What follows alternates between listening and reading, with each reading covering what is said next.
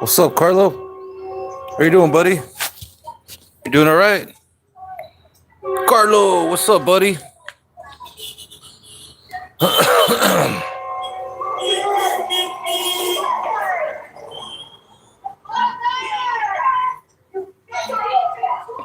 subscribe, buddy. Hit the subscribe.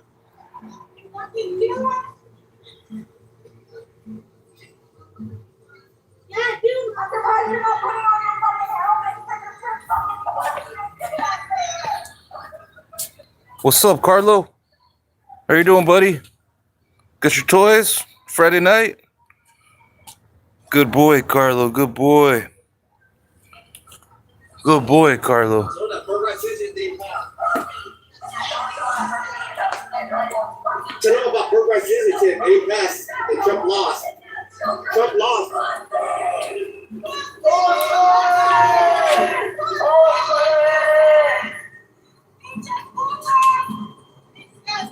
Subscribe, like my video, hit the subscribe. Progress Tuesday getting passed with Trump supporters here.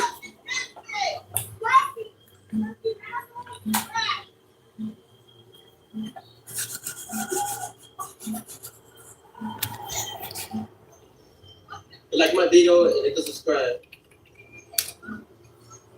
All right, what up? What up, everyone? Subscribe to me under Happy Friday night. Matters 2083. Subscribe to me. Hit the like and subscribe. How are you guys all doing? Just getting set up right now. It's been a long day, but it's been a good day. What's up, Rafi? How you doing? Yeah. I got a bunch of stuff in the queue I want to watch that I haven't had a chance to get around to today. So let me open up a window real quick. I'm gonna open up the chat. Give me a second or two. I'm gonna get set up. In the meantime, this is a protest that's happening right now outside of the Los Angeles Federal Detention Center. So Donald Trump executed another person with his Gestapo ice goons.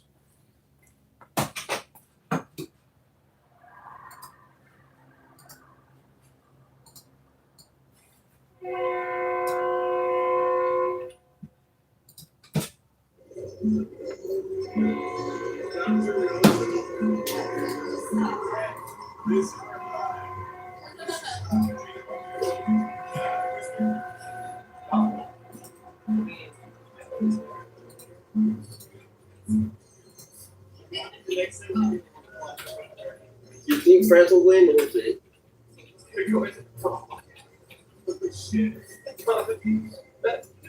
Spain will win. You think will win? Yeah, ¿quién va a ganar el mundial? Who's gonna win the World Cup? Spain wants today, huh? I'm gonna subscribe. Great.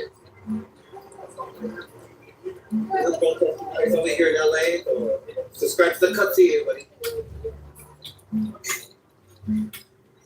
We'll see, Colin. France is strong too. Yeah, France and Mbappe, they're good too.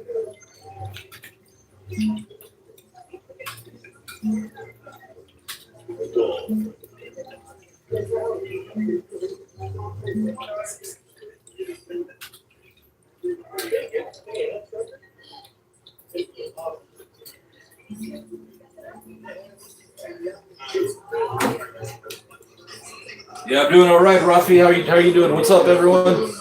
We got Carlo the Husky in the house. What's up, Carlo? How you doing, buddy? Here, let's get you comfortable. Let's get your vest off. There you go, buddy. It's Friday night. I'm chilling, boy. There you go. There you go. Good boy. Good boy. There you go. I'm subscribed. Subscribe to me so y'all don't say the name. All right. What up, Carlo? Sit. You want a treat? You want a treat? All right. Stay. Stay. All right. Good boy. Here you go. You got some biscuits for you. Some old Mother Hubbard, his favorite. He's got the RFK Jr. liver. You want some RFK Jr. liver, boy? All right, catch. There you go. Good boy. Good boy, Carlo. We got Carlo the Husky in the house. All right, sit, boy, sit. Sit. There you go, good boy. Here, catch. This guy's like a shortstop. Nothing gets by you, buddy. All right, let's get this party started. What up, everyone? So there's a bunch of stuff we're gonna check out. Had a long day today. Did some work, went grocery shopping, and went to Petco. Got Carlos some dog food. Went to the dog park. Someone gave Carlo, a dude at the dog park, gave Carlo a giant bone. Check it out.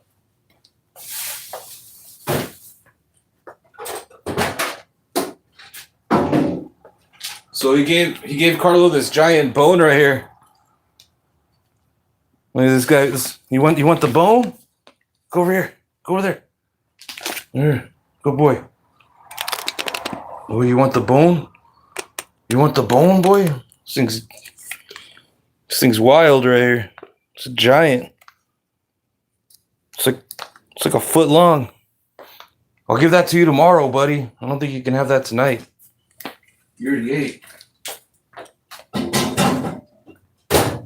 All right, good boy. All right. So this is that right there is outside of the federal detention center over here in Los Angeles. There's a lot of people out there protesting, but let's go start this party off with this one over here. Let's go to the queue here. Liked videos. All right, so starting from right about, let's see. All right, we watched that Karen Bass thing last night. All right, so starting from this morning, I throughout the day I've been liking stuff that I want to watch. So this is all the stuff right here. So we got Ma'am Danny holds a press conference. We got a press conference from Houston where Donald Trump executed another person with his Gestapo ice goons. We'll check that out. We'll start it off with this one actually, and then we'll check out some other stuff. And then what else do we got? We got some guy named Nirav Shah does something, announces run to replace Graham Plattner. Check that guy out. He did some kind of a rally. We'll check him out.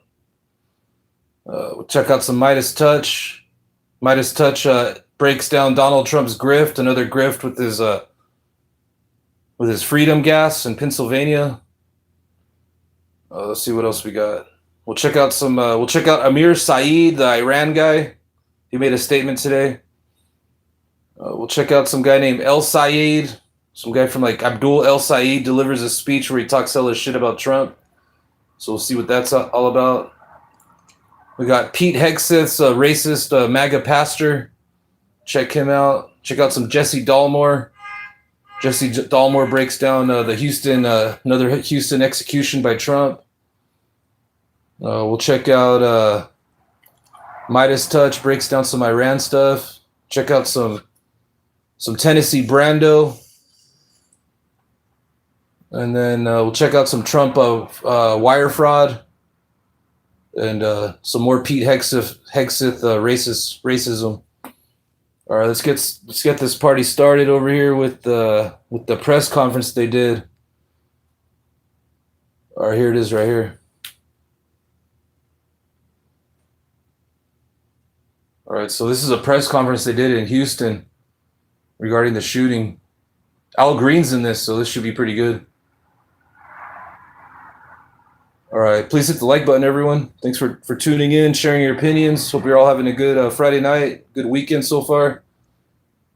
All right, here we go. This is the beginning of this press conference. This is about an hour long, so here we go. I got my coffee, I got my bong loads. Let's go.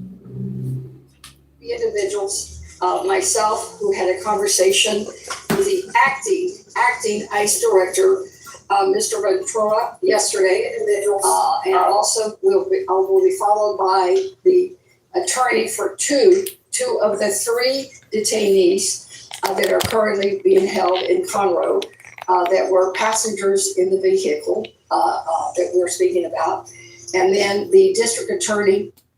All right, so this press conference came out this morning, and everything we're gonna watch is stuff that happened as of today. This is titled Texas Officials Hold Press Briefing on Lorenzo Salgado Araujo's Killing by ICE Agent. Who has been on the scene and trying to secure some of the evidence and started preliminary work there.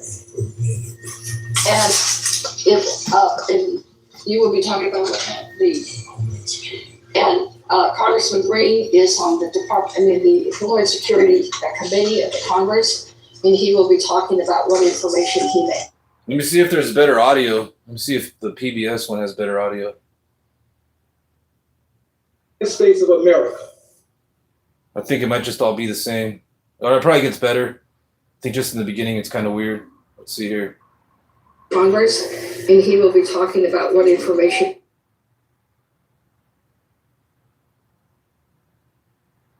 Sorry, give me a second. All right, we'll do the Forbes one.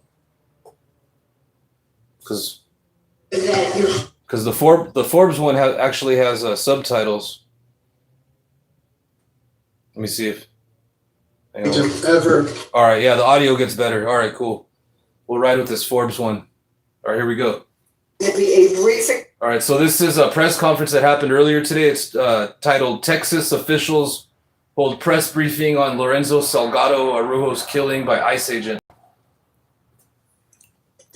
Three individuals, myself, who had a conversation with the acting ICE director, Mr. Ventura, yesterday, and also will be followed by the attorney for two of the three detainees that are currently being held in Conroe, that were passengers in the vehicle that we're speaking about, and then the district attorney who has been on the scene and trying to secure some of the evidence and started preliminary work there. And you will be talking about Congressman Green is on the Homeland Security Committee of the Congress, and he will be talking about what information he may have. We will try to be brief to allow for questions. I know many of you have been texting, writing, emailing, so we thought it'd be best to just provide this briefing this morning. I talked to Mr. Ventura yesterday by telephone after trying to reach him for most of the week. He confirmed that Lorenzo Salgado Araujo was not the target of the operation, nor was his brother, who was a passenger in the vehicle. The director said that ICE was searching for an individual with a final removal order when officers believe had entered the van, and that they had an administrative warrant. And let's be clear, it is an ALJ signed administrative warrant, not an arrest warrant like I have signed before as a judge, and not an arrest warrant like the kind that the DA would ask us to sign. Ventura said that he did not know the name of the individual that ICE was targeting, and that he could not clearly identify which passenger they were seeking. The director described the operation as a targeted enforcement action, resulting in a vehicle stop. There's been some discrepancy between whether it was targeted or they were to go stop in traffic, so it was actually both. None of the ICE agents were wearing body cameras, and none of the vehicles had dashboard cameras that captured the shooting. I really pressed him on this because, quite frankly, I would have to ask the community, what would you do if you were just being followed by someone and the clock? Hey, what's up? What's up, Amber? How's it going? Hope you had a good day today. Thanks for tuning in. Gonna check out quite a few things in the queue here. Donald Trump's crimes against humanity and everything related to it. Unmarked. They did not have a siren. They did not have lights or noise. I really did press the ICE director that they should reconsider their policy of unmarked cars, and that they should have something so that the public can know that if they're being followed, that they know who it is. Because I know that if I'm followed by a black SUV and I don't know who it is, I too would be scared, and I too probably would not have stopped. Ventura promised me that the three detained passengers would remain where they are or in Conroe. I have concerns about the potential being removed from our area and perhaps even being deported. The family members are telling us that their loved ones are telling them that ICE is pressuring the detainees to sign a voluntary deportation form. So he gave me assurances that they would not be moved and that they would not deny me access if I decided to go there today or tomorrow. Ventura promised me also that he would apologize to the family if he found that there was an error made when they released the name of Mr. Araujo before they even notified the family. This really is something of great concern for me because I think that in cases like this, family members should be treated with dignity and respect and be given all the information that they need. No family should ever learn about the death of a loved one through social media or through a press report. So he committed that he would apologize, but only if they thought there was an error made. So we had some disagreement on that. Ventura said that there was no timeline for DHS Office of Inspector General or the FBI to complete their investigation. He said he didn't know. Just as an aside, the 4 members of Congress and 4 Democrats, Congressman Green, myself, Lizzie Fletcher, and Christian Menifee, sent the Department of Homeland Security and ICE a letter for a full independent investigation and with a series of about 10 questions that we have and that remain unanswered. He told me, just as diplomatically as he could, that he did not intend to respond to our letter, that he would not until after there was an investigation. However, he could not give me any assurance as to when the investigation was really going to start, what they were going to be doing, or when it would be completed. So basically, he said that he would not be responding to our letter. So that's about the conversation that I had with Mr. Ventura. I can tell you that it was respectful, that I was stronger, especially when it came to demanding an apology to the family for releasing the name of their loved one before they were even notified. Now, just a few words in Spanish. El director de ICE dijo que no iban por Lorenzo ni por su hermano, que también estaba en el carro. Él dijo que iba por un sospechoso que estaba en el carro. Dijo que no sabían el nombre de la persona que estaban buscando y no puedo decir quién era la persona. Ninguno de los agentes de ICE tenían cámaras puestas en el cuerpo o en el carro. El director incluso no sabía si ICE tenía cámaras en el dash. También dijo que casi la mitad de ICE tiene cámaras puestas en el cuerpo y se comprometió que los demás tendrán cámaras para el 30 de julio. I forgot to say that in English. He did commit to me after expressed outrage that even after we've given ICE specifically $20 million for body cameras, and Kristi Noem promised in February of this year that she was going to purchase them and get them in the field. And here we were in Houston, that the agents didn't have them. Oh yeah, Kristi Noem was saying that all the agents were going to have like body cameras after they murdered and executed Renee Good and Alex Preddy in cold blood, and they still don't have any body cameras, even though they got like $2 billion. Reminded him that through the Big Ugly Bill, they got billions and billions of dollars. In this last vote that we had, of course, Congressman Green and I didn't vote for it.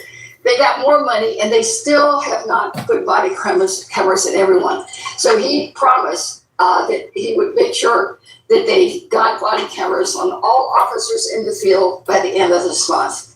And trust me, I will hold him to it, and I will make sure that all my colleagues in Congress. I was beginning to think that it was like they're having like a microphone issue, but I think her voice is just raspy like that.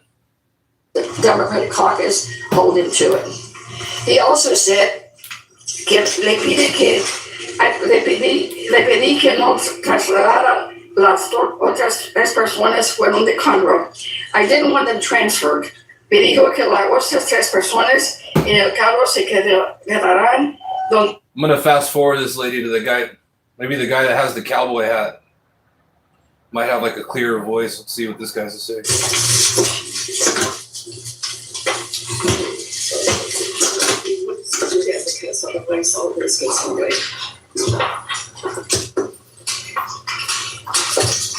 Okay, well, first and foremost, I want All right, yeah, this guy, you could hear this guy a little better.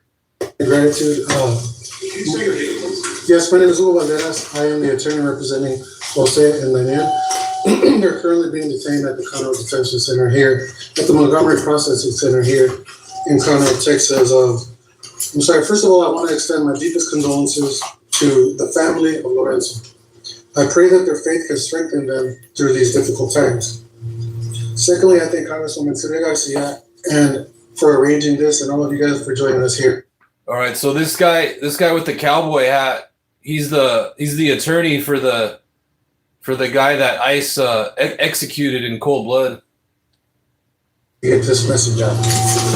Until now, we only had the statements of the ICE agents as to their versions of what happened, of what transpired that past. And it happened. It happened a few days ago in Houston. So this press conference is in Houston. Yesterday morning, I personally went to speak with the 3 individuals that were with Mr. Lorenzo on that tragic day this Tuesday.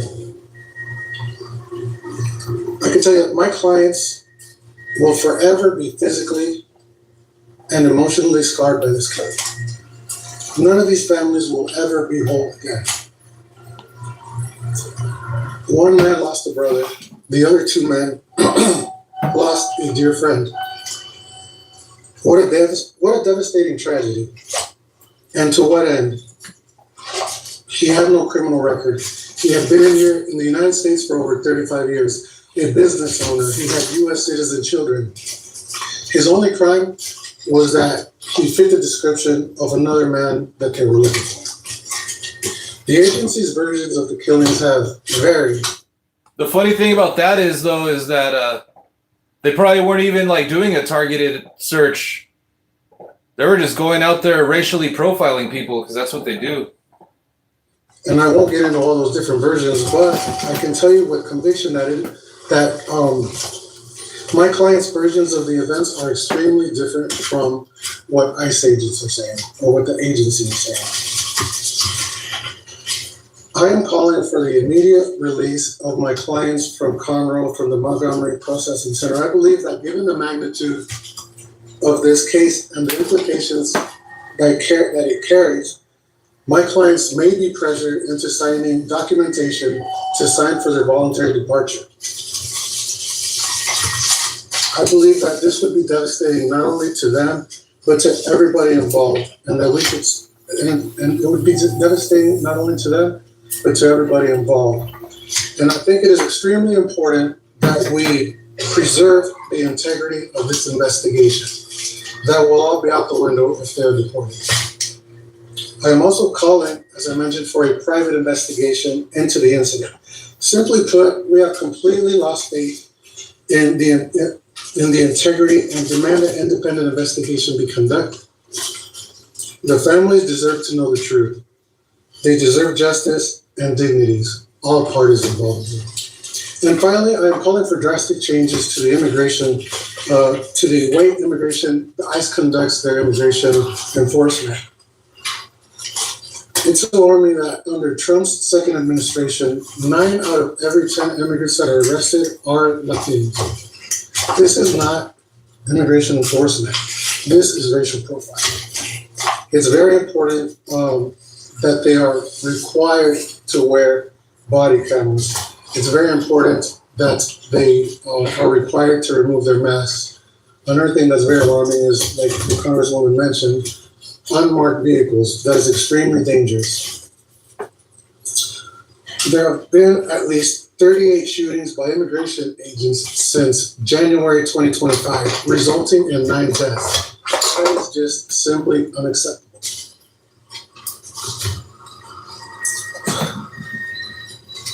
And just after speaking with these men, I have no doubt that what they're saying is the truth. I know that these agents. The agency is going to try to cover it up. This is not the first time that it happens.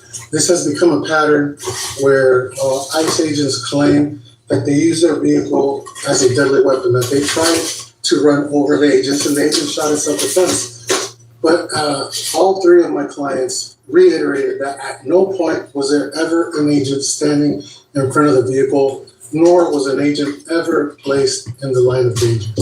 That is simply false, and I believe my clients are telling the truth. Again, I am going, right now, my office is working diligently to get these men released for the integrity of this investigation, because we know that ICE has a pattern as well of deporting immigrants before they can be heard, before they are given the due process. So it's very important that we. Oh man! So this is a press conference that happened, but this one, like, they keep shuffling their paperwork, and I keep hearing like the background noise of their paperwork. So we'll come back to this. We're gonna try a different view of this press conference. We're gonna keep watching this press conference, but let's go to the PBS one. Maybe we won't hear all that background paperwork just being shuffled around. Let's see if this one's any better. Independent investigation. Yeah, I think this one's a lot better. Let me see. Let's go back to that cowboy hat guy.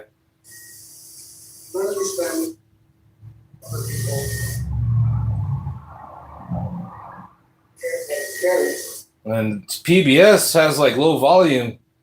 Let's see. All right, let's go back to the Forbes one. All right, we'll just have to hear the paperwork being shuffled around in the background. But anyways, what up, everyone? Hope you're all having a good Friday night. Checking out this press conference regarding Donald Trump's crimes against humanity. Please hit the like button. Thank you. Again, I am going, right now, my office is working diligently to get these men released for the integrity of this investigation, because we know that ICE has a pattern as well of deporting immigrants before they can be heard, before they are given the due process. So it's very important that we make sure that they're not deported. And as I mentioned, I'm working with the office. I have other people that have reached out as well that I'm going to be working with. And in closing, I just want to mention a quote that I'm reminded by the late Martin Luther King. Injustice anywhere is a threat to justice everywhere. So, thank you. What's up, Bravo Stone? You sound like an amateur troll. I've seen better trolls than that on MySpace. Thank you. Next, we'll hear from our district attorney.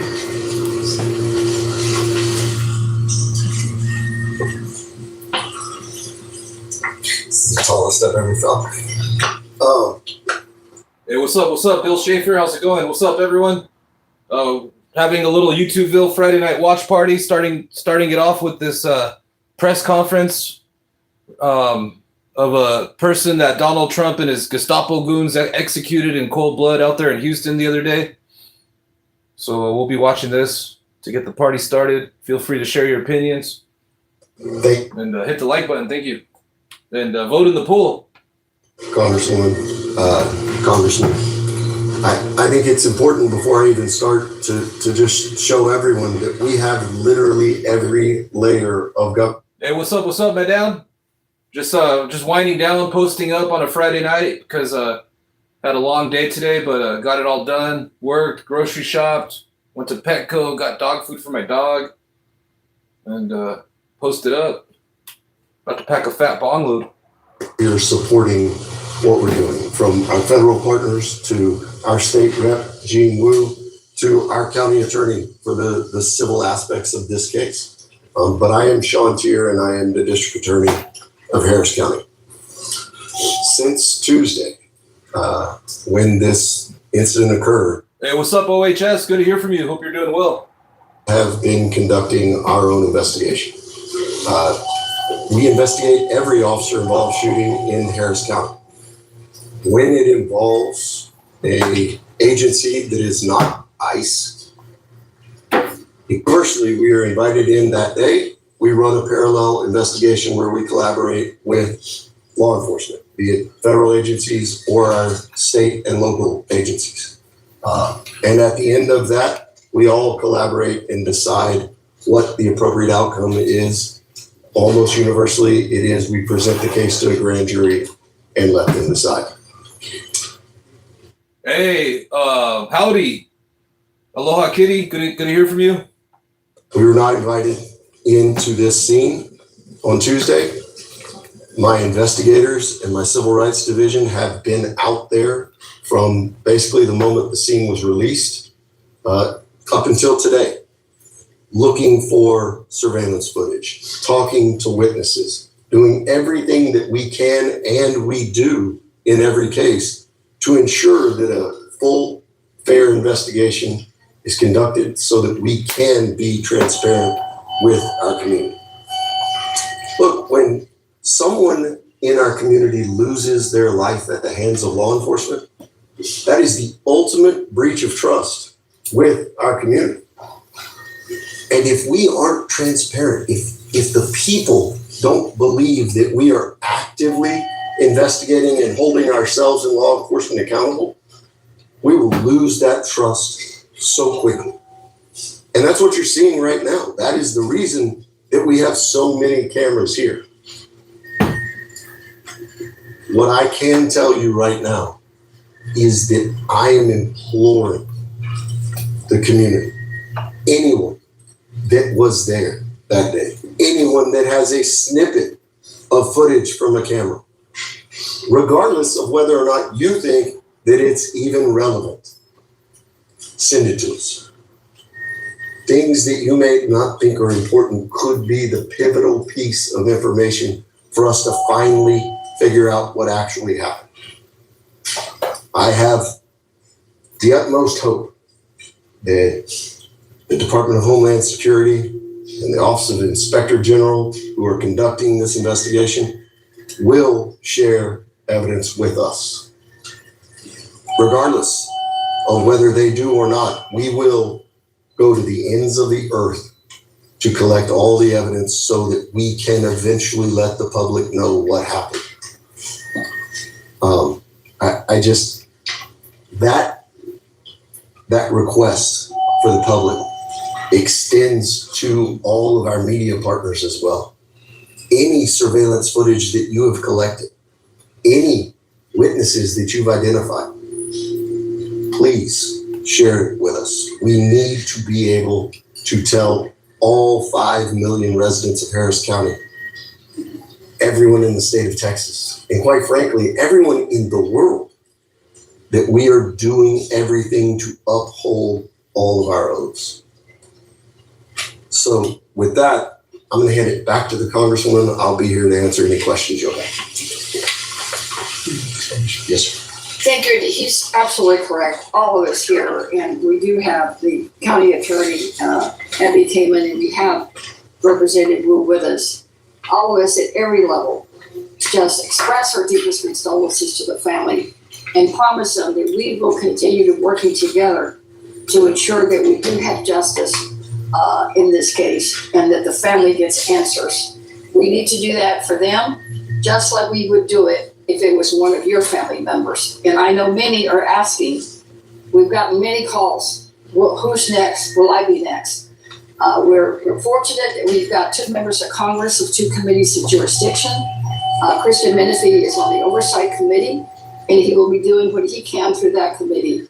And with us today is Congressman Green, who sits on the Committee of Department of Homeland Security, which has direct oversight on the Department of Homeland Security and, of course, ICE. Congressman.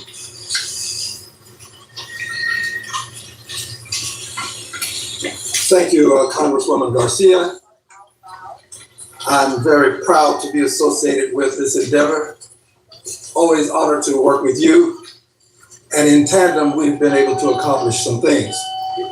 Before I get to these things, I want to thank the district attorney. I want to thank you for not allowing the feds to bully you and convince you that somehow you don't have the authority to investigate. Any member of the constabulary can investigate. Some people confuse investigation with prosecution. Investigation is separate and apart, and it can allow us to have the transparency necessary to understand what happened. I thank you again for investigating. I want to thank our state representative, who's always with us when we are in need, and our county attorney, new on the job but working hard all the time. I thank the lawyer for what he has done, especially what you have done, sir, because what you've done is going to bring light to this that may have been in the shadows for too long already. Hey, did you guys hear Donald Trump fired like a bunch of like bipartisan election workers? This dude really wants to rig the elections, guys. He's even fortifying like the front door of the White House. That dude is not planning on leaving. He's going to do another January 6th, most likely. He's definitely going to lose the midterms. I am going to make some comments now. And my first is Mr. Araujo belongs to us. He belongs to the Constitution of the United States of America. That Constitution applies to him just as it applies to me. He should not receive any less attention from the Constitution that I or any of you would receive. He belongs to us. He's in our jurisdiction.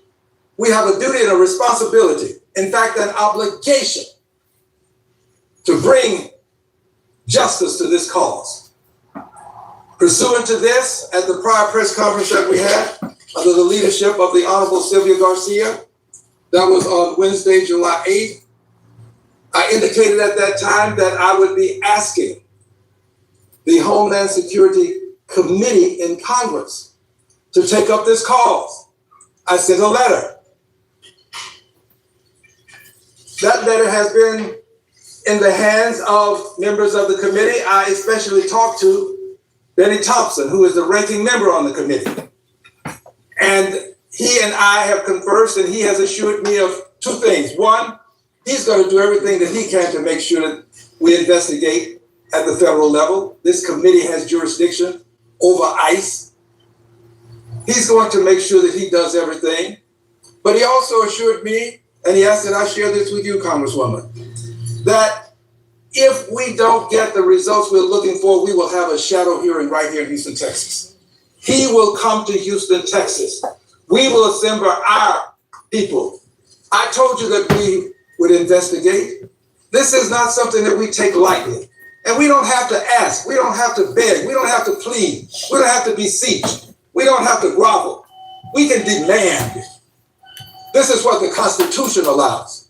So I'm proud to tell you now that the Homeland Security Committee has sent a letter, or is sending a letter. I just signed on to it today. This is from members of the committee. And this letter is going to Secretary Mullen. I'm going to read the first paragraph of the letter, and then I'll read some of the excerpts. First paragraph reads, as members of the Committee on Homeland Security with jurisdiction over the Department of Homeland Security, DHS, we are investigating. Some things bear repeating. We are investigating the fatal shooting of Mr. Lorenzo Salgado Araujo, as well as the Trump administration's response to his killing. He belongs to us. The Constitution applies to him.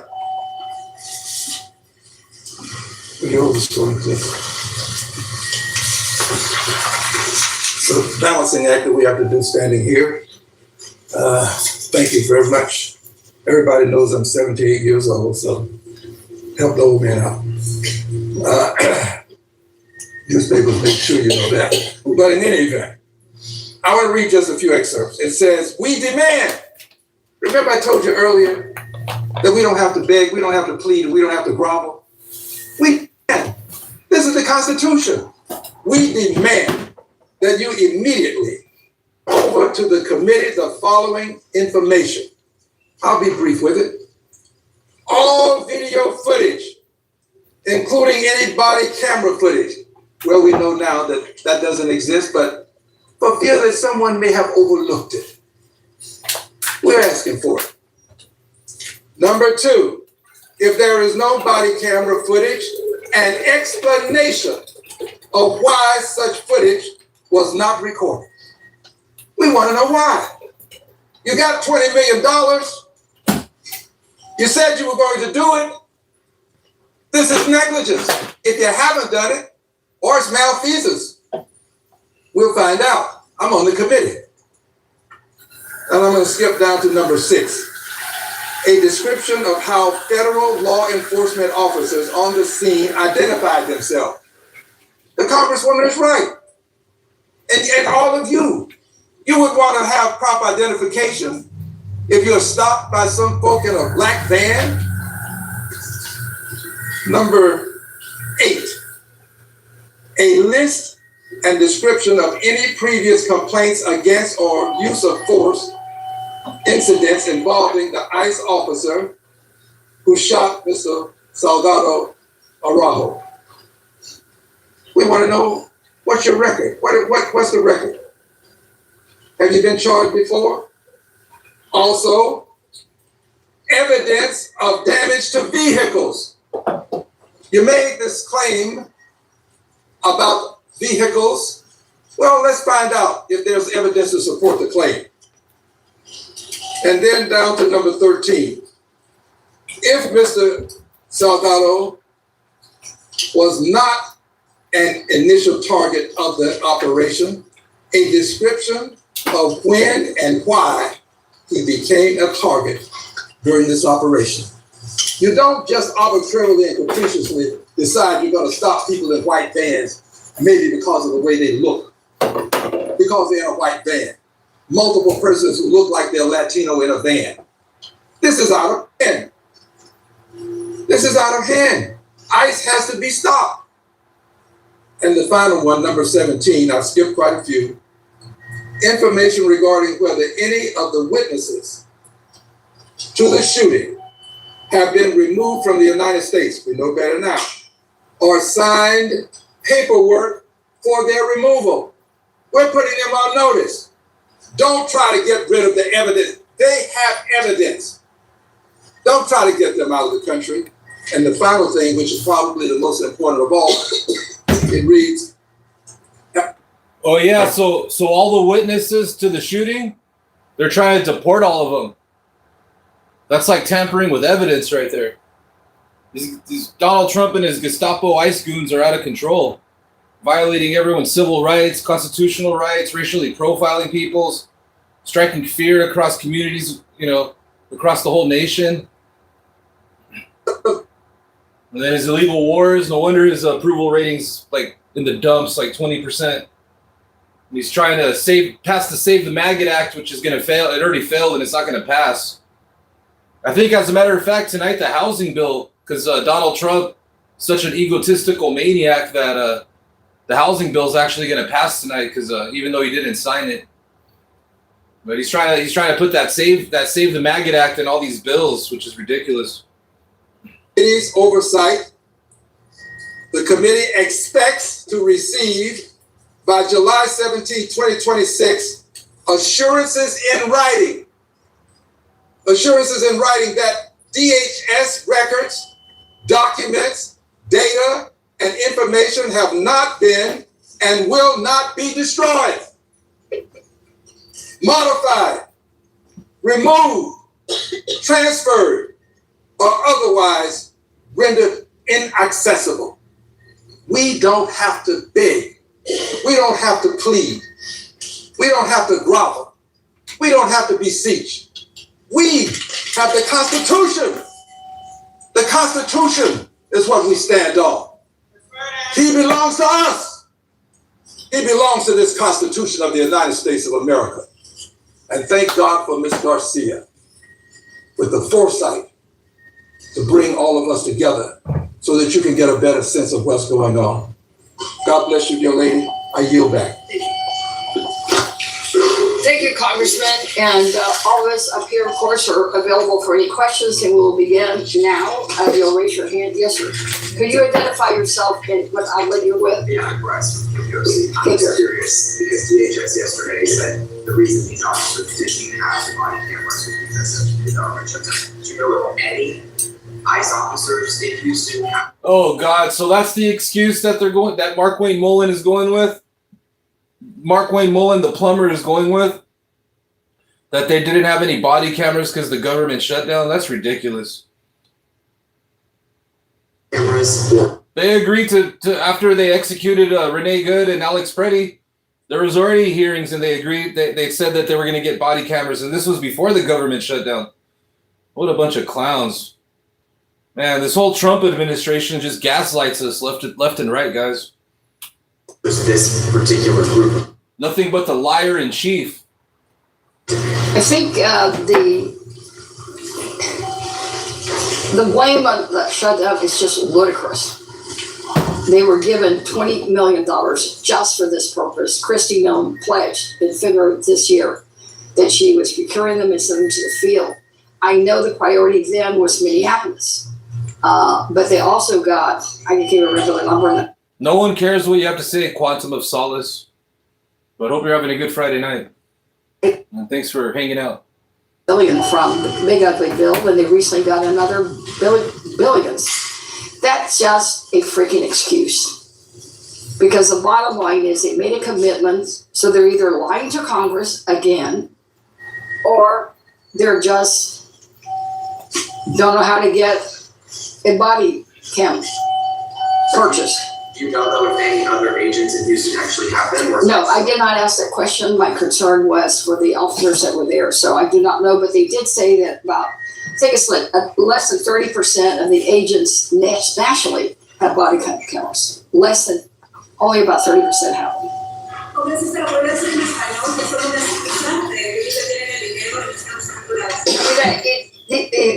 Diciendo que fue por el shutdown de los demócratas es ridículo, ¿no? Porque le hemos dado muchos fondos a ICE, fondos que yo... Hey, what's up, Linda Gonzalez? Linda Gonzalez says, remove this cult from the White House, the People's House. Absolutely. Thank you for your comment, Linda. Appreciate it. Por ellos, porque yo he dicho desde el principio que yo no voy a votar por un más nigre para ICE hasta cuando hagan cambios. Así es que ese discurso es ridículo, porque les mandamos como 2 millones y unos billones. Tienen mucho dinero. Look at Chris Patriot. He's over here like one of those typical MAGA members. Little keyboard warrior over here. It's like, yo, man, you gotta stop licking Donald Trump's nuts, dude. Get back to reality, pal. Tienen más dinero que algunos países. And take that word patriot out of your handle, because you ain't no patriot. You're nothing but an orange ball licker. Para sus armed forces. Así es que eso más es ridículo. Yeah, sure. Okay. You told the Rhinos that there were several statements about passengers not being in front of the vehicle, that they were on the side, because that gentleman was in front of them in the first spaces. Can you confirm those statements for us and sort of give us some more detail on sort of where the ICE agents' placement was? I think he said that already, but he'll add any details. Yeah, we're going to try to move it. Just bear with us, because you all want us to be tougher and There's a platform it here. is a little unsteady. Yes, my name is Hugo Valderas, last name Balderas. They confirmed that at no point was there ever an ICE agent directly in front of the vehicle. They also confirmed that the shots came from the sides, not from the front, which is inconsistent, with the ICE agent statement. So they said that at no point was there ever an ICE agent in front of the vehicle. Sí, hablé con los detenidos ayer y ellos me aseguraron que en ningún momento hubo ningún agente, ningún oficial de ICE enfrente del vehículo, enfrente del coche, que en ningún momento corrían peligro estos agentes de inmigración, que los disparos vinieron del lado y no de enfrente y que en ningún momento corrían riesgo los agentes. Can I have one thing? Just. The DA wants to Okay. I know every single one of you has incredible and detailed questions about this. I just want to say from this perspective, we need to be very careful about specifics of this investigation, both for the federal investigation that, again, I desperately hope is being conducted, but for any state prosecution of anything going forward. Oh yeah, the federal investigation? That ain't happening. They haven't even done anything for Alex Preddy or Renee Good, who they executed in who's Donald Trump's Gestapo goons executed in cold blood.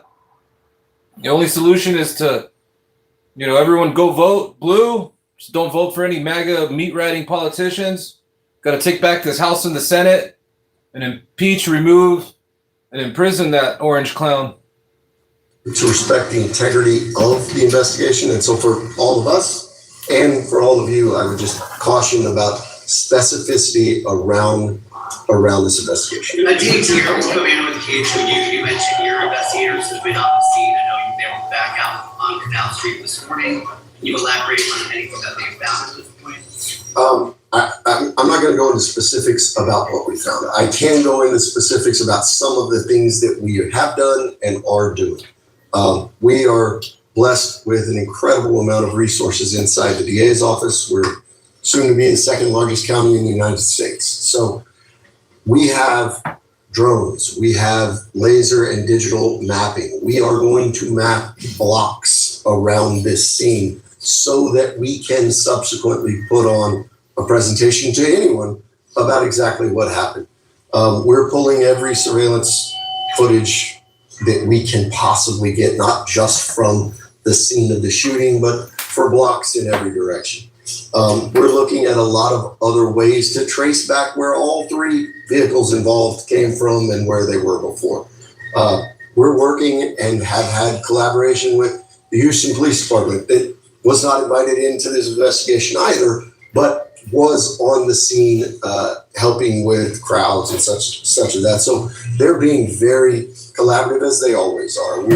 We've been in communication with the FBI, who is not running this shooting investigation, but the FBI has been incredibly supportive. Oh man, the FBI ran by Kash Patel? Yeah, I wouldn't give up hope for that.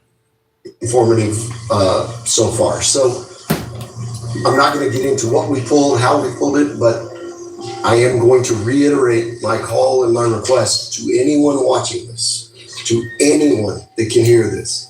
If you have the slightest piece of information about this shooting, please come forward and give it to the DA's office. You mentioned earlier that you. Hey, what's up, hombre? I'm guessing you're from Spain? Well, thank you for your comment. But dude, Donald Trump doesn't care about you, man. He was just talking about how he wants to throw Spain in the trash, dude. Open your eyes, man. Smell the coffee. Donald Trump's a piece of crap. The federal government will share their evidence and information with you at the end of this. Are you prepared to file suit against the federal government if they don't provide that information? So I said earlier that we will go to the ends of the earth in order to interview all relevant witnesses. We will go to the ends of the earth in order to look at all the evidence that's obtained through any agency in any way. If that involves lawsuits in our civil district courts here in Harris County, I have the county attorney, Abby Kamen, right here. We will jointly do that. If it involves lawsuits in federal district courts all the way up to Washington, D.C., rest assured, I have people that have and will do that too. We are not going to rest.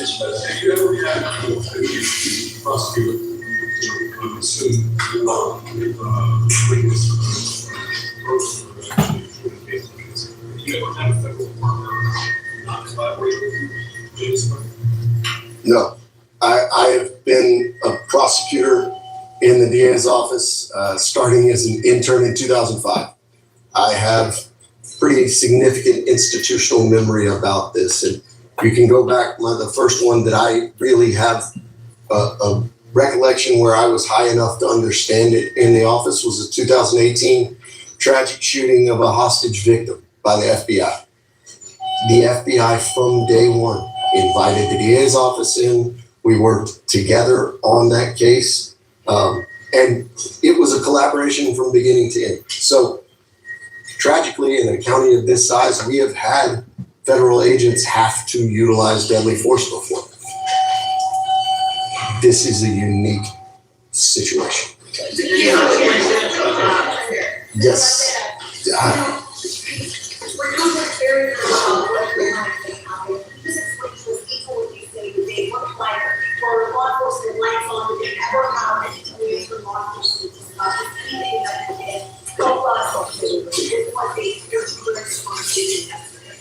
Yeah, so pretty much what we discussed was when I spoke with to the Washington Post. We spoke briefly. I was in there waiting for hours before I was able to talk to them. So I do plan on going to speak with them this Saturday as well to get some more information. But pretty much everything that was said in the With respect to the pressure to self-report, do you know if they're being pressured with criminal time if they don't self-report, or are they threatening maybe family members who might also come sex? Can you describe a little bit about what? Yeah, I'm not sure as far as the details. I don't want to get into all of that. But it is a tactic that ICE uses. They do threaten immigrants with deportation. They threaten them with 10-year penalties. They threaten them with never being able to come back to the United States legally. This is just a tactic that they use in order to expeditiously remove as many immigrants as possible. Given what we're now hearing from the men who were in the van, I want to put this question directly to anyone who would like to answer. Do you believe that the ICE officers are lying about what happened? Yeah, well, we certainly now have conflicting testimony. I mean, we've certainly now seen videos, and I've seen it one at least that they're. Of course they lied. They lie about everything. It's already been proven. I mean, with the whole Alex Preddy and Renee Good investigations, it was just nothing but lies from them. No damage whatsoever to the van. So, yes, I think that as the case unfolds, much like the case in Minneapolis, remember that this is a straight copy playbook of ICE. They say the person weaponized the car. Not only do they lie, they go out of their way and tamper with the evidence and dirty up the evidence and taint the evidence and get rid of the evidence. That they tried to run over an office. Just everything in Trump's regime, they're just all crooks and criminals. The officer acted in self-defense. Same story, second verse. And we found out then, through the video, through witness testimony, through what came from the public, that it was all not true. We are leading in that direction. I'm not prepared to say today that it's all lies, but it sure is looking that way. Hey, what up? Hey, WTF over. What up, what up? Thanks for becoming a Carlo the Husky Pack member. Appreciate it. Yeah, we'll be going on some Husky adventures, most likely tomorrow morning, so stay tuned. And welcome in. Hope you're having a good Friday night. Hope everyone's having a good weekend, and appreciate everyone that, everyone that's hanging out, sharing your opinions, and, anyone that, please hit the like button and vote in the poll. Detainees have had their statements reported by FBI investigators. I've not been to visit them. I had planned to go yesterday or tomorrow, but once I knew, of course, that they had lawyers, we deferred to the lawyer. I may still go tomorrow. I've not made it. Oh wow! Hey, WTF over! Hey, thank you for those 10 memberships. Appreciate it. If anyone got a membership from WTF over too. Give them a shout out. Thank you. Yeah. Una pregunta, I just want to clarify, this is something that we got from the Sorry, this is very scary. lot going on here.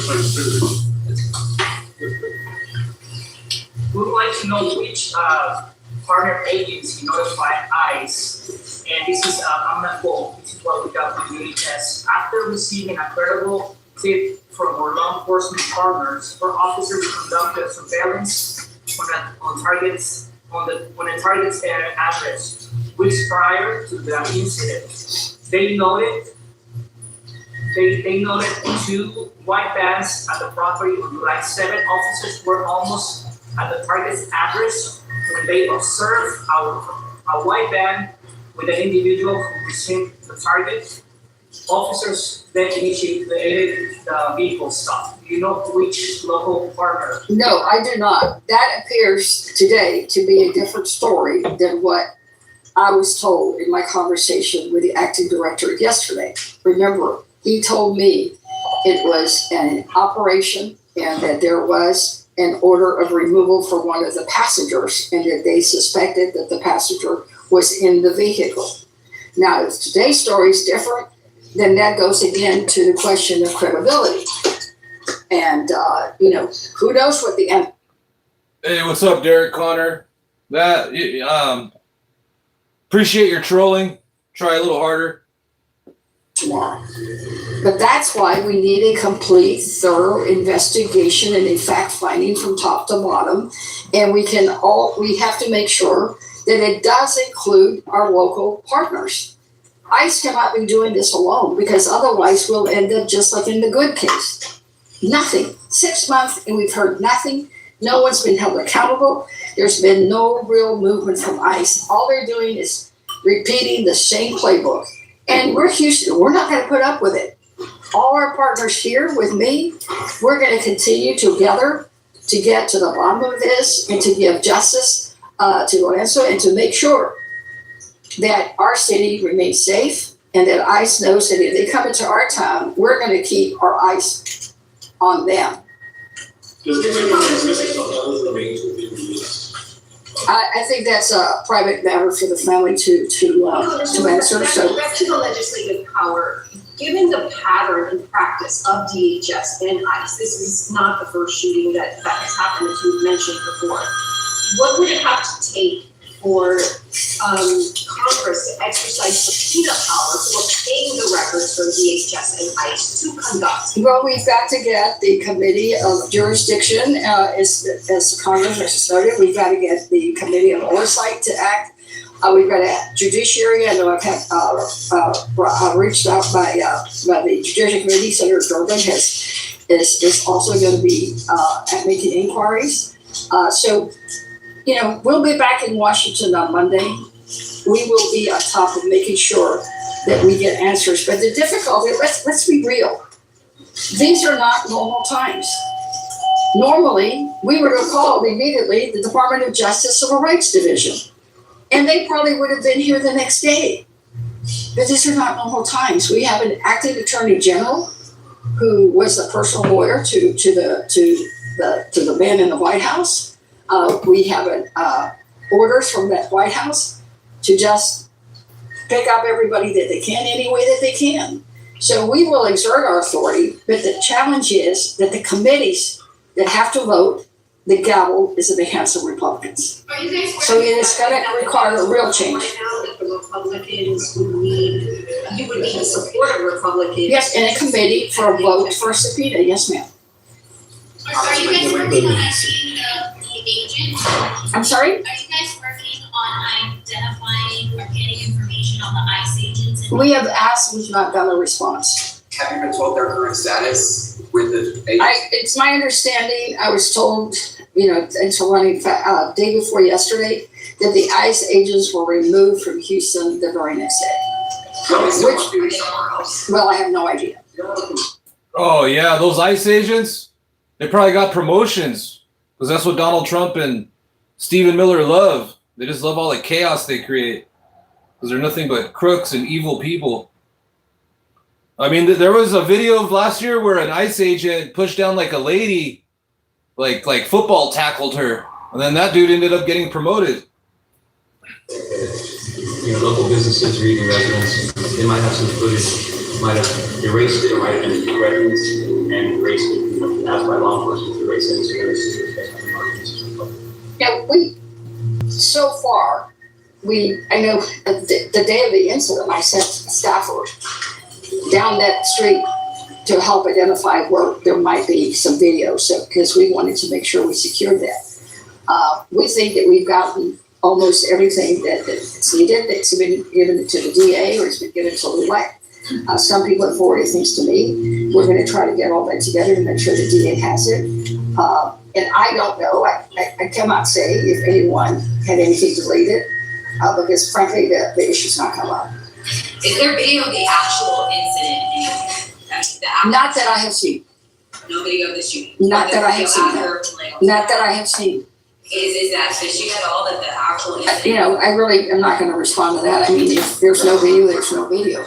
All I can tell you is there's no video from a body cam camera, although they've had plenty of money to do that. There was none on the dashboard. And again, there was an unmarked car. The director tried to debate with me that, well, they don't do that because they have to do surveillance, and that in fact, they have lights and sound. I said, sir, I have seen probably half a dozen videos. There are no lights in those. So Congresswoman Garcia, you said that they were removed from Houston and they're not in the area, but does that mean that they're still doing the job? I don't know, ma'am. All I can tell you is I was told that they were whisked away the next morning. That's almost the exact words I was told. Do you know if there was a delay in Mr. Araujo receiving medical attention? We are looking into that. I had breakfast with the mayor this morning. That, of course, was the Houston Fire Department. And we are still looking at that because I know the family has some concerns. The mayor and I will probably be doing a press briefing later this afternoon. We'll keep you all posted. It will be at City Hall. The only person to speak to 3 of the witnesses who actually saw what happened here. Could you tell us how your clients what they witnessed? The man lost his brother, you mentioned 2 of them lost their parents. Well, sorry. Obviously, I think they're still, they're still shaken by the whole situation. But given all the circumstances, they're doing better than I thought they were going to be doing. There still is, like we mentioned, an ongoing investigation, so I don't want to get into too many details of that. But they're doing fine, better than I feel that I'd be doing under that circumstance. But yeah, I think that it's maybe hasn't hit them yet, but they seem to be holding up. Is it likely that the 2 men representing each side of voluntary self-determination? He represents 2 of the 3 men. Mr. Valdez, can you say the likelihood is that these signals voluntary deportation? Anything I would say would just be speculation. I have no idea. I reiterate to them to not say anything, and that we're going to help them out. We're telling them we're working on these cases diligently. My main focus is to get them out. This attorney guy right here, he I must say, he's dressed pretty fly, man. He wears the cowboy hat well, clean shaven. He's got a nice beard going on. This guy looks like he's a good attorney right here. Continue with their immigration process outside of the detention center. Go ahead and do it in Spanish. Sí, que no puedo decir, no puedo decir, sería especulación si yo les digo de que si van a firmar documentos o no. Lo único que sí les puedo decir es que es muy importante, y yo les dije a ellos que es muy importante que no firmen nada antes de Hey, what's up, AUTK? How goes it? Consultar conmigo o con otro abogado, porque pienso que si es una táctica que han usado en el pasado a los agentes de inmigración de ponerles miedo, temor para que firmen su deportación y luego después pues esos fueron los testigos. Como digo, tal vez todavía no les pega lo que pasó, están en shock, pienso yo, pero están haciendo... So there's still about 10 minutes left in this press conference. So we'll write it out to the end because I think Al Green's going to make some statements. And then once this is done, we'll go check out what Tom Homan has to say today. Tom Homan made an appearance, did a little 3-minute little interview. We'll check out Tom Hamface, $50,000 in the bag. Homan, another Donald Trump criminal. Están mejor que yo estuviera en eso. I was reading some comments on that Tom Homan video, and somebody said that Tom Homan looks like you guys remember the Batman show from the 60s? I guess he looks like one of the bad guys from there called Mushmouth. Not to my knowledge. However, that is a tactic. Kind of makes sense because MAGA's got MAGA mush brain.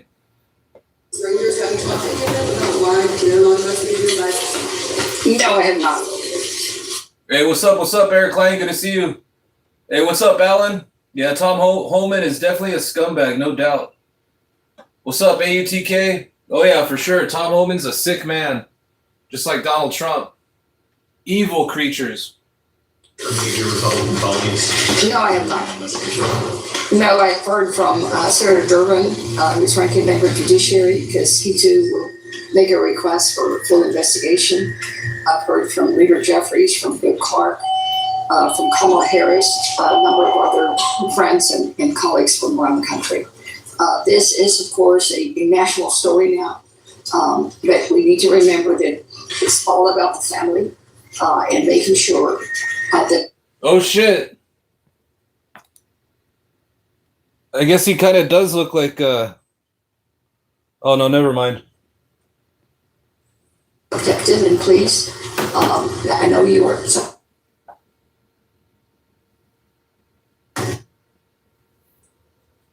that are very private.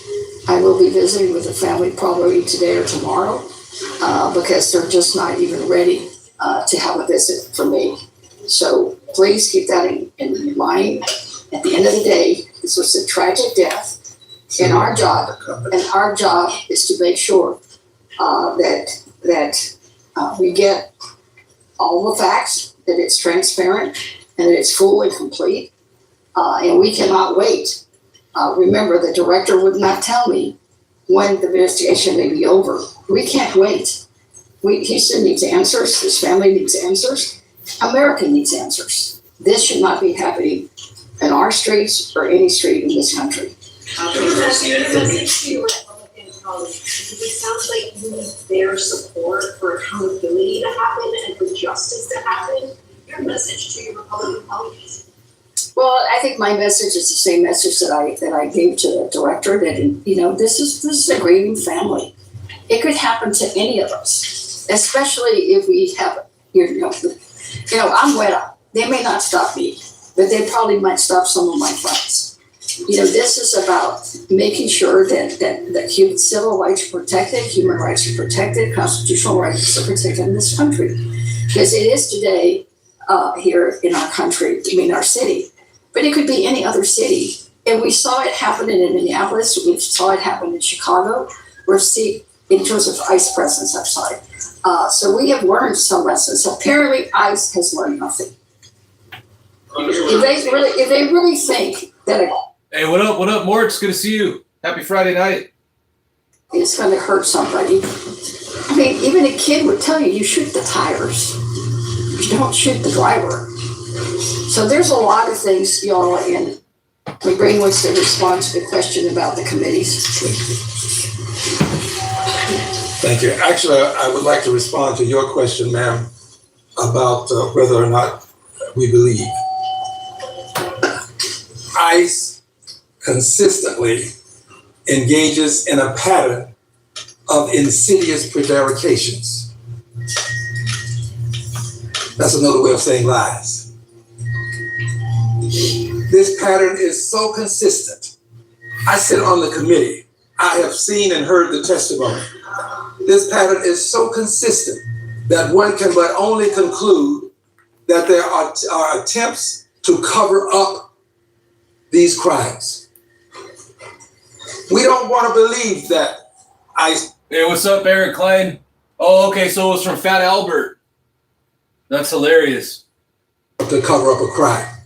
But when they consistently use the same story, automobile attempting to assault an officer, officer has to shoot. Yeah, the dude that they executed was just a hard worker. No criminal record. Ms. Good is now no longer with us. No longer with us. They consistently use the same language, and they do it, I believe, with intentionality such that the public will be confused. But I believe also that we have. Hey, what's up, nerd girl? I agree. By investigating thoroughly and preventing a cover-up from taking place. If we don't, there will be a cover-up. And we won't know what happened, and justice will not be served. Thank you.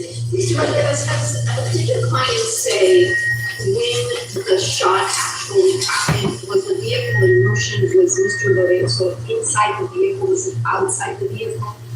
I didn't ask them that question. I'm going to go speak with them again on Saturday, get some more some more information, but also, they just experienced a huge tragedy, so I didn't want to get into detail too much. I just spoke to them briefly.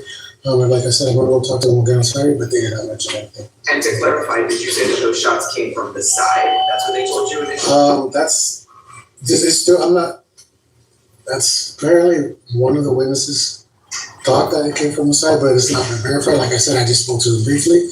And there's still a lot of investigating to do on the part of DM and part of the Bureau, the agencies, and as well for me to build up a defense for them, to get them out of the detention center. There's still a lot of information that I still need to get from them. So the side, does that mean it was inside the vehicle?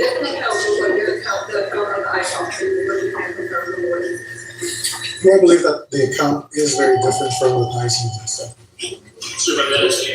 Hey, what's up, madam? All right, yeah, sounds good. I'll check it out. Thanks for letting me know. Clients have been interviewed by investigators yet?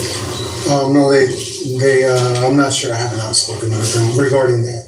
Councilman Garcia, We'll take about one or two more questions, y'all. conversations with the acting ICE director, did he mention anything about who agents were? They said a individual that had a final order of removal, and that they thought that individual was one of the passengers. He refused to tell me which one of the two passengers. He did say it was not Ms. Lorenzo, and he did say that it was not the brother. So by process of elimination, it was one of the other two. Both of those are his clients. So we will have to wait and see. Again, facts are coming out, every hour. And we just want to make sure that the public knows that we're fully united in getting to the truth and to finding justice, and that we do urge them, if they have any bit of evidence, a video, a picture, or someone told them something, do not assume it's not important. Let the DA decide if it's not important. So with that, I just want to take one last question, and then we're going to have to wrap it up.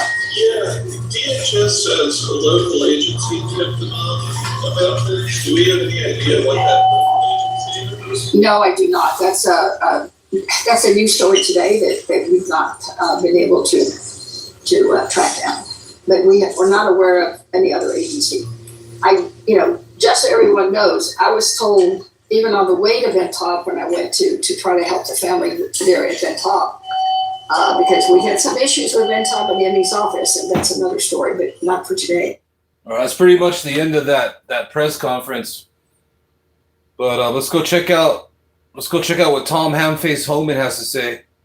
Hey, what up, everyone? Hope you're all doing well out there. Thanks for hanging out on a Friday night. Catching up on the latest Donald Trump news, which is pretty much all his crimes against humanity, all his corruption. So, got to keep it at the forefront. So, appreciate everyone that's here sharing information, getting to know one another, building a community of people that never will drink the Kool-Aid. Pat yourselves on the backs for having a brain, a heart, and a soul. And feel free to, stretch out and hang out. Let's go see what Tom Hamface Homan say. Houston. All right, so this was Hamface from earlier today. In Minnesota with the shovel, and then now. This is titled "Border Czar Tom Homan on Houston ICE-related shooting."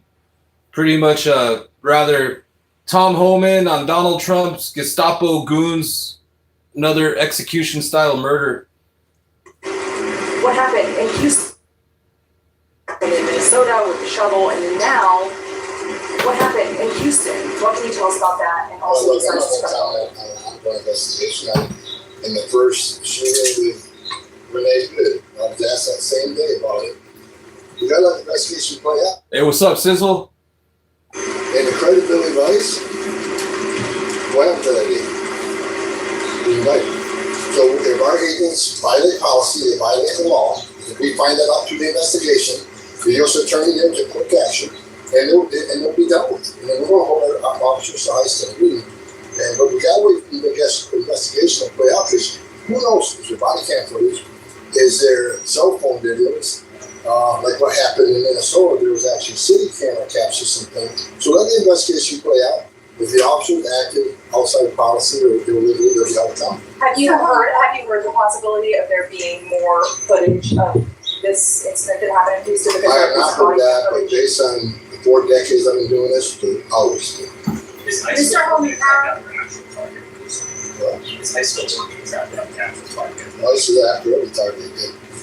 There's targets on review, and I'm not in the specifics of that case, but if there's a target to look for, they're looking for them every day. could you give us any more information on what this might be? What do you mean, Tom Holman? These Gestapo goons are just driving around racially profiling people, kidnapping them and throwing them in concentration camps. I understand that. ICE in the month of June, ICE made more arrests than any month in the history of the ICE. We're doing what President Trump promised. We're making record arrests, we're making record deportations, the state was promising mass deportations. I know there's people out there questioning that. They're obviously not very smart. Look at the data. Bottom line is, June this year, the highest arrest numbers in the history of the ICE. This deportation and Oh, hey, what's up, madame? No, I usually just kick it and just like watch like, you know, current events with like YouTubeville. I'm not really interested in being on like a panel or anything like that. But thanks for keeping me in mind. this deportation in Minnesota about Wallace pardoning him. I mean, why do you think Wallace did that? Who pardons a child sex raped? Who does it? Do they hate the Trump administration that much? They want to protect illegal aliens or U.S. citizens? Well, that happens more than you can expect. Many times, I'll be looking at a case, unless you understand immigration law, where we need an aggravated felony conviction. Who knows? Maybe I'll change my mind later, but for now, I'm just kicking it. I'm trying to save money actually for a new computer so that way I can like stream better with like OBS because the computer I have right now is like outdated. For some reason, like a year or two ago, it supported the OBS, so when I first started streaming, I was able to use that and like play video games with it. But then my computer doesn't support it anymore. It's like an old school. It's like an old school Mac desktop. 365-day sentence. I've seen prosecutors. Okay, felony conviction. Well, we're going to give them 360 days. Why do they do that? To make it hard for us to deport. And so, you know, this is why President Trump's in the world of American people are sitting in front of it. President Trump makes this country safe again. And it starts with illegal aliens who are illegal that commit crimes. So that case that Governor Walsh did, thank God that Marco Rubio has stepped up, Tom Blanche is stepping up. We're going to remove illegal alien criminals from this country because they pose a public safety threat. And you can see the results of the Trump administration already. You worked with Walls in Minnesota. I mean, Kelly, you went to the ground there to try and remedy the situation. You can't fix the problem if you don't talk to people who disagree with you. I can talk in an echo chamber all day long, but there's a problem with it. President Trump has to go up and fix. Oh, hey, what's up, madame? Hey, appreciate it. I actually just, I think I'm monetized. I'm pretty sure I am. First thing I had to do was talk to Governor Walsh. I talked to the Attorney General, talked to the mayor. Oops. Well, I accidentally hit the wrong button. Or I think that was the end of it. Let me see. We're going to remove illegal alien criminals from this. Okay, so that was the end of Tom Hamface Holman.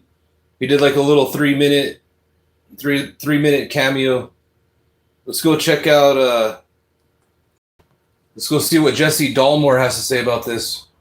I like this guy's channel right here.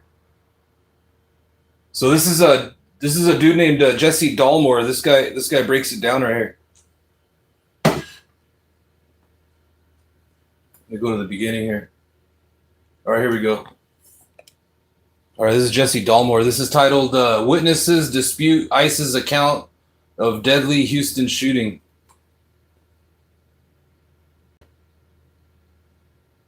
Shooting. And that is because we have psychos. They immediately started shooting. And that is because we have psychos in ICE. So ICE murdered another man. in the streets. Oh yeah, I don't turn the ads on, so that way, you know, we can all have like anyone that's hanging out can have a ad-free experience this time. And they're telling the same exact lies they've told about all the other times they have shot and either wounded or killed other people. When are we going to learn? When are we going to stop volunteering to be Charlie Brown, who's getting ready to have the football pulled right when he goes to kick it? ICE is a group of untrained, unqualified, domestic terrorists.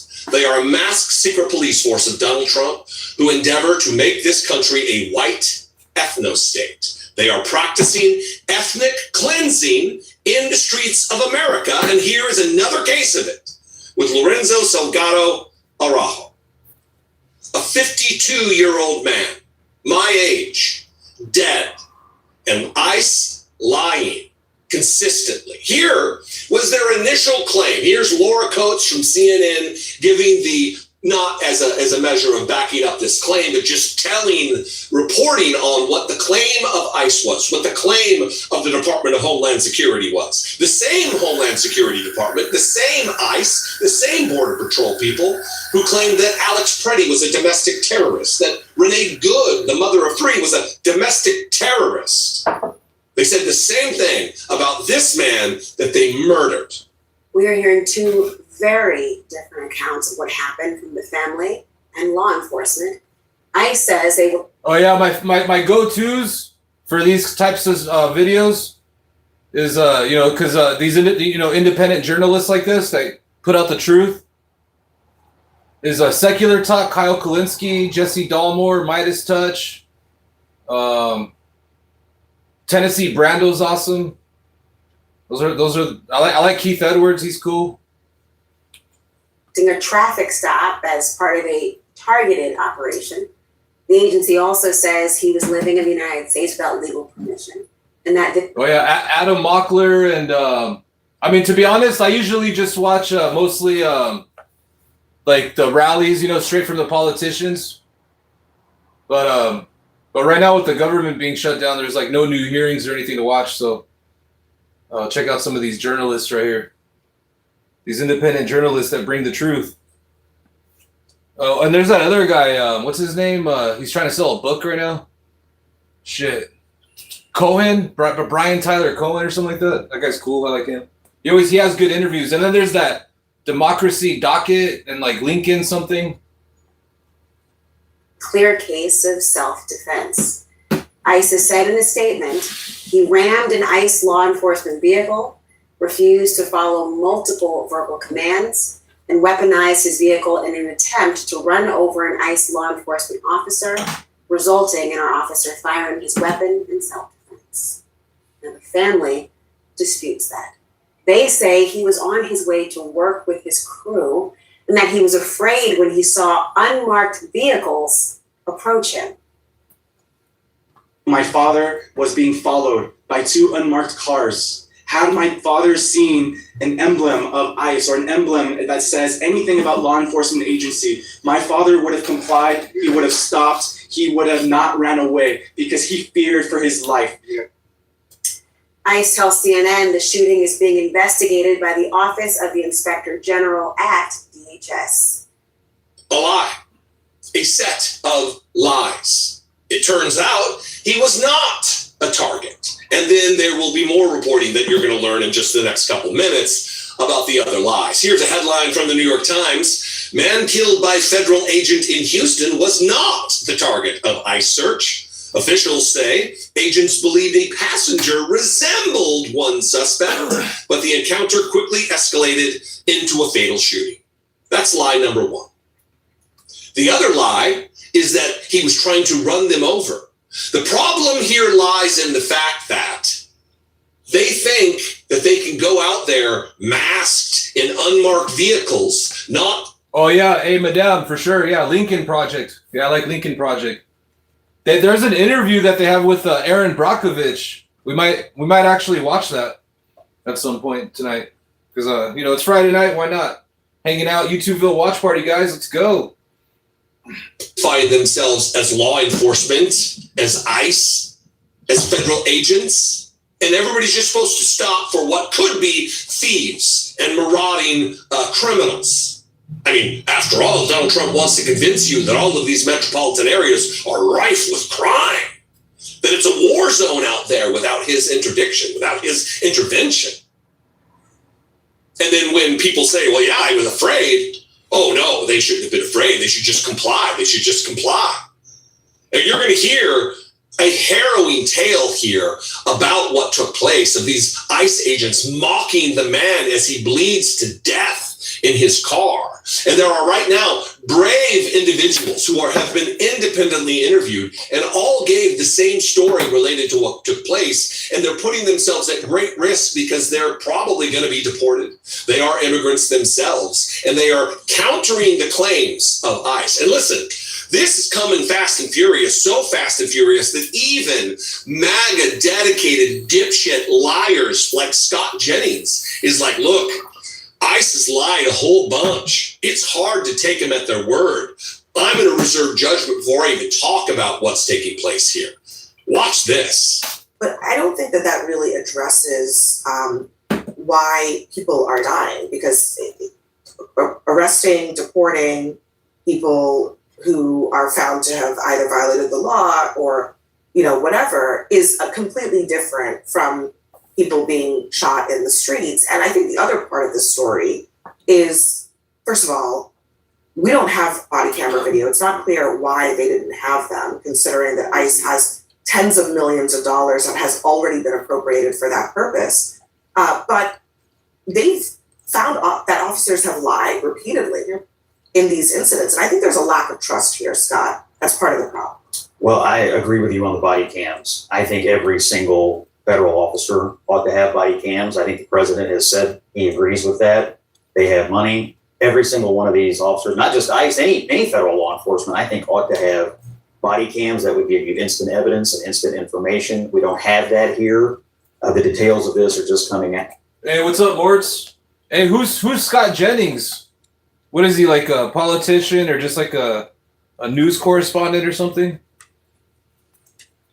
Kind of in wait and see mode on this because, as you pointed out, we have had instances in the past where something has happened, a story was told, details changed, and so commenting now means you may have to comment differently later. I do think this is tragic anytime anyone loses their life, but if the DHS version of events is true, if someone rammed into a car, didn't obey commands, which I assume they meant put agents' lives in danger, you can imagine how this would have escalated. They are having, one more thing, hundreds of thousands of interactions with illegal aliens all over this country. It is inevitable that you are going to have a few violent instances in any time in life. So killing people is just the price of doing business. Man, anyone that says illegal alien, I already know they're a scumbag that doesn't care about humanity. Because, like, no one's illegal, Like, at the end of the day, everyone's human. Everyone deserves a fair chance in this world, I mean, our forefathers, the founders of the country over here, every man's created equal. Say they're liars, but he said it in so many words. Like, he didn't say they're liars, so I'm going to withhold my opinion. But when he says the details of this are just coming out, I'm kind of in a wait and see mode on this because, as you pointed out, we have had instances in the past where something has happened, a story was told, and then details change. Details didn't change, but their account of what took place changed. They're liars. They are covering for the murders that they're committing on the streets of the United States. This is what took place. This is from the Washington Post. Migrants who saw a man killed by ICE in Houston say he did not ram officers. 3 men who were in the vehicle alongside Lorenzo Salgado Araujo are contesting the Department of Homeland Security's account of the fatal shooting. 3 men who were arrested during an immigration operation that resulted in the fatal shooting of Lorenzo Salgado Araujo said the federal officer fired at them almost immediately after exiting his vehicle, and that at no point did the driver veer in his direction. The migrants are disputing key elements of the Department of Homeland Security's account of what transpired during a chaotic traffic stop in the predominantly Mexican-American neighborhood in Houston on Tuesday. They spoke from immigration detention with attorney Hugo Balderas Ibarra, who shared their written and oral accounts with the Washington Post. DHS. Hey, what's up, James? Thanks for your comment, but respectfully, I say that you're full of crap. You're more likely to get hurt or injured by a MAGA right-wing ball-licking extremist than you are an immigrant. Shit, I'd rather live in a community full of immigrants than a community full of a bunch of MAGA ball-licking heartless cowards. But anyways, hope you're having a good Friday night. Thanks for tuning in. A statement hours after the deadly shooting saying that Salgado Araujo had rammed an Immigrations and Customs Enforcement vehicle and weaponized his white work van in an attempt to run over ICE law enforcement officer. This is the same thing they say every single time. They said it before we had actually seen the video in Minneapolis of Renee Good. They said this same thing. She was trying to run over Jonathan Ross. No, she wasn't. And we watched it. This is a lie, wrote Jose Trinidad Rojas, 51, in a handwritten statement. Quote, it is impossible for them to say that they were going to get run over. Hey, what's up, Morts? That's hilarious. Hey, thank you for that explanation and information. So Scott Jennings is just like he's the garbage time guy. Like all these MAGAs are all garbage. Were no officers in front of or behind the vehicle. They were on the sides. And that is where there are other accounts here. I'm going to link this below. Go read this article. But this is what is so troubling about this. When they say what took place, that there was no, when he says that they were just all of a sudden on the sides of the vehicle, they immediately... Attention, all maggots, all MAGA cult members. Self-deport back to Jonestown. ASAP. It's an executive order by the Orange Man himself. Show up to Donald J. Trump Airport at 9 a.m. sharp to get sent back to Jonestown, where you belong. Shooting. And that is because we have psychos in ICE. We have sociopaths who are hell-bent on murder and mayhem and destruction and killing and the development and ushering in of a white ethno-state. They can't pass open book tests. They can't pass physical fitness tests. They often have criminal records. They're associated with domestic terrorist organizations like the Boogaloo groups, like Proud Boys, like the Oath Keepers, like the Three Percenters. This is a domestic terrorist organization under the auspices of the United States federal government. Without a doubt, without equivocation. This is what they say. An officer then jumped out of one of the vehicles, ran toward them from the side and yelled, "Stop." He started firing from the passenger side of the van, hitting Salgado Araujo in the abdomen. Victor Salgado, the driver's brother. That's crazy because we were just listening to the press conference and they didn't want to disclose that information, but they executed him from the side of the van. That he felt the force of the firearm as the agent pointed his gun toward his brother. Quote, when they shot my brother, the gun was in front of my face, read Balderas Ibarra from his interview notes of his conversation with Salgado. The brother was sitting in a passenger seat when the agent pulled the trigger. Salgado Araujo was able to stop the van and place it in park, the men said, but the officer or officers continued to unload additional rounds. Hey, Sony, you're a moron. What makes you think that these Gestapo goons aren't going to go after you? They're going out there racially profiling anybody. Wake up. You're not their friend. They don't care about you. On the sides of the vehicle. Rojas described the agents violently pulling Salgado Araujo out of the driver's seat and throwing him to the ground. They put handcuffs on their wrists and feet. Victor Salgado said his... Oh, hey, what's up, Morts? Oh, yeah, I think I remember seeing that. Now I remember who Scott Jennings and, yeah, the Adam Mockler put him in his place. Yelling for help as he was bleeding out. Quote, it just happened so fast, Salgado told the attorney. The three men lay helpless as their boss lay dying. He said this in Spanish. I don't speak Spanish. Victor Salgado recalled an ICE agent saying to him in a mocking tone, he replayed that memory to Balderas Ibarra, quote, "You wanted to escape, right?" All right. Whatever you say, Sonia, just whatever you do, just put down the Trump Bible. Mocking as the man dies in front of them. No first aid given, no attempt to save his life. Murder. Murder at the hands of ICE. And when you say that, you get the mush-mouth dildo with ears, Tom Homan out here. You can't say. Oh my goodness, Jesse Dalmore, yo. He just called Tom Homan the mush-mouth dildo with ears. Oh my goodness, that is comedy. I gotta rewind that. Murder at the hands of ICE. And when you say that, you get the mush-mouth dildo with ears, Tom Homan out here. You can't say that because it puts our agents' lives at risk. No agent has been hurt. No agent has been killed. But migrants have been killed. Migrants have been wounded, some gravely. American citizens have been executed at the hands of the mass secret police force. But we have to look out for the ICE agents. That's the patriotic thing to do. All they have to do is comply. No, we know that's not true. We know innocent people have been killed. Innocent people have been shot. Innocent people have been wounded. Innocent people have been attacked by ICE. And then the story that's told is complete bullshit. Federal judges have admonished ICE and the Department of Homeland Security for their lies in federal court. For their sworn court filings have been rejected out of hand by federal judges. They know as well as we do that ICE is a bunch of lying, marauding, domestic terrorist murderers.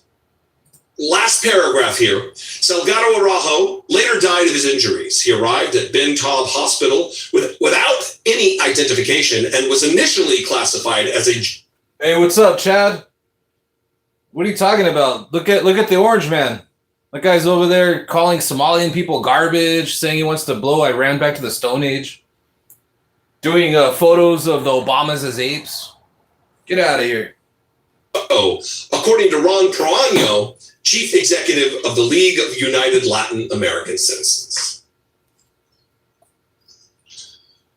So when Republicans want to start painting Democrats or Democratic Socialists, that's the new boogeyman in the room, when they want to start painting them as radicals for when we say abolish ICE, remember this moment. Remember these moments when moderate corporate Democrat types say, "Oh no, we just need to reform." I mean, what do they expect? They're clowns. They're going to get treated like clowns. All the whole MAGA movement and everyone in Donald Trump's inner circle, nothing but clowns in a circus. It's not get rid of it. Reform isn't going to work here. We need to gut the Department of Homeland Security and leave only what is necessary to protect the homeland. ICE isn't a part of that. ICE is an execution squad, a masked secret police force. And there is no way to cleanse that culture of murder, of abuse. It needs to be done away with. What are your thoughts? I welcome you to this call. All right, so that was Jesse Dalmore breaking down the another Gestapo Trump goon squad executing another person. All right, so I think we've caught up with what we know as of today with the with that incident. Let's go check out some other stuff. What up, everyone? Happy Friday night. Let's go see. Let's go check out Pete Hegseth and his racist ways. Let's go see. And we'll check out Donald Trump's corruption. Let's see here. All right, this one. We'll start with this. All right, so this is Kyle Kulinski. Looks like he's like on vacation right now. But he breaks down Pete Hegseth's racist MAGA pastor. He's like pretty much a Christian Taliban. Things I think people have a hard time wrapping their mind around is just how extreme MAGA is and how extreme these Republicans are. But every now and then you get slapped across the face with reality because they say the quiet part loud. Well, here is Pete Kegsbreth, the Secretary of War Crimes. This is his pastor. His name is Doug Wilson, and he did an interview with NPR. Listen to what he says here. You've called for repealing women's right to vote, which is protected by the 19th Amendment. Right. Why? Because it's a good idea. What a piece of shit this guy is. So if there's any MAGA woman cult members in the chat, just remember this. This guy right here, Pete Hegseth's pastor, doesn't want you to vote. So why you guys are MAGA supporters is at this point still is beyond me. That's what you call a cult. A lot of women wouldn't Yeah, think so. a lot of women wouldn't agree. All right, but this is one of my favorite questions now too. This is not an XXXY chromosome issue. Because I don't want women voting as individuals. So according to him, women shouldn't have the right to vote. Tell me why this isn't the Christian Taliban. Tell me why this isn't Christian Al-Qaeda or ISIS. Please, I'll wait. Because the fact of the matter is, if he's willing to take that position, what's he not telling you? What he's not telling you is that he's probably in favor of open racial segregation. He's probably in favor of bringing back slavery, because that's in the Bible. They give directions about how to treat your slaves in the Bible. So what are these people not in favor of? I think the answer is the closest thing to their ideology is to look at the Taliban over in Afghanistan. I think that's the closest thing to their ideology. And so people need to understand, as I've said 1,000 times, the Republican Party is no longer a political party. It's a terrorist death cult. That's what it is.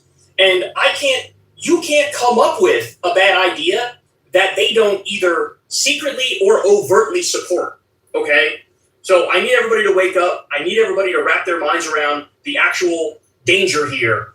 And look, it should come as no surprise to anybody that this guy's student, the Secretary of War Crimes, is the one who's been leading the charge for bombing hospitals and schools and bridges and power plants in Iran.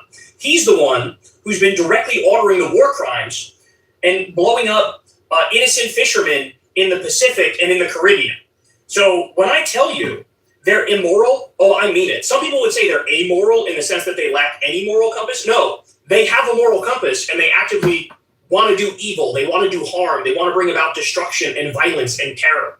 So this is, and I'm very comfortable saying this group of people is the most dangerous group of people on planet Earth. And it's not because they're more evil than other types of evil people, but it's because they have all the money, they have all the power, and they control the world's largest empire. And so they can do so much damage with their ideology. So it's just a warning for everybody, man. You got to wake up. This is the Christian Taliban. This is Christian Al-Qaeda or Christian ISIS. If they're willing to say women shouldn't have the right to vote, they're also in favor of, at the very least, segregation, probably slavery. They want to roll the clock back in every imaginable way, take away people's rights, implement the most disgusting system you've ever seen in your life.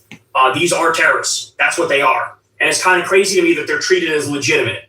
That's the other thing is like, I know she's sort of doing this interview to expose him, and that's why NPR is doing it. But at the same time, like, what's the point?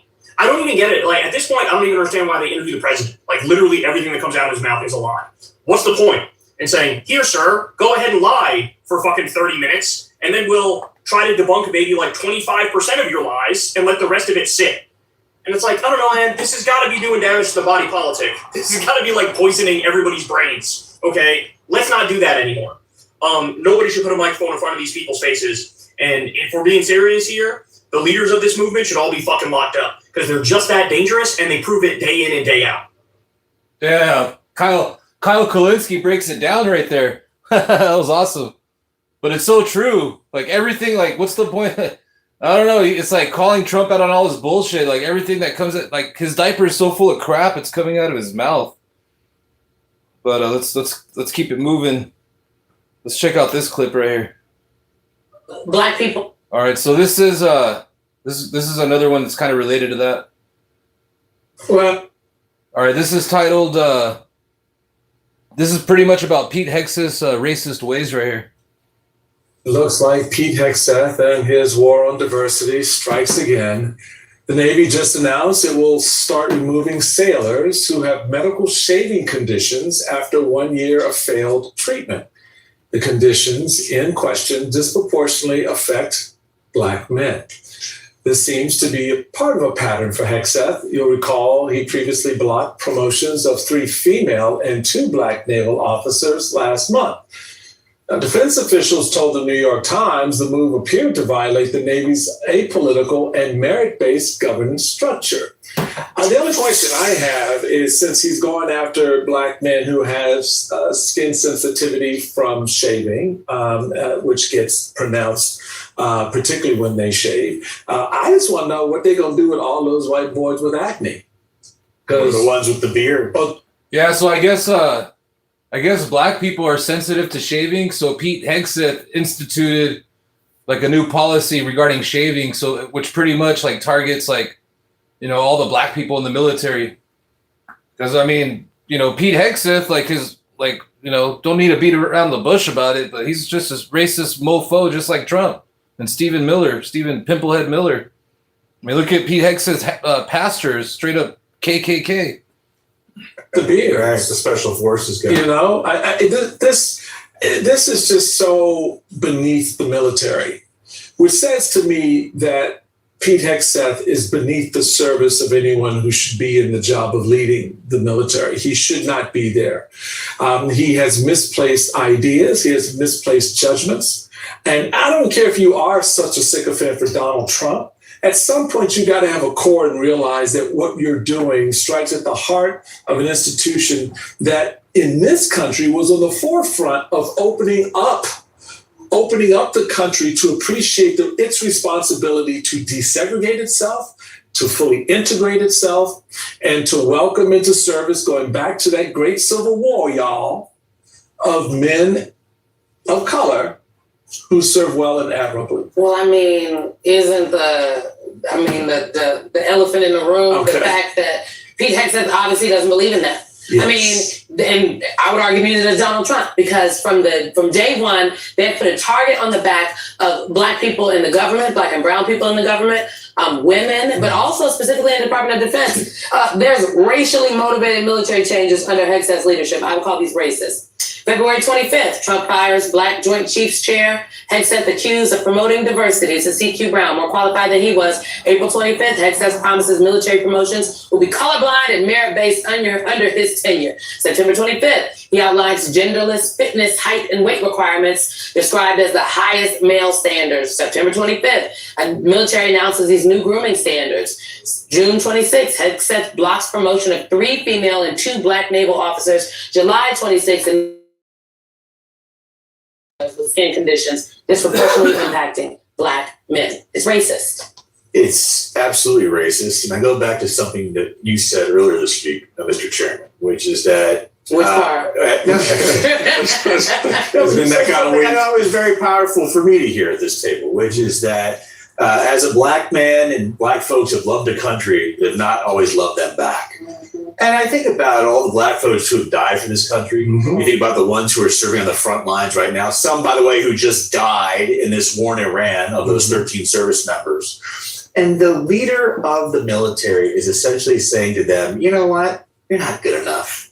Even if you're genetically predisposed to a skin condition, which, by the way, has no effect on if you can fly a plane, right? If you can steer a ship, if you can gas up something, it has no effect on that, right? But you know what? You're not good enough for us. And I think that is something that in 2026, after we've had a Black president, after we've had Colin Powell as the chairman of the Joint Chiefs of Staff, it is so disconcerting and disappointing, and frankly, it's depressing. And I hope that young folks out there see this and go, this is not the way. We got to call a spade a spade.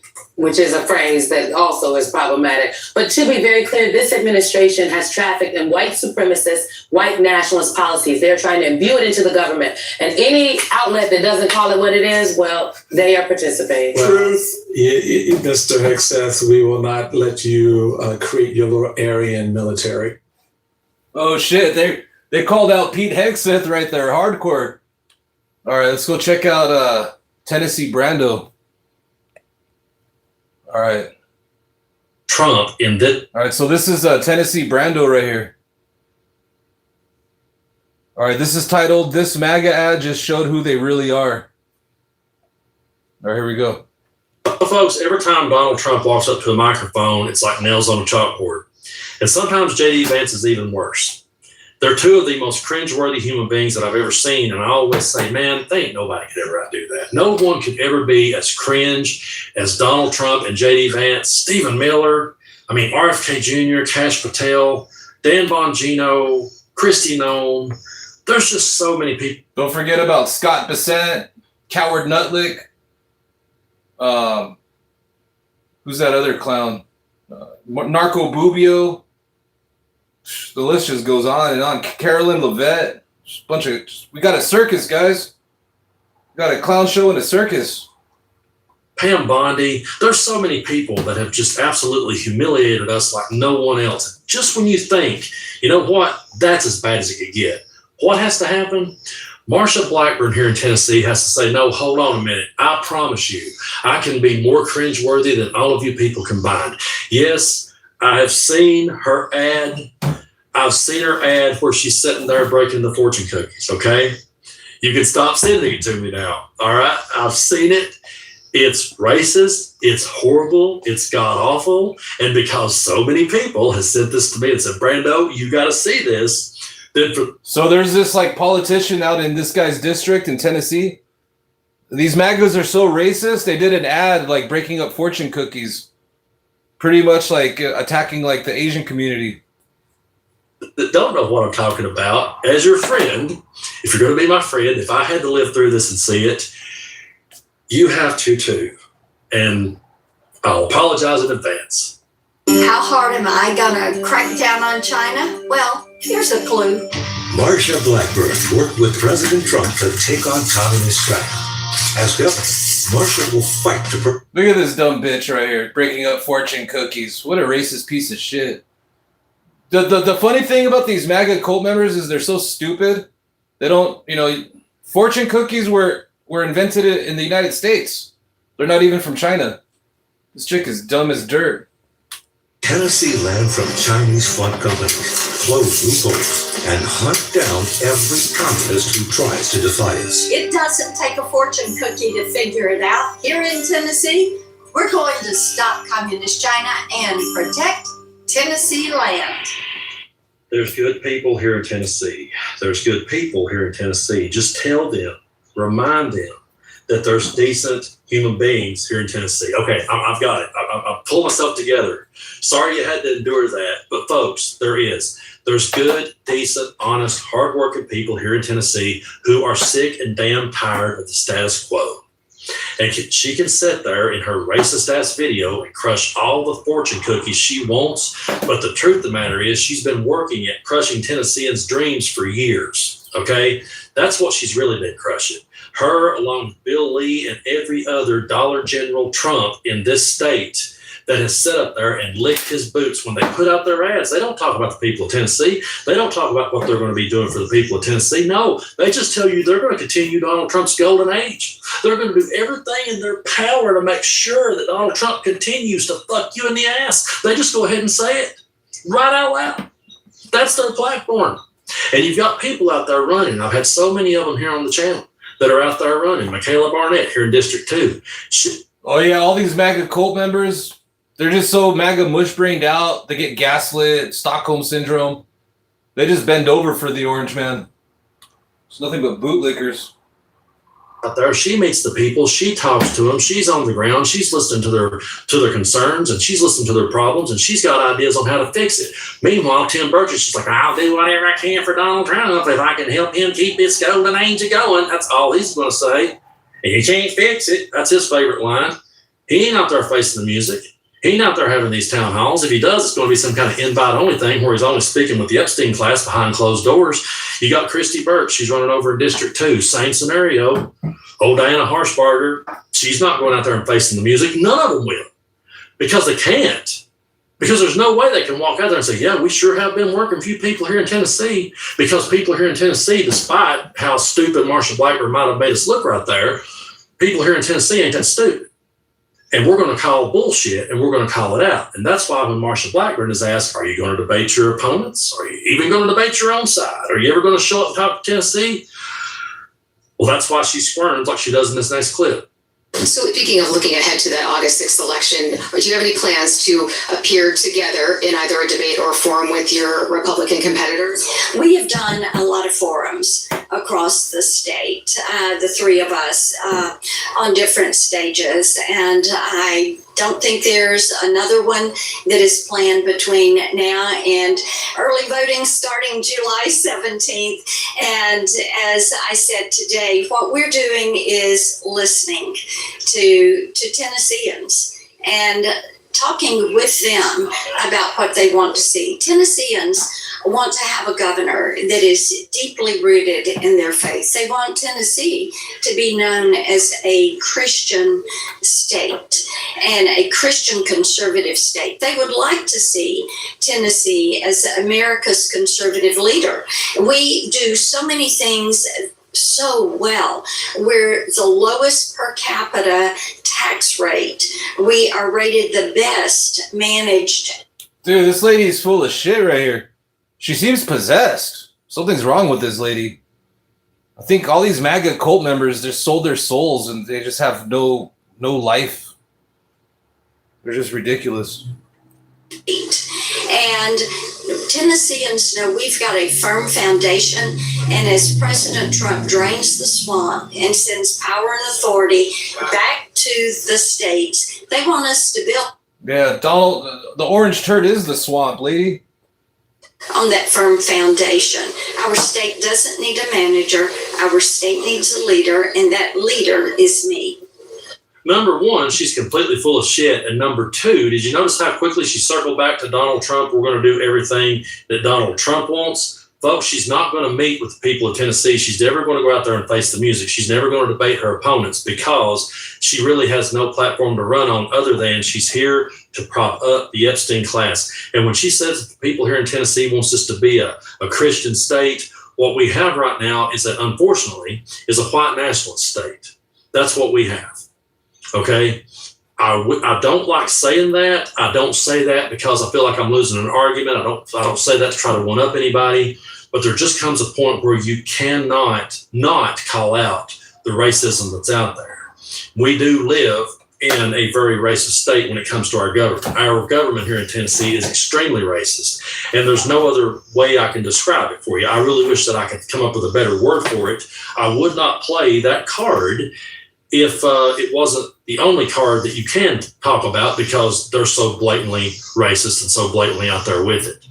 But she's never going to meet with anybody. She's never going to sit down with anybody unless you're a donor or unless you're somebody that Donald Trump arranges for you to talk to and you're just going to do what Donald Trump wants. People here in Tennessee are sick and tired of this. We grew up under it. And to the people in Tennessee, another thing I want to point out is we're a non-voting state.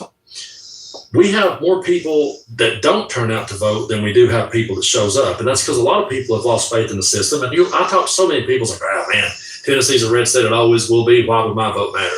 Well, that's a defeatist mentality. As long as you think that way, yeah, Tennessee's going to stay right at the bottom of the barrel.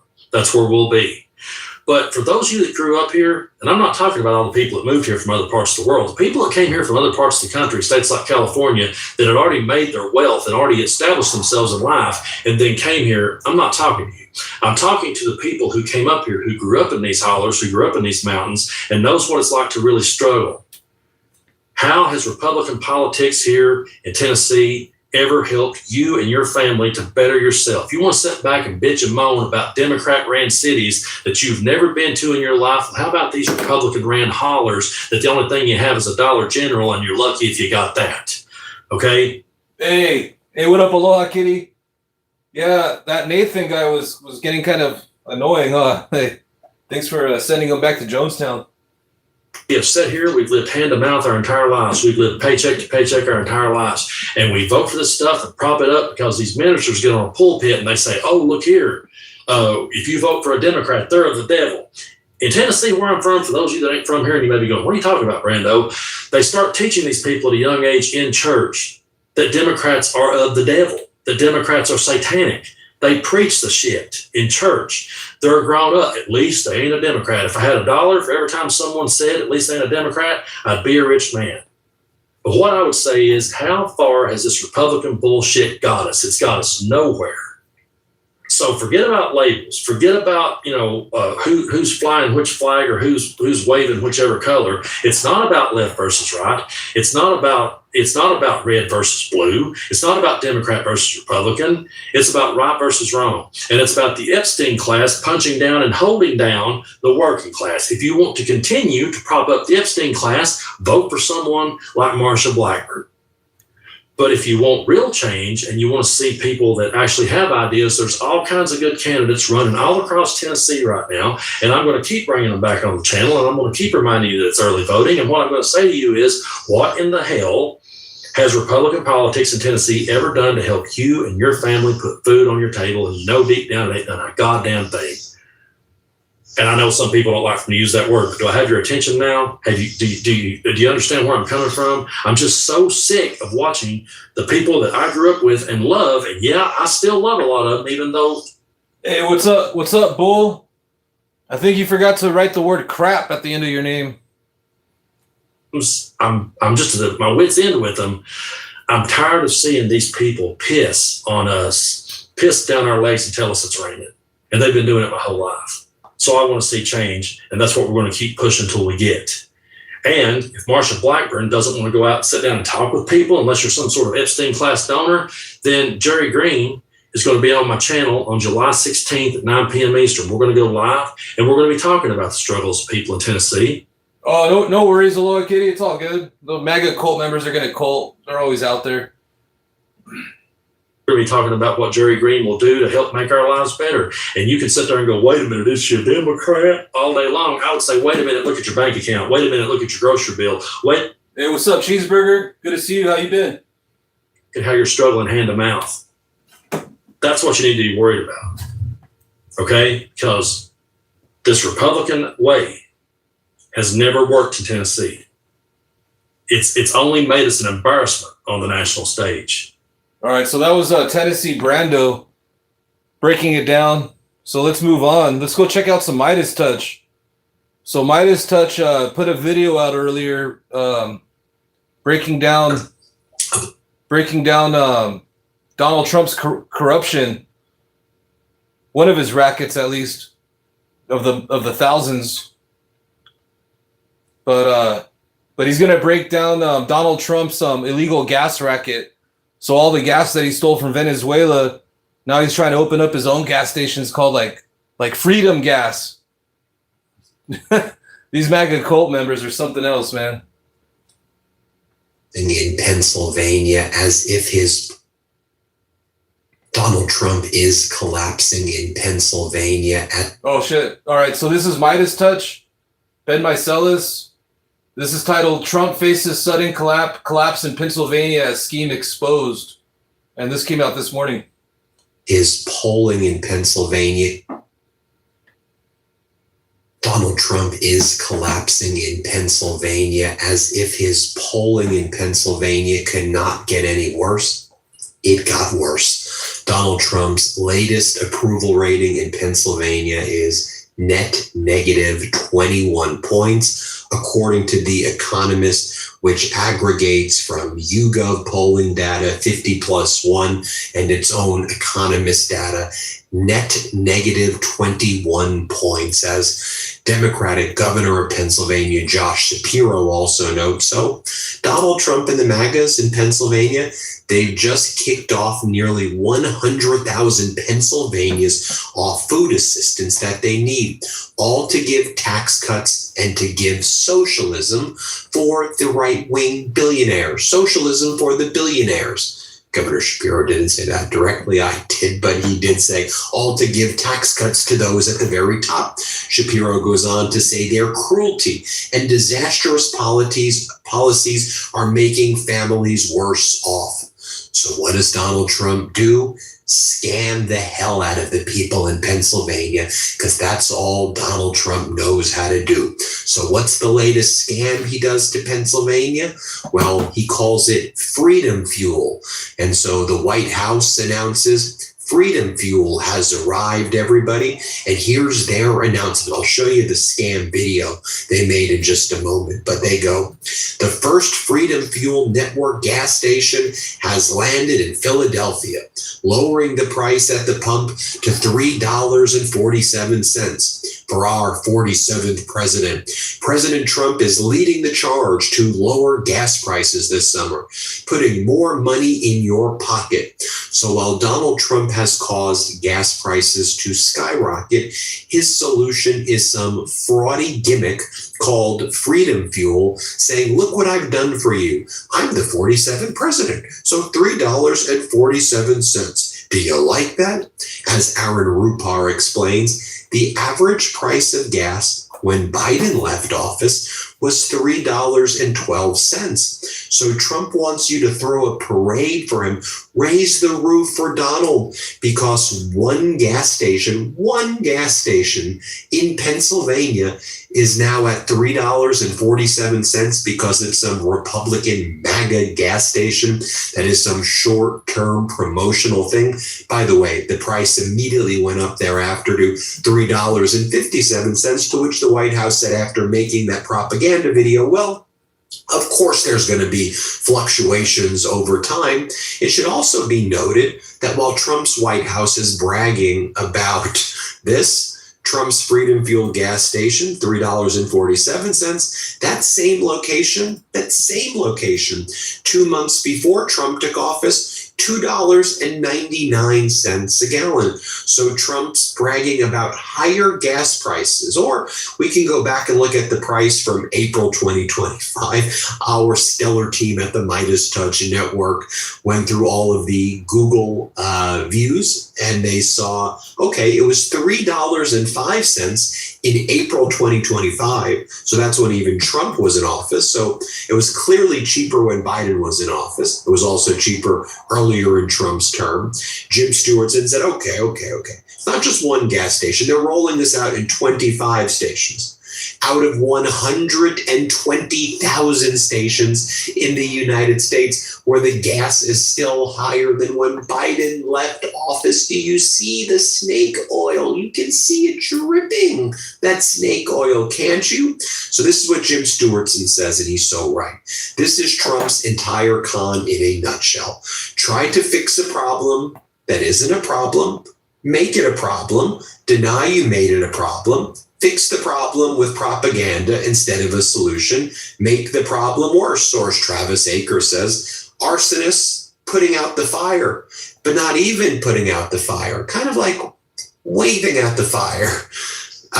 Alex Cole explains it was less under Biden, which I just showed you the data for. Adam Kinzinger puts up this chart and shows oil prices without the war, much less. Oil prices with the war, they go really high. And then as they go down a little bit, that's where Trump goes, look, I got it down. You know, it's like Donald Trump with the soybeans, right?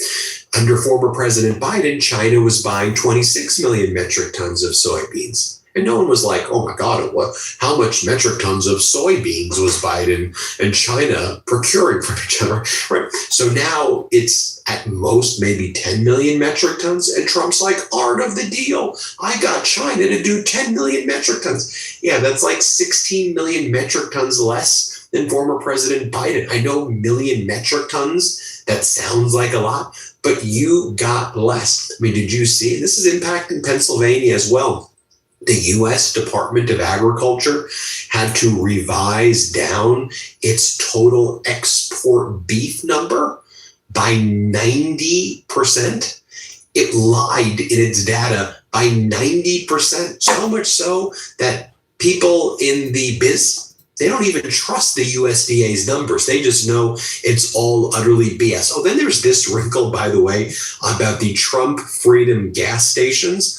Remember when they're all like, Mamdani, communist, because he wants to do grocery stores to bring down the price in New York?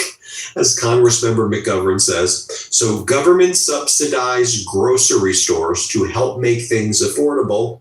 According to MAGA, communism! Government-run gas stations, which are not cheaper. Freedom! Freedom! Got it. Or I saw this meme right here. Finally, an answer to Democrat government-run grocery store communism. Republican government-run gas station communism. And by the way, here's the video of Donald Trump campaigning on $2 gas prices while they're now bragging about $3.47, which rapidly went up to $3.57. Here's what Donald Trump said. Play this clip. My plan will cut energy prices in half or more than that within 12 months of taking office. It will be an economic revival of our country like no one has ever seen before. Energy was what caused our problem initially. Energy is going to bring us back.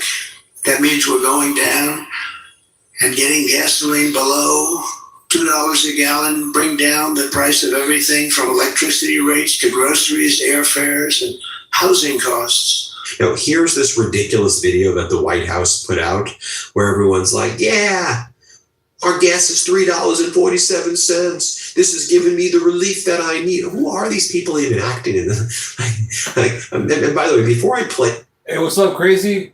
Hey, what's up, Crazy Normal? Thanks for sharing your comment. Hope you're having a good Friday night. Do you remember, just think about the scams that I was warning about during the Trump campaign. Remember they did the fake barbershop, the black barbershop in Atlanta. They were like, look, the black barbershops like us. Then they went to Detroit and did the black churches. They're a fake black church. The fake black churches like us. And remember they went to the fake union shop that wasn't even a union shop in Michigan as well. And remember they had the fake fighter fighters in Pennsylvania. And then Donald Trump pretended he was a McDonald's worker in Pennsylvania. They did like the fake bodega scene in Harlem. I could keep going on. Remember I would show you all of the stunts, the fake Chick-fil-A where they were like a black lady in Chick-fil-A like hugged Donald Trump. And he's like, look, I'm at Chick-fil-A and a black lady hugged me, so therefore black women like me. Yeah. And it's like the same person who would travel around place to place to place and then hug Donald Trump. And he would say a black lady hugged him, but it was literally like the same lady who was like a MAGA activist who would like just follow him around and just go place to place. It's all a fraud, in my opinion. It's all. Hey, what up, DA? Hey, no personal attacks. Gigantic scam, all this, and it's so obvious. I know you get it. It's why we need to get out the truth, though, to everyone. Okay, I digress. Let me show you the video that the White House put out. This is their solution. Hey, what up, via airship? Good to see you. Long time no see. How you been? Happy Friday night. Destroying the people's lives in Pennsylvania. Here, play this clip. I saved money. I had to go back in and get my change. I thought gas was more expensive, but it's not. So thank you, Trump, for saving me some money. We're here at the first Freedom Fuel Network gas station right here in Philadelphia, leading the charge to lower gas prices, $3.47. That's for our 47th president, President Donald J. Trump. The price of gas here is 50 cents lower than the Pennsylvania average gas price. 4th of July, gas prices. Donald Trump's over there doing communism, selling his own gas to his MAGA cult members. And the MAGA cult members can't even figure it out. Now, which is great. I am very happy about the cheap gas prices. Happy 4th of July. Hopefully everyone has a great holiday. Super pumped the gas prices are lowered. I'm just grateful, right? Oh my goodness. I would not trust that gas. It's probably like watered down gas. Mess up your engine. We're in a difficult time in this world, but it's nice to see some stability that we can enjoy. Definitely appreciate the lower gas prices. Oh yeah, that's for sure. When I saw it, I thought it was fake news, but I'm glad it's true. I definitely couldn't believe my eyes when I just drove past. I'm actually taking a trip down the shore, so I wasn't even gonna come and get the gang, but I'm glad I did, because it just saved me a lot of money. So thanks a lot, so keep doing what you're doing. That was a good job. Thank you, President. Thank you for helping our country. President Donald J. Trump leading the charge with lower gas prices right here at Freedom Fuel Network's gas stations. Oh my God. Oh my goodness. That was from the White House page. You got to be kidding me. That's straight up communism right there. Donald Trump's a communist. All right, now I want to bring in this interview I did with Justin Wagner, who's running for Pennsylvania's 16th congressional district. Now, don't sleep on Pennsylvania's 16th. Now, they've got this MAGA congressman who's been holding the seat. His name is Republican Rick Kelly, who's had this seat. MAGA Republican Kelly's held the seat since 2011.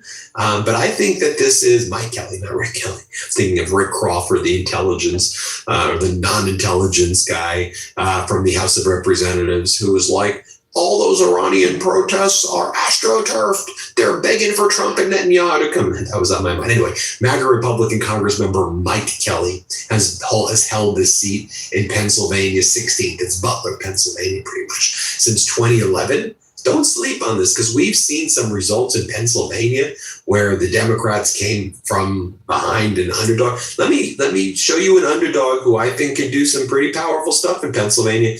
His name is Justin Wagner. Let's bring in Justin Wagner. Here's the interview I just did with Justin Wagner the other day. Now I want to bring in Justin Wagner, who's running for big congressional race. It's Pennsylvania's 16th congressional district. You're going against ultra MAGA candidate Mike Kelly, who's been there since 2011. And you take a look at what's going on in the 16th. You take a look at Butler. You take a look, more broadly in Mercer, and just all the areas right there. I mean, seems like Kelly had an opportunity. If you're going to help the people, help the people. But I mean, here we are 15 years later, and it doesn't seem to work. So, my view is just look at the past 15 years. Where are you now? Are you better than you were? Or are you worse off when you were? And I think much worse off. But you're there. You're touring around the 16th. Right. What do you make of these conversations that you're having? Republicans, Independents, Democrats. What are they telling you? Well, they're all telling you the same thing, that they're all disappointed with Kelly as well. Kelly doesn't come out for town halls, hasn't done one for years and years and years. Our first one is July 8th in Greenville, PA, my hometown where I was born. But they can't reach him. They can't talk to him. He comes out like a Groundhog Day on election time is what they've been telling me. Like, he shows up for pictures and stuff, and that's the only time they ever really see him. Hey, what up? What up, Rock James? Rock James in the house. What's happening? Happy Friday night.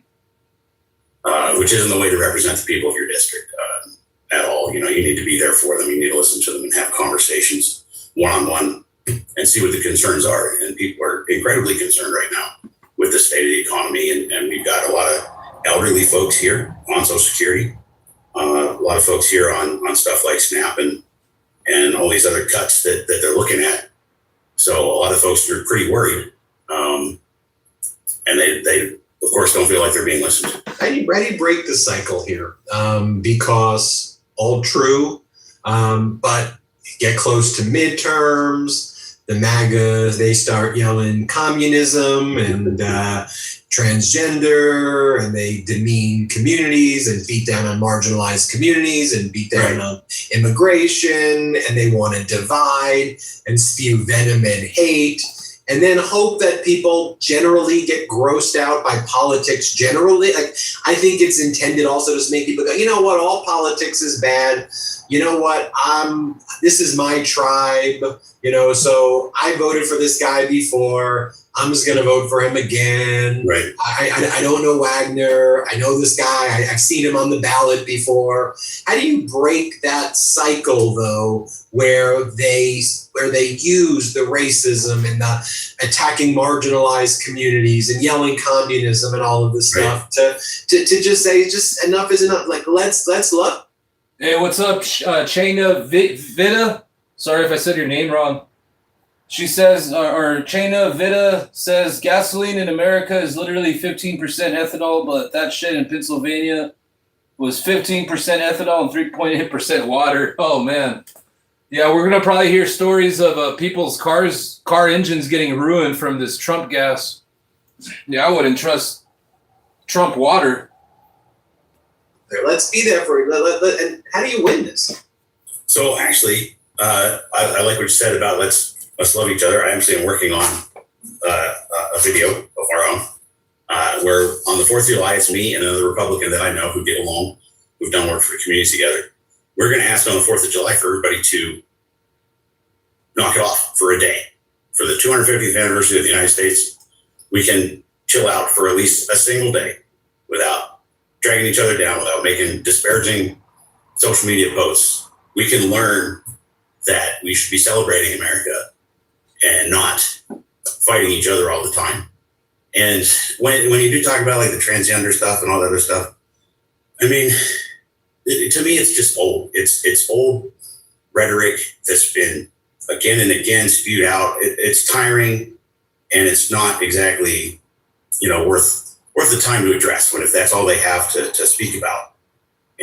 I'll have a conversation with anybody who disagrees with me and says, "Justin, you want this? Well, here's my counterpoint," and we'll have a discussion. But if you're going to come up and be like you said, "Oh, you're a communist, you're a socialist," you don't know anything about me.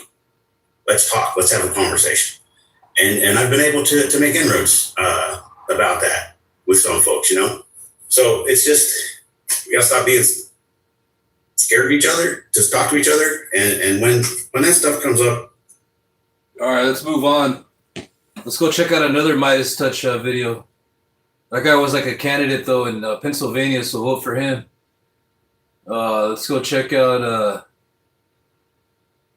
let's go see what else we got. All right, this is a Midas Touch from earlier today. From? All right, we'll check out this Midas Touch video. Trump. It's not that long, like 13 minutes long or something. And then after this, we'll check out some speeches from some politicians that happened today, or as of recent. This is titled "Trump Loses It as Iran Refuses Surrender Again." So this will be kind of like an Iran update. See what's going on with Donald Trump's illegal war, his war crimes. Doing a very desperate ultimatum to Iran right now. Trump passed the message along to Barack Ravid, his personal stenographer over at Axios, after the markets closed on Friday. Here's the desperate ultimatum. Donald Trump and Trump regime officials are saying the United States is demanding of Iran the following, both directly and through regional intermediaries. Iran must issue today, on Saturday, a public statement clarifying that the Strait of Hormuz is open and including a commitment not to fire at commercial vessels passing through the area, 3 senior American officials said in a briefing to reporters on Friday. A second U.S. official said there will be harsh consequences if Iran refuses, quote, if it is not their position tomorrow, meaning Saturday in Iran, it is not going to be a great day for them. Nope, it will not be a great day for them. Meanwhile, a U.S. official also telling Barack Ravid that Iranians reached out to the Trump administration after 2 days of skirmishes earlier this week and sought further talks to resolve the dispute. The Iranians told us, we screwed up, Donald. We screwed up. We made a mistake. Let's keep on talking, the official told Barack Ravid as part of this cosplay fan fiction. That did not happen. The Trump regime just continues to lie. If they think that this ultimatum is going to work, it is absolutely pathetic. That's the lesson that they've gleaned over the past 5 months. Yeah, let's just threaten Iran. Please give a statement saying that the Strait of Hormuz is open. And if you don't do it, Iran, we're going to bomb your civilization. Yeah, you've done that about 40 or 50 times. And like, they want to make a deal. They want to make a deal so badly. By the way, yesterday, didn't CENTCOM post the following? This was a CENTCOM post. Claim.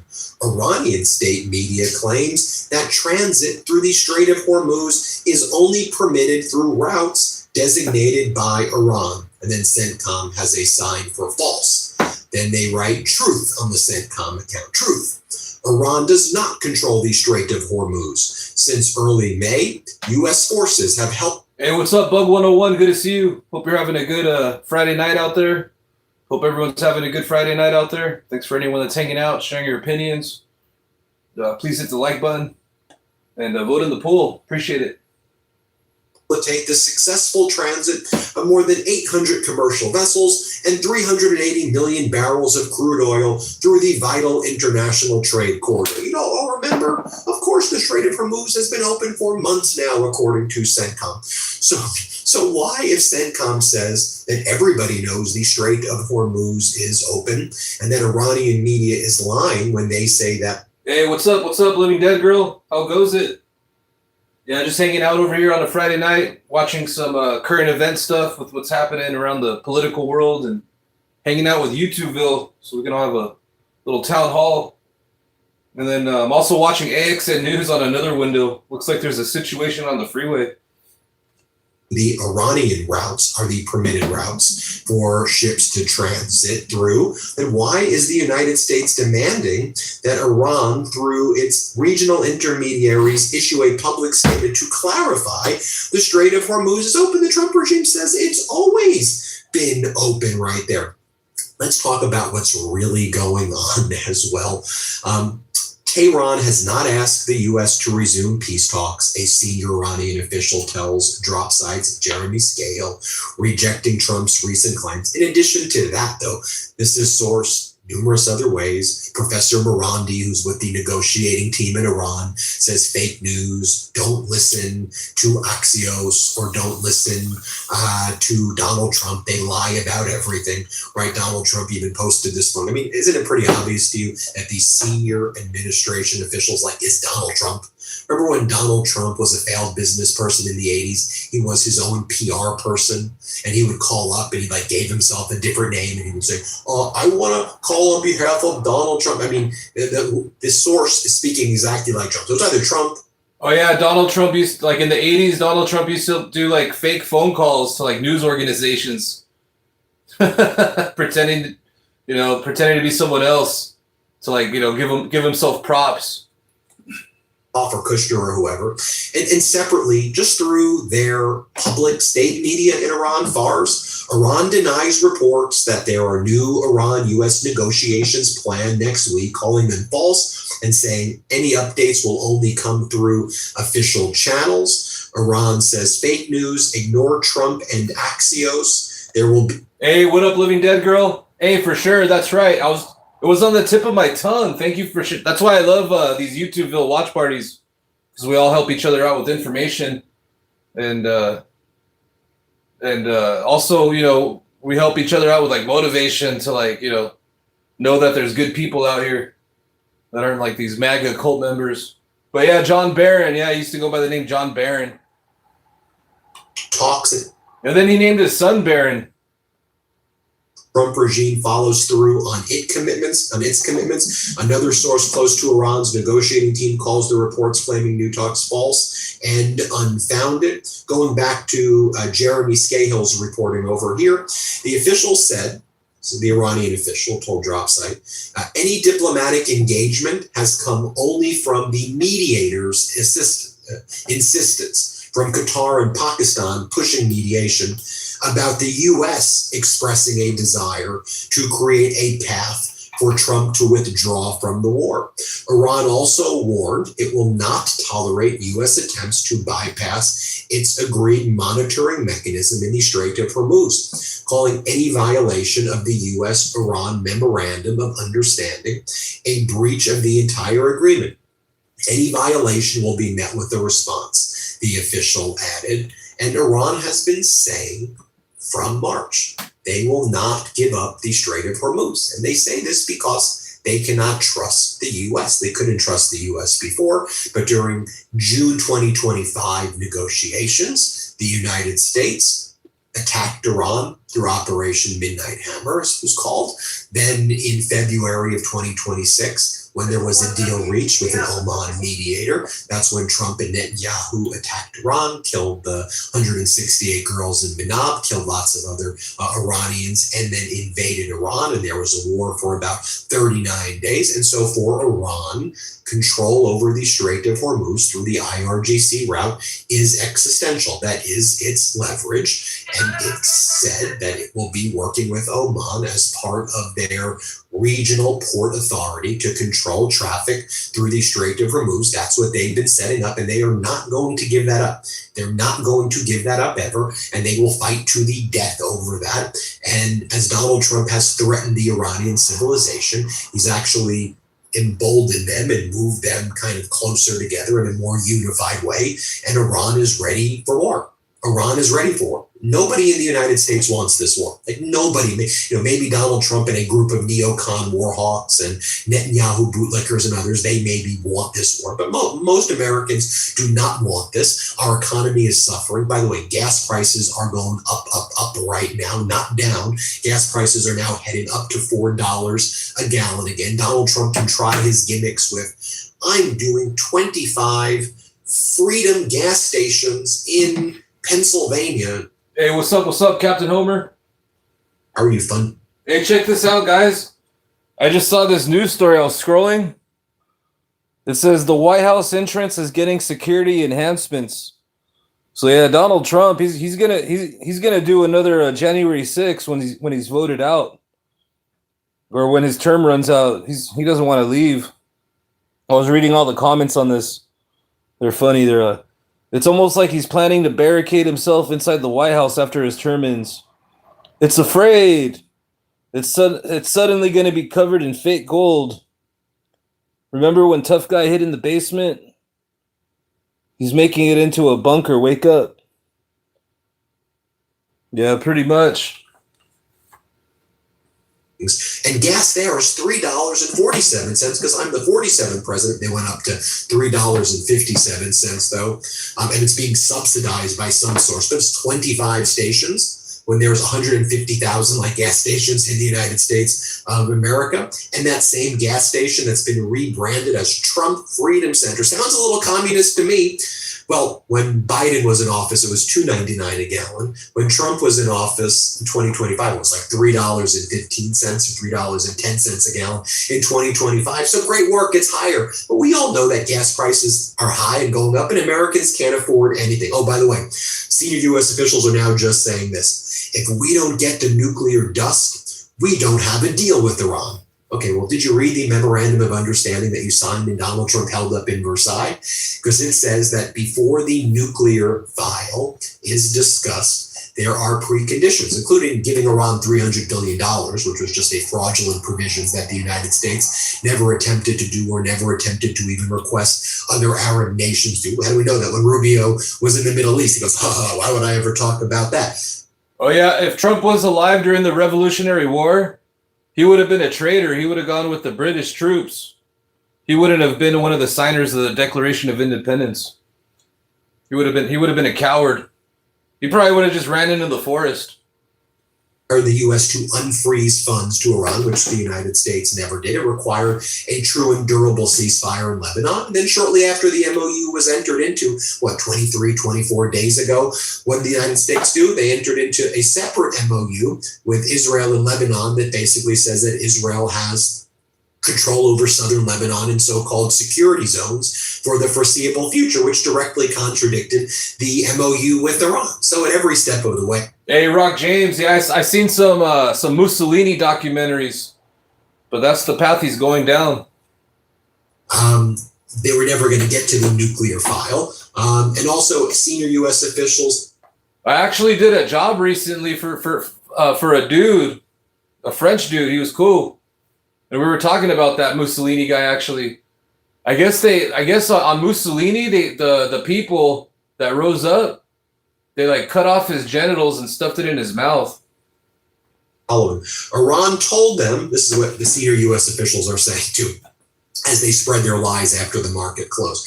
A senior U.S. official said Iran told them that these shipping attacks came from an errant part of their system, that when Iran said from their Navy, remember over the VHF signal, safe on Navy, you must use the IRGC route or we will shoot. And then they said, safe on Navy, we have shot your ship, we have shot your tanker for not using the IRGC route. This is safe on Navy. This is a warning to all other ships. Use the route that's designated by the IRGC and you will be safe. Use the other routes, we will shoot you. Well, Hey, what up, Living Dead Girl? Hey, thanks for popping up and hanging out. Appreciate it. Hope you have a good rest of your weekend and a good Friday night or Saturday morning. the US officials, they said that was an errant part of their system, and Iran was like, we're sorry, we didn't mean to do that. I mean, the propaganda from the United States is not even good propaganda. It's like the dumbest, stupidest stuff they're putting out right there that they expect people to believe. And ultimately, what's the goal? Like, what is the strategy here? The strategy is just to threaten, I'm going to huff and puff. Damn, that's crazy, Rock James. Here's what I think is going to happen. I think once Trump loses the midterms, I think he's going to pull some kind of stunt. And he's going to like fake his death and then just disappear somewhere, you know, so he doesn't get prosecuted.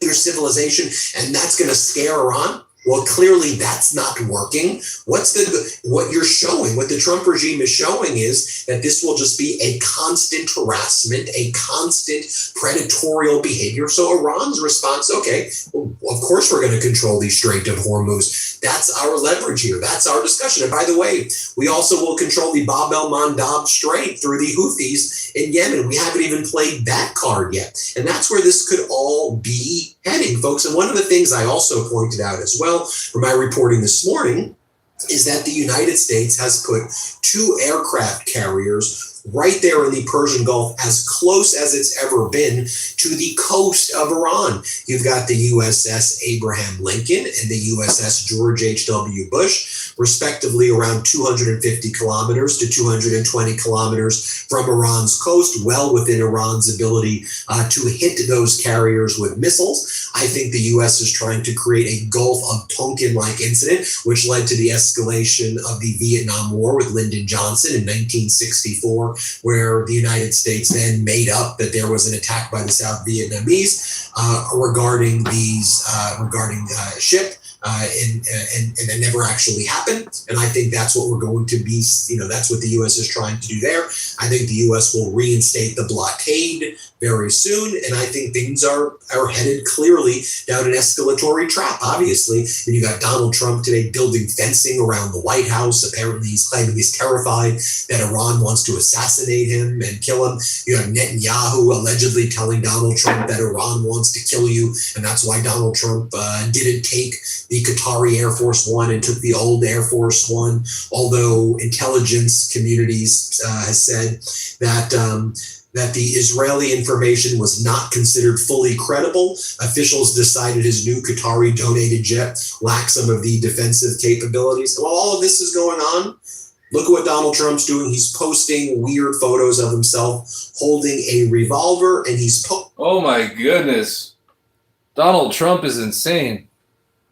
The following: the base of the magnificent White House face around the column area at its front door. It hasn't been fixed in decades, but you can see how beautiful it will soon be. This is representative of what we are doing in Washington, D.C. Beautification and no crime. People are saying that the city hasn't been or felt like this in 100 years. Oh, are these the people who are saying that Iran called at Iran? Hello, it's Iran here. We're calling to say we're sorry. That was an errant missile that hit those tankers, that we're not using the IRGC route after the SEPA IRGC Navy warned them. Also, we really want peace. We're really, can we please do a deal? We really want, it's Iran calling. We really want to make a deal. Come on, folks. It's ridiculous. And it just makes the United States look so weak and pathetic. Weak and pathetic. Anyway, hit subscribe. Let's get to 7 million. All right, so that was Midas Touch. All right, so let's these are all the stuff that I had in the queue that I wanted to watch today, but I wasn't able to because it was a pretty busy day today. But now that I'm kicking it on a Friday night, be able to watch all these. So we watched Tom Homan's ham face, Pete Kegsbreath. We've seen that. Seen the orange turd over here with his fraud. Seen the fortune cookie racist lady. Let's see. We've seen Trump's illegal war with Iran. We've seen Donald Trump's Gestapo goons murder another person. We've seen Pete Kegsbrett's racist pastor. Oh, we haven't seen this guy yet. All right, let's check this out. All right. I don't know. I never heard this dude before, but it caught my attention, so I want to check it out. So let's see what this guy's all about. I know we're all sick and tired of being told. But what caught my attention about this is that he calls out Trump. So I'm down with any of these politicians that call out Trump and all his corruption. So this is titled Endorsed Candidate Abdul El Sayed delivers speech at UAW 2026 Constitutional Convention. And this came out 11 days ago. I think he's from Minnesota, running for some kind of position in politics. What we're asking for too much. You know, that corporate America can't afford our demands. We go through that chart, we show all that. You know, the working class, they want to say doesn't deserve the dignity we're asking for. We hear it from employers, we hear it from the media, and we hear it from a hell of a lot of politicians. But we all know the truth, and the truth is, in the richest country in the history of the world, working people can have a good life. But we're only going to win what we're willing to fight for.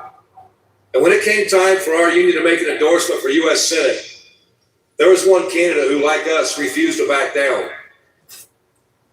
He refused to accept that a better life for the working class isn't possible. And he believes, as we do, that when we fight, we'll win. He believes in health care for all. He believes in a dignified retirement. He stands with the working class. And I'll tell you this, he was the only one of the three candidates that doesn't accept corporate PAC money and wants to see stock dividends and buybacks outlawed. So we're staying with him. So UAW family, please welcome our UAW endorsed candidate for U.S. Senate here in Michigan, Abdul El Sayed. Oh, okay. He's from Michigan. All right, here we go. So UAW family, please welcome our UAW endorsed candidate for U.S. Senate here in Michigan, Abdul El Sayed.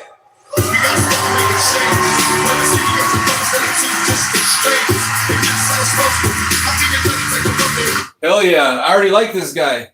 His walk-up song was Tupac Changes.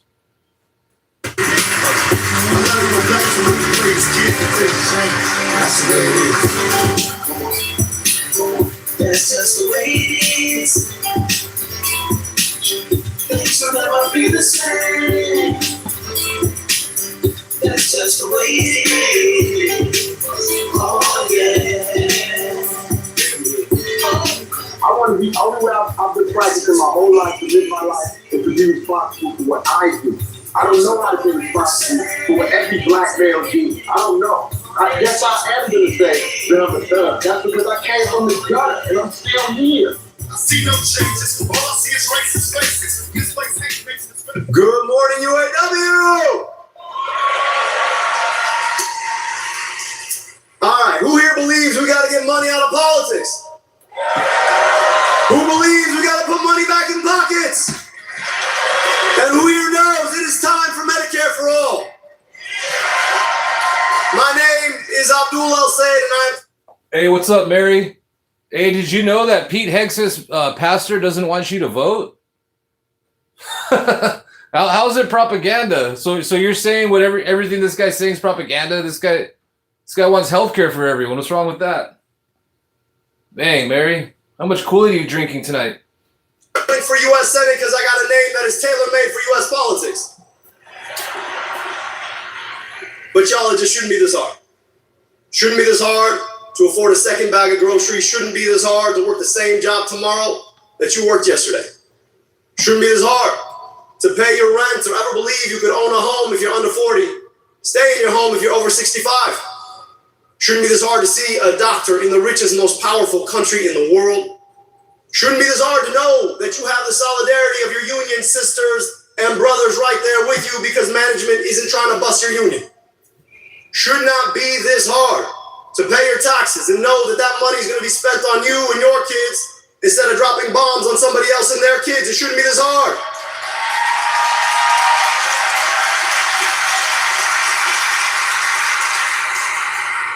I gotta tell you, I am so proud, so honored, so grateful to have earned the support of the UAW, because for me, this is a bit of a full circle moment.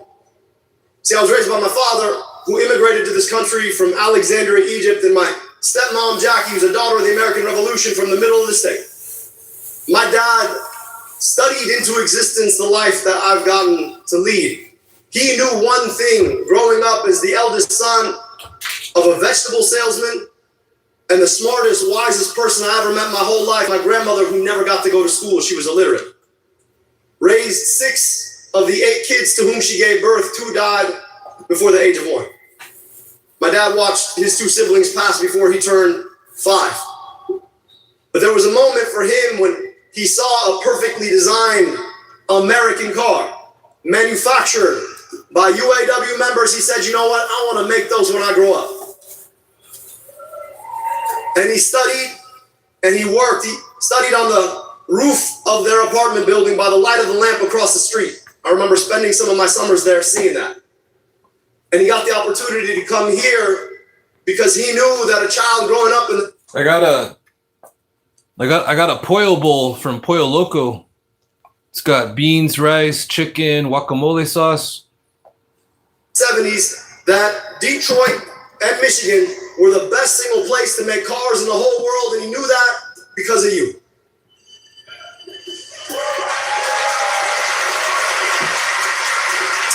But I'm never going to forget that day, 1996. He's an engineer working at the tech center when about half of his engineering colleagues get laid off. And he came home and he said something I'm never going to forget. He said, you know, a car company that stops investing in its workers and its engineers is not going to be a car company for very long. Fast forward, 2008, and GM is forced to take a bailout. You are forced to take concessions because of a series of financial decisions that were made both by politicians and corporate CEOs. And I reflect on that because my dad, he became a union man. He worked and he taught at universities, and he ended up leading a strike at Eastern Michigan University that delivered better wages, better benefits, and dignity for workers. And he taught me the power in a union, so I'm proud to stand with you as a second-generation union member who will always claw and fight and work with our union sisters and brothers, demanding better wages, better benefits, and the dignity of knowing that you will be respected by your management.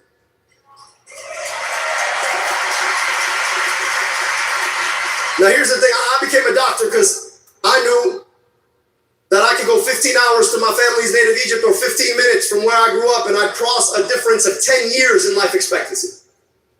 Got to rebuild Detroit's health department, lead Wayne County's Department of Health, Human and Veteran Services. We did things like guaranteed kids glasses, take on some of the biggest corporate polluters in our state, put Narcan in vending machines in 100 different locations, eliminated $700 million of medical debt.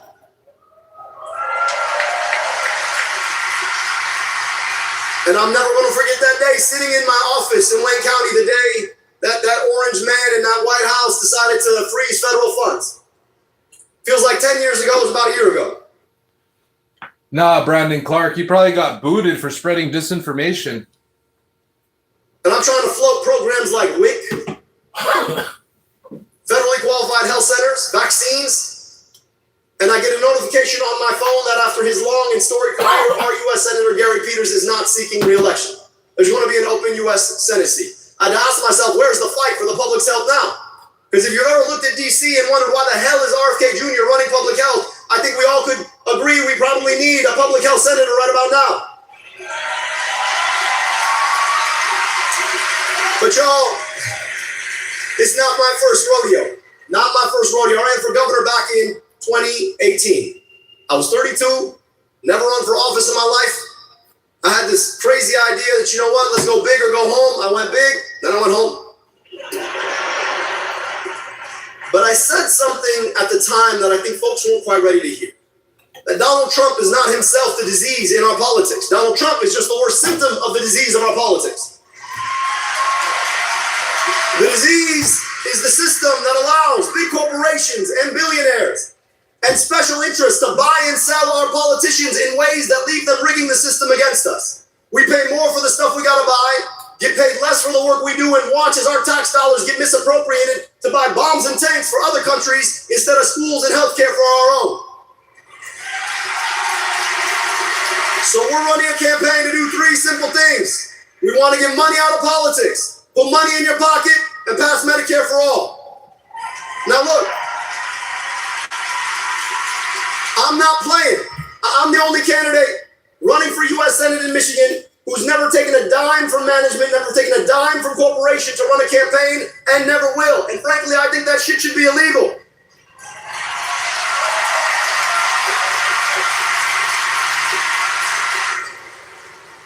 I know the power of a union. My dad taught me that. I watched it myself as a union member.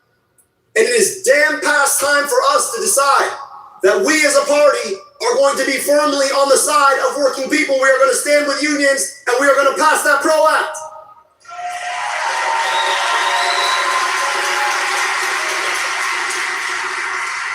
But y'all, you understand that's not enough. I told you about my dad's experience. The terrible decisions that CEOs keep making to put their profits over our people. And I think we need to think long and hard about whether or not it should continue to be illegal or legal for corporations to buy back their stocks. And personally, I think it should be illegal. We need to ban stock buybacks. We need to put workers on corporate boards. And you know what? The era of free trade that told us that somehow getting to buy a TV for $700 was going to be worth losing good union manufacturing jobs, that era has to end. I believe that in this country, we need a set of targeted tariffs that protect the industries that we work in. We need to make sure that when it's built in the USA, it's built with good union labor, and that our country's going to have our workers' backs.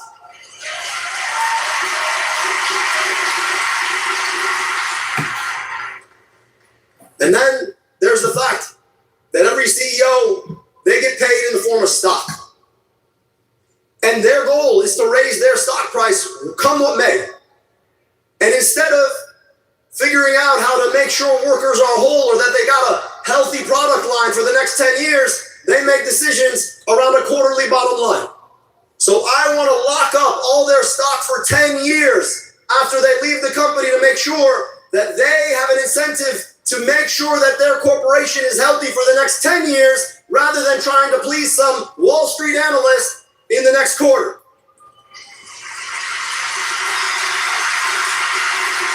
And finally, in the richest, most powerful country in the world, I'm proud of the work we did on medical debt, but medical debt shouldn't exist. You shouldn't have to go into debt to see a doctor in this country. And I think we can finally guarantee health care to everybody in this country through Medicare for all.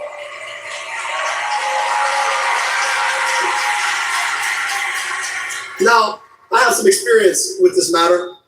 Every time, you're a doctor and you want to give kids glasses or pass health care, you get some very serious people. You all know the type. They all got a side part. They look at you like this. Doctor, how are you going to pay for that? You know what they never ask a general trying to drop war plans to drop bombs on other people's countries? General, how are you going to pay for that? I think it is time for us to have a senator who's going to ask the general that question and then go talk to the doctor and say, hey, we got your money because the people deserve health care, not bombs.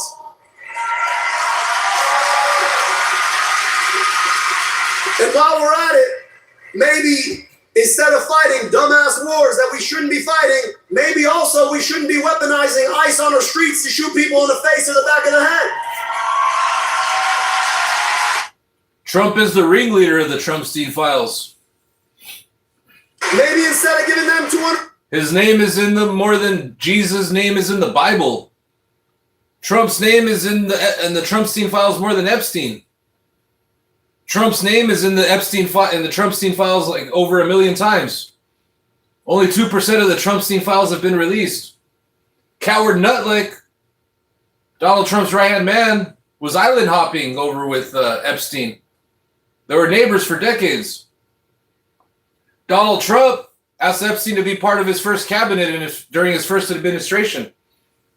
See, Bill. Donald Trump and Jeffrey Epstein were best friends. Donald Trump said Jeffrey Epstein's a great guy. Melania Trump's an Epstein escort. Our tax dollars to terrorize our communities. Maybe instead we ought to be investing in our people. So you know what? ICE can't be reformed. It can't be retrained. It has to be abolished.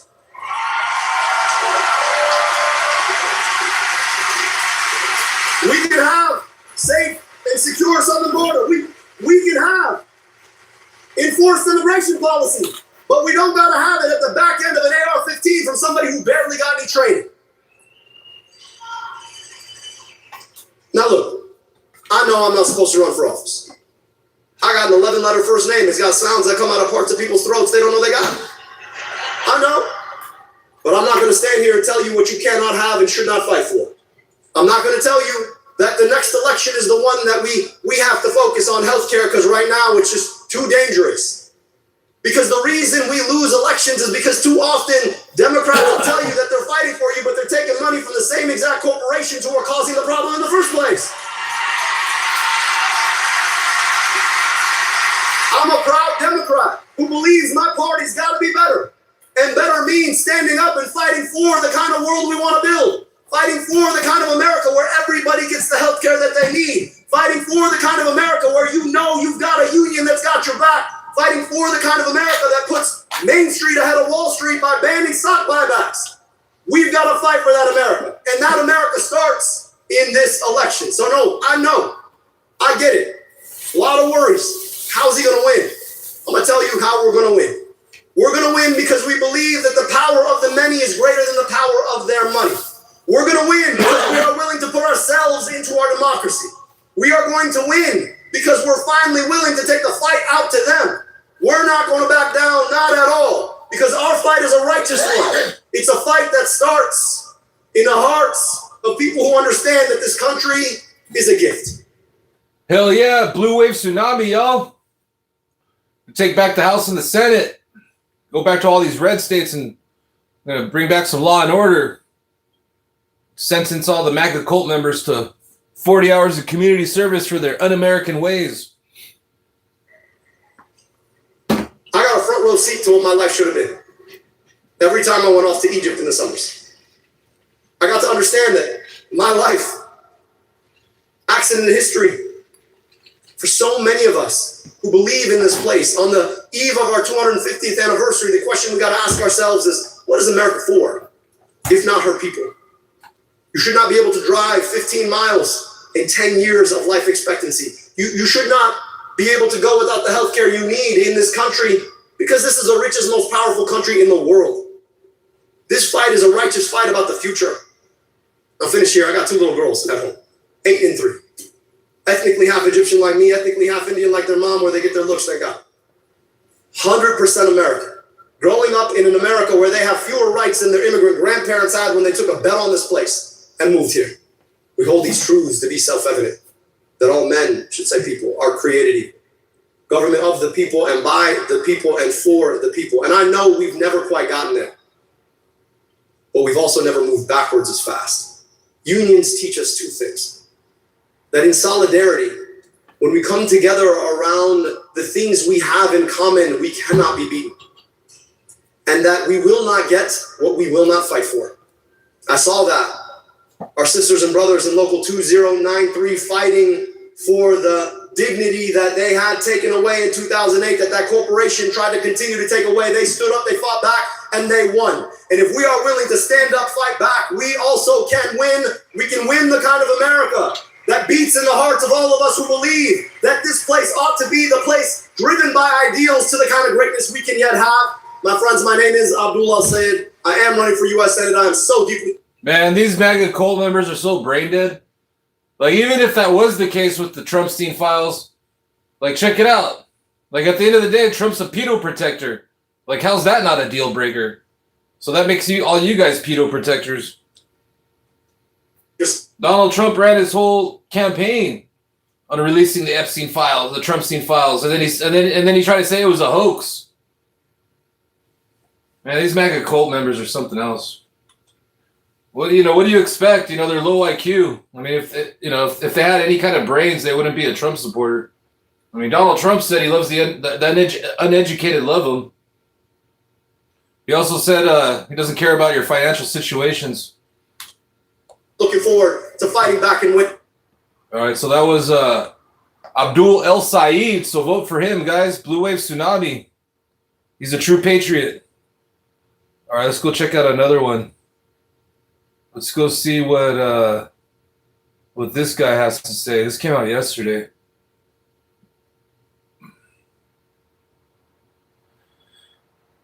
All right, this guy's running for Senate too. His name's Dr. Nirav Shah. Announced his run to replace Graham Plattner in U.S. Senate race. All right, so I guess this guy's from Maine right here, and he's going to replace that Graham Plattner guy. So let's see what he has to say. This just came out yesterday. Hey, what up, everyone? Thanks for hanging out. Share your opinions. Please hit the like button. Thank you. Hope you're all having a good, safe Friday night out there. Little YouTubeville Friday night watch party. So get out whatever you like to partake in, whether it's popcorn, coffee, 40 ounce to freedom, some bongos, whatever it may be. Me personally, I'm drinking some coffee, smoking some bongos. I just ate a nice chicken pollo bowl from Pollo Loco. Shit was fire. All right, here we go. This is the beginning of it.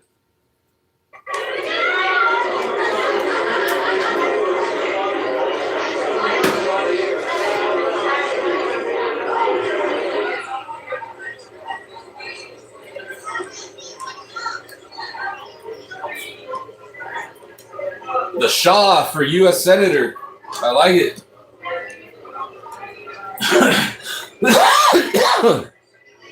Dr. Shah.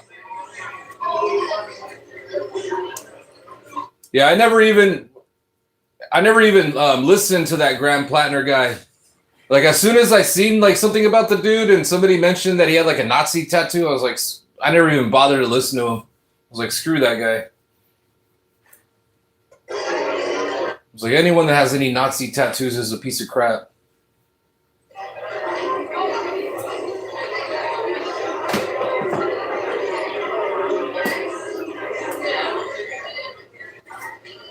All right, let me forward it a little bit to when he pulls up. All right, here we go. This is him right here. Give me a quick second while we pull up the speech, and then we'll get going. All right, this guy's running for Senate in Maine. See what he has to say. Let me fast forward it to where he actually talks. All right. Let's see what these ladies in front of him have to say.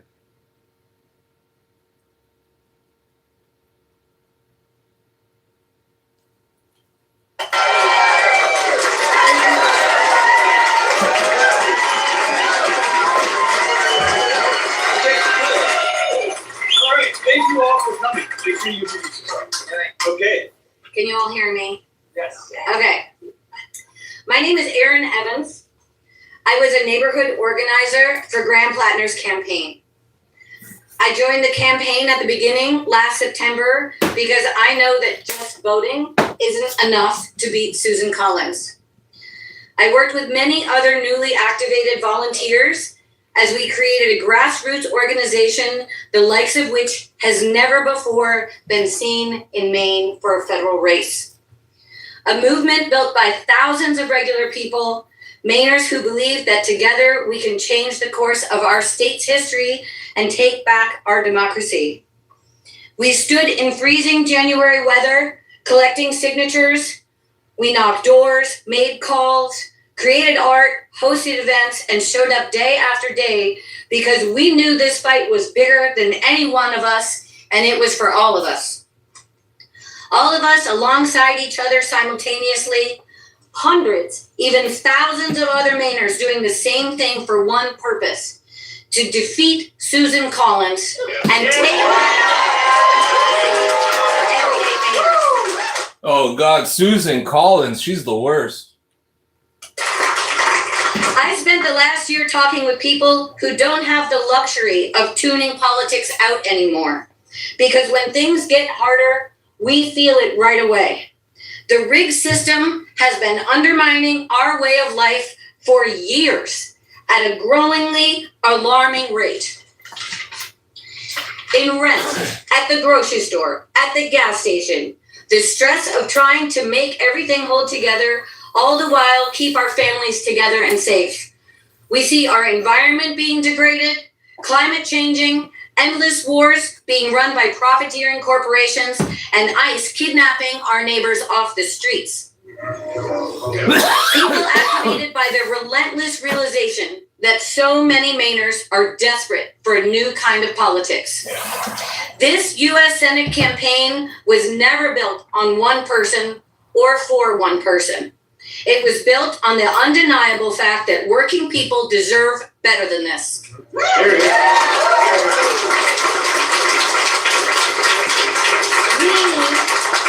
We need to take the reins ourselves and demand it. We aren't asking, we are acting, and we are standing with Nirav Shah. Let's go, Shah! Woo, let's go!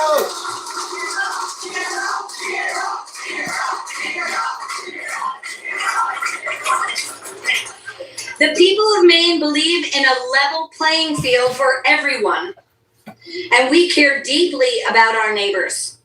And we know in order to bring fairness back to our economy and to people, we have to fight for it now in this election. That's why I'm here today.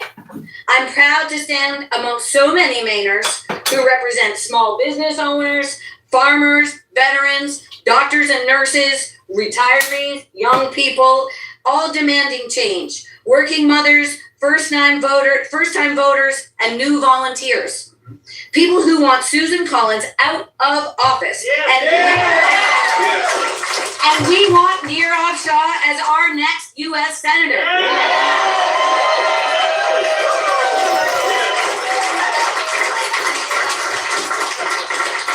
Nirav has a vision for the future that stabilizes our country.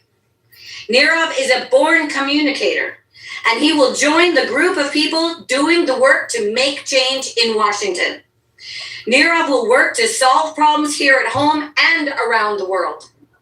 Nirav will never take money from AIPAC. Nirav has proven that he has what it takes to explain complicated problems, work out solutions, and keep people engaged in making lasting systemic change. Over the past 8 months, during the governor's race, Nirav held more than 30 town halls across this state. He listened to Mainers. He answered tough questions with honesty and smarts. And when it was time to choose, Mainers ranked him #1 the most in both congressional districts in our state.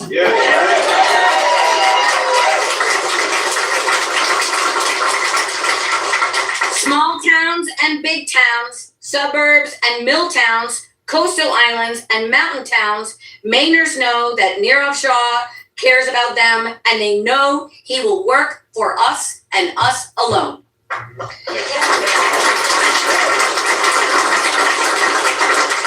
Nirav has what it takes to finally defeat Susan Collins. And once he has done that, he will take on the corrupt forces in Washington, setting a new bar for what politics should look like in our future. And it will not look like the kind of politics played by Susan Collins for the last 30 years. Oh my God. That's horrible. 30 years of Susan Collins?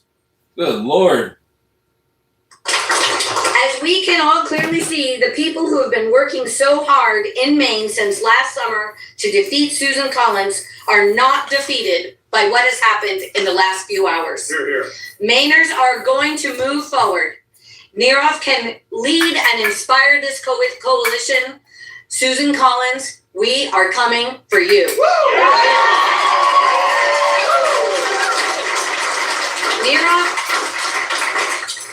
Nirav is a proven federal leader, and having led the US CDC through some of its most strenuous times, He has dealt with senators, members of Congress, and the president himself. He has the background, the know-how, and my God, does he have the guts to take our message to Washington and make real substantial change for our families and our futures. We aren't starting over, we are culminating. We are forging a new path built by unshakable determination, and we will bring change to Maine and to Washington. We will win. Yes.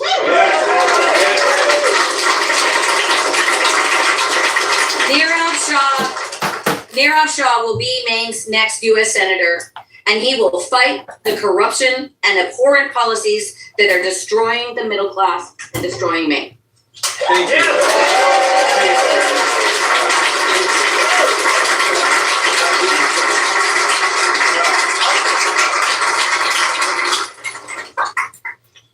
Good afternoon, everyone. My name is Liv Jerniak. I'm 18 years old, co-founder of the Mid-Coast Youth Activists. I've enlisted in the U.S. Coast Guard Reserves, and I was previously a volunteer and youth organizer for Graham Plattner's campaign. I've spent most of my life watching decisions get made by people who will never have to live with the consequences of them. And my generation is expected to just accept that. Accept that housing will forever be out of reach. Accept that healthcare is bought and sold like a commodity. Accept that our men and women in uniform will be sent to serve, to sacrifice, while the same people in power keep making the same choices over and over. Damn, she's smart. She's pretty intelligent for an 18-year-old for sure. Cost of their own. I thought that my time of feeling powerless had come to an end when I started working with the Plattner campaign. But the last few days of news have been heartbreaking, and I saw all the hard-fought and harder-won progress that I was so invested in crumble before me. But then I remembered why I was so excited for that change in the first place. It was never about one person. It was about a movement hand-built by the people of Maine. Yes. Yes. Yes.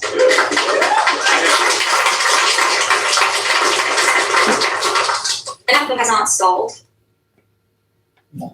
or failed. It will now have a new leader. I am a proud member of this country. I am a proud Maine Democrat. And I am proud to stand here this afternoon alongside all of these incredible mayors and say, and I hope you're listening very closely, Susan, come November, Nirav Shah will be Maine's next U.S. Senator.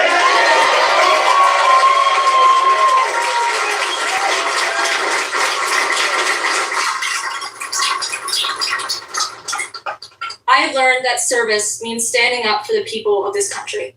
It means protecting those who don't have power. It means having the courage to say when something is broken and then get to work fixing it. My generation is mired by this illusion that the future isn't for us, thanks to decades of choices that put corporate profits ahead of working people, that allowed leaders to cannibalize the rights of their constituencies. That ends now.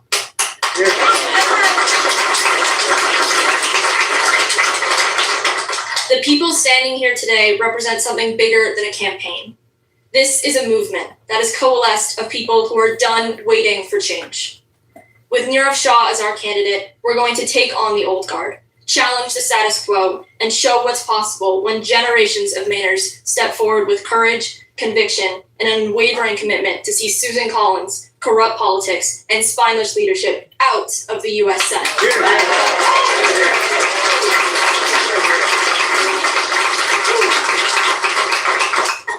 We're ending a chapter, Maine, and on election night, Maine turns the page with Senator Nirav Shah.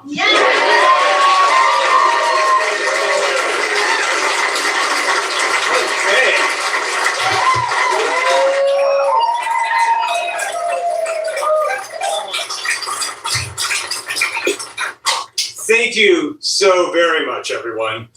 We've got to do a couple of things before we get started. First, I've got to open my Diet Coke. As an aside, I have not had a Diet Coke in about 3 weeks. It's true. It's totally true. A close friend of mine who is a health fanatic said to me, Nirav, you really got to ease up and give up on the Diet Coke. And so 3 weeks ago, I said, okay, you know what? That's fair. So I have not had a sip of Diet Coke in 3 weeks. And I gotta tell you guys, I feel exactly the same. And so in honor of marking this momentous occasion, I decided to break out another Diet Coke.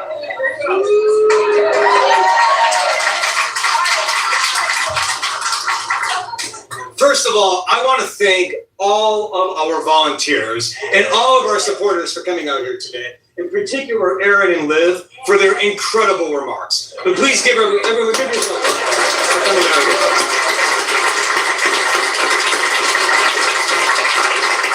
I know we have a lot of our colleagues from the media who are not from Maine who are joining us today. That's comedy, dude. What's up, Benjamin? Mr. B. I was trying to figure out who he looked like, and you hit the nail on the head with the hammer on that one. Mr. Bean. That's comedy. But let's not get it twisted, though. This guy's an actual patriot. He's a good politician. He's gonna go after Donald Trump. He's gonna be part of the coalition of the good guys that throw Donald Trump in prison. I do have one piece of very important late-breaking news that I'd like to share with everybody. As I was driving down here, I just saw on social media noted Maine resident and mystery author Jessica Fletcher has decided to enter the Senate race. She lives in a town called Cabot Cove, Maine. And for those of you who are out of state who happen to be here, I recommend you pay that town a visit before you take off from the state. Now, the past few days have been frustrating and downright maddening for everyone here in Maine. But now it is time to focus on the future. Because our goals of flipping Maine's Senate seat and the entire U.S. Senate have not changed. And that is why this morning I announced my candidacy for the United States Senate to defeat Susan Collins.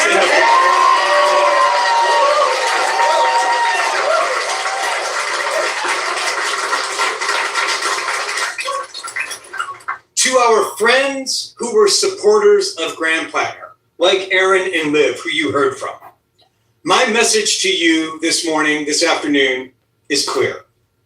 You have an important place in this campaign, and we welcome your voices. This campaign represents the values that we all care about, building a state and a country where everyone can get ahead, not just the privileged few.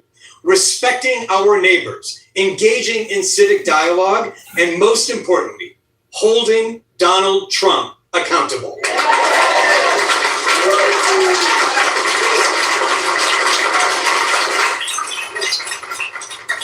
This race is a referendum on Senator Collins and her enabling of Donald Trump's worst instincts and most harmful policies. And going forward, that is what the focus of this race will be on.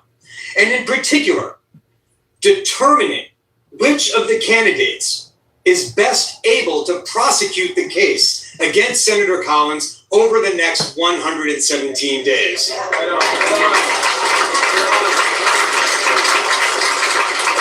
That is the prime reason I have called for an open and transparent process to select the next nominee, one that prioritizes debates and candidate forums. Most Maine voters may not get a say in this nomination, but they should get to see every single candidate in action. Taking on Senator Collins means going toe-to-toe with a I like that old lady that's standing behind him. I like her shirt. It's like a maze. Incumbent in the most competitive Senate race in the country. And whoever wins this seat will be tasked with fighting for Maine and Maine people on the national stage from day one. Democrats deserve to see in person how each of us fights for and articulates what we believe in. Because after all, a core part of the job of a U.S. Senator is not just to legislate, but to communicate and to advocate.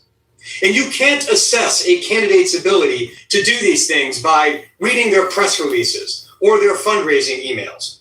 You assess it by watching a candidate stand and deliver on a stage taking hard questions, and defending their positions in real time. That is democracy in action, and that is what Maine voters deserve.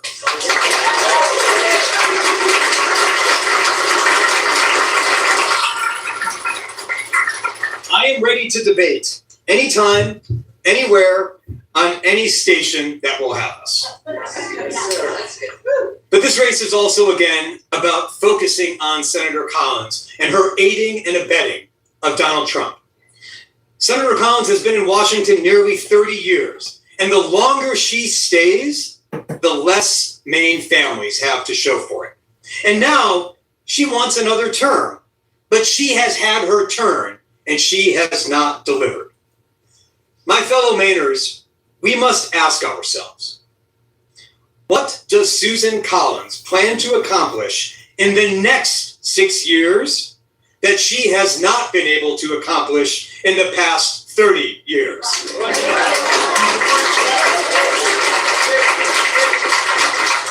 Susan Collins has had 30 years to pass Medicare for all, so that no one in the wealthiest country on earth goes bankrupt over a medical bill. She has not done so. Susan Collins has had 30 years to make billionaires and the biggest corporations pay their fair share. She has not done so. She has had 30 years to fix our broken immigration system so that ICE agents are not conducting indiscriminate sweeps targeting our immigrant neighbors here in Maine or committing fatal acts of violence like we saw from federal agents in Minnesota and just yesterday in Houston. And she has not done so. She has had 30 years to stand up against reckless foreign wars. She has not done so. She has had ample time to stand up against Donald Trump's far-right judges and his far-wrong cabinet picks. Hey, what's up, Waffle Jackson? Yeah, this is Plattner's replacement. Hey, what up, everyone? This is a dude named Dr. Nirav Shah, or this what we're watching is titled Dr. Nirav Shah announces run to replace Graham Plattner in U.S. Senate race in Maine. And this just came out yesterday. She has not done so.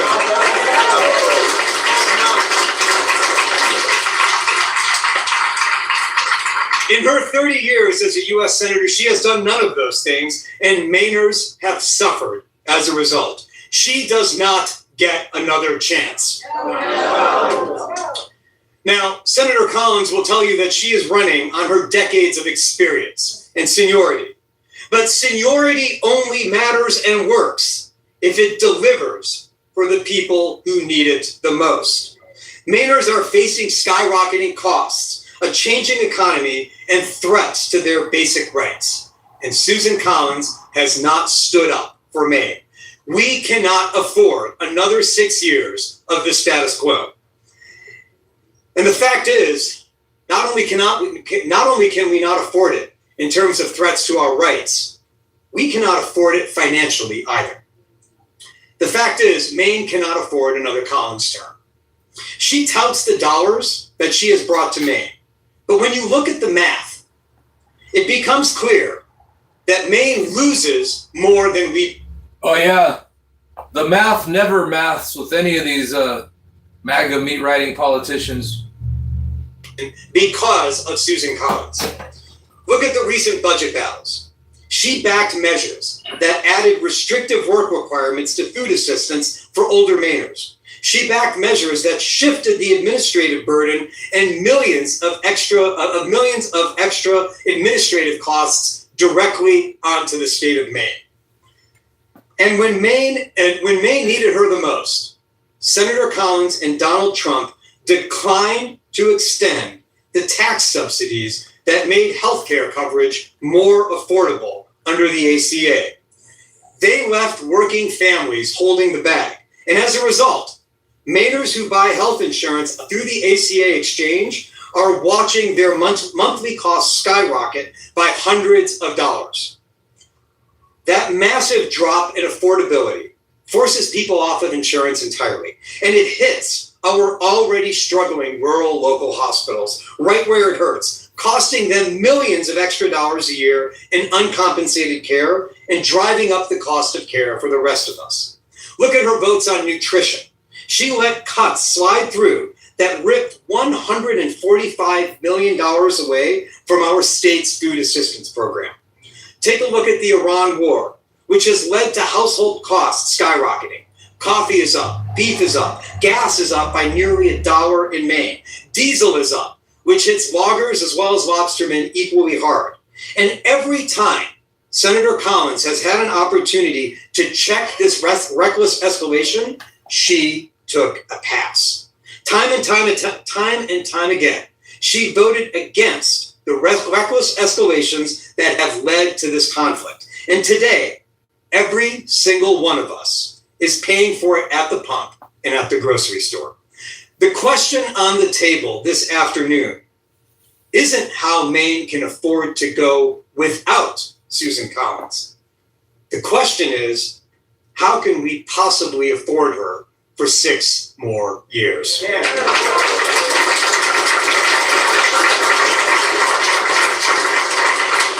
Now, this Senate seat does not belong to any political party, and it certainly does not belong to an incumbent who has lost her way.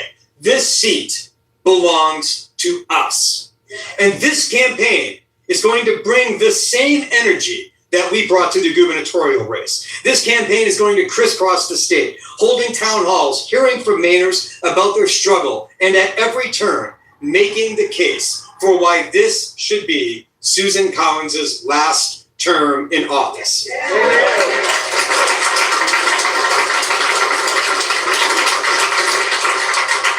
I am ready to do the work. I am ready to earn every single vote at the upcoming convention. I am ready to earn every single Mainer's vote come November, and I am ready to lead this state forward.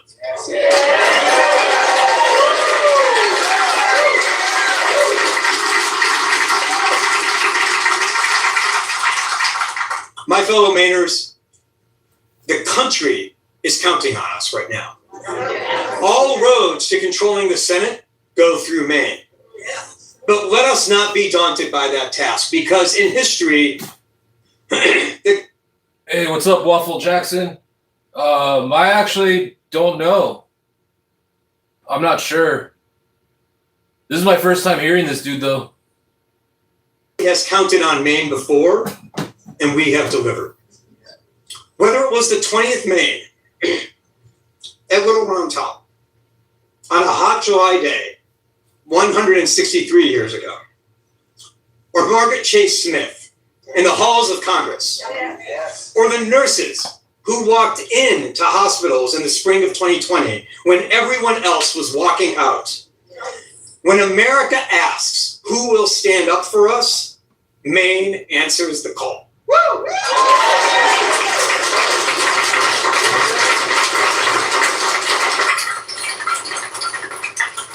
Throughout history, we always have, and this November, together, we will do so again. Thank you all so much. Thank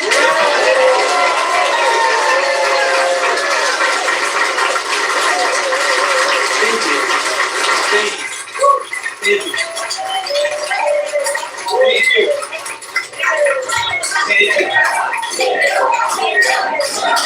Thank you. Yeah, I like this guy, though. He makes a lot of sense. I mean, it's definitely time for a change. That Susan Collins chick, like 30 years, she hasn't done anything. The only reason I know who Susan Collins is because I found out she's a MAGA meat writer. So I was like, all right, she's automatically a bad guy.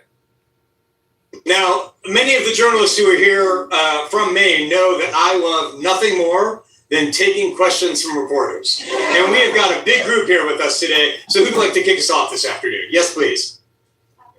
What do you think about reports that the SCC is here in Maine, and what role should they play in the nominating process? All right, Q&A time.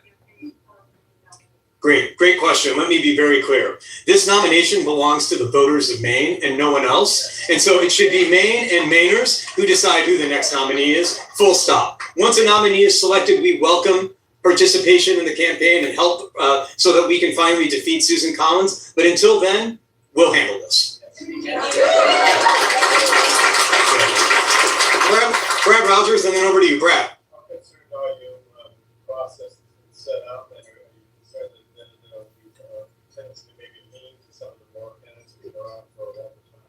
That's always a risk, Brad. And so since, well, boy, what day is it?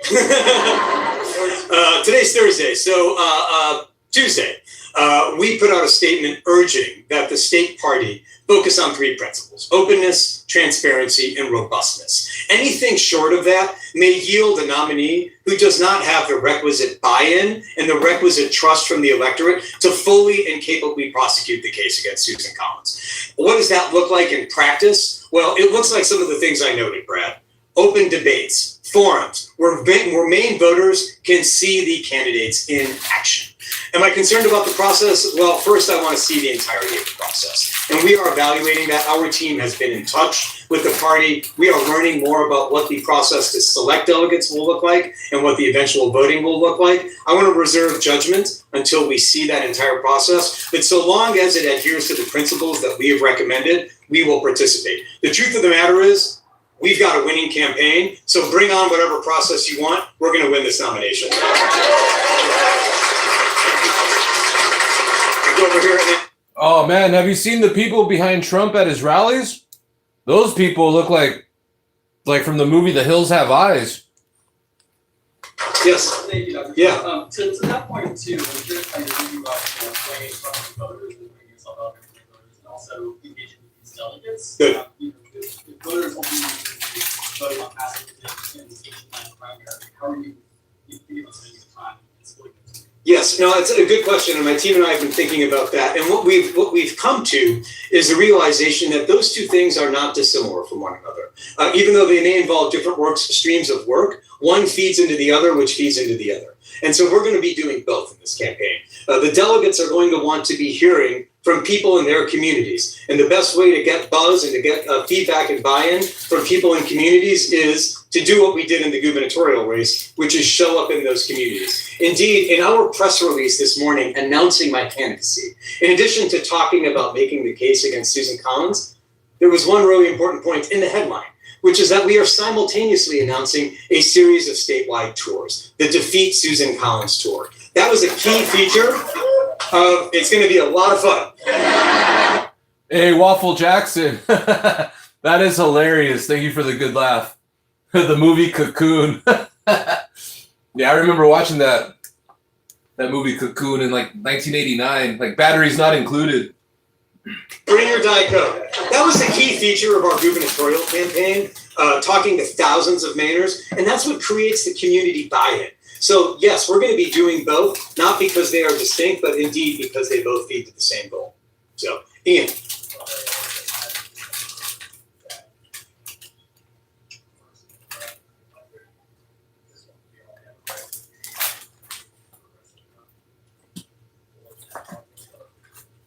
Yeah, great question, Ian. And the answer there is yes as well. Indeed, a lot of the independent voters are themselves quite progressive. That said, it's clear that what the party is looking for, given the overwhelming majority that Graham himself secured, is someone with a progressive voice. And I'm proud of the fact that when it comes to matters of policy, there is very little light between Graham and me. We are both strong proponents, and I have been throughout my career in healthcare, of Medicare for All, because healthcare is a human right for everyone, not just a privilege for the few.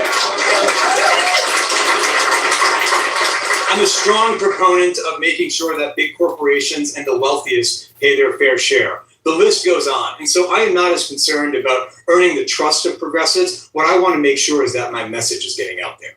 So, yeah, thanks, Ian. Isha. The Maine Democratic Party has said the new nominee will essentially start from scratch. Do you agree? And if not, what kind of momentum and support, particularly financially? Good. Thanks, Isha. In a sense, the nominee will be starting from scratch unless it happens to be a nominee who, and I'm just spitballing here, just came off of a statewide campaign with over 850 volunteers, the best campaign staff in the United States, and a team of supporters behind them. And so it may be a new race, but it's still about earning trust and earning every single vote. And so when I am the nominee, I do not believe that we will be starting from scratch. I believe that we will be approaching this with a full head of steam. How do I know that? Because we have had a runway that we have been using to get ready for this. In effect, you know, the old proverb says, may you live in interesting times. We live in interesting times, and a benefit of that is that events of the past 3 or 4 years, or was it 3 or 4 days, it feels like much longer, unfolded. When the opportunity to continue in public service came up, and so many of the folks here in this room urged me to consider it, it was an easy choice because we have this infrastructure in place already. And Isha, when I think about what the successful challenger, the person who will eventually be. Yeah, I feel bad for that lady. Because what happened is that's what 30 years of a MAGA politician will do to you. You know what I mean? Like, think of it, you know, like they had to deal with Susan Collins for 30 years, so they're all stressed out. But this guy's the real deal right here, so they're going to finally have a good politician. So another house, another seat for the Democrats. Another blue wave tsunami, guys. Just 4 more months. MAGA movement's dead. Take back the House and the Senate. Clean up these red states. Make the Constitution great again. Collins needs to have, it's 3 things. It's infrastructure, it's support, and depth of policy knowledge. And my campaign has all 3. We're gonna grab both of you guys. Yes, go for it. At the top of the speech. By the way, it's been a while, man. Yeah.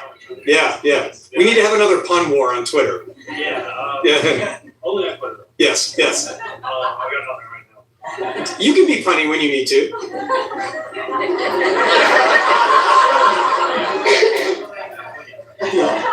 At the top of the speech, you said that Graham Platner's support has a place in your campaign. This is ready to go. How do you attract that support away from? Yeah, MAGA movement's done, guys. It's over. It's a great question. I think there are, and I certainly don't want to speak for all of Graham Platner's supporters, but you heard from Liv and Aaron just now. And when we talk to many of Graham's supporters and we look at our own performance in the gubernatorial, we see 2 things. Number 1 is a high degree of crossover, a lot of Shaw-Platner voters. And when we talk to those folks, what we find is that they are looking for a candidate who has strong progressive values and progressive bona fides, and also someone who is an outsider, someone who is ready to take on the powers that be and upset the system that has become rigged for so many and against so many people. I share both of those things in a way that many of my colleagues who are running right now do not have with respect to being outsider status. And so that's how I'm going to go about doing it. And now to the earlier question, the other way I'm going to do it is by showing up. The only way to earn votes is to show up and talk to folks. That's what I did before in the gubernatorial primary. It is in part why, as you know, I secured the highest number of first choice votes in the primary. That's what I'm going to do again.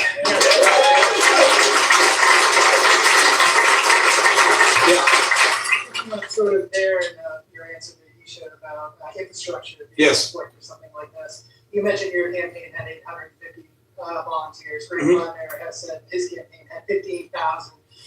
Do you feel that it is going to be important to tap into that volunteer infrastructure in order to beat Susan Collins? Without a doubt. How are you going to do that? Yes, without a doubt. This campaign, as an outsider, just to build on my prior answer, a core ethos of this campaign and my prior campaign was built on being an outsider. Not being beholden to the powers that be, and not having been at the helm while many of the challenges that we have been facing have been allowed to fester. As many of you have heard me say before on the record, I am nobody that nobody sent. And what that means is that when I take on a problem, I can call it like I see it and follow the data.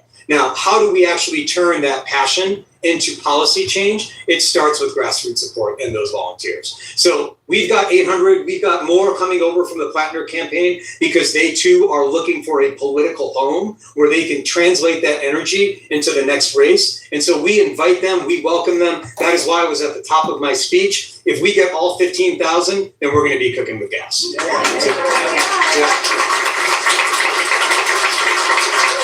Yes. Sure. What is, have you spoken with the other clear candidates personally? Sorry, Diet Coke comes first. Earlier in this week, I spoke with another individual who has since declared, with Jordan Wood. That was on Monday. He and I were both evaluating things at that time.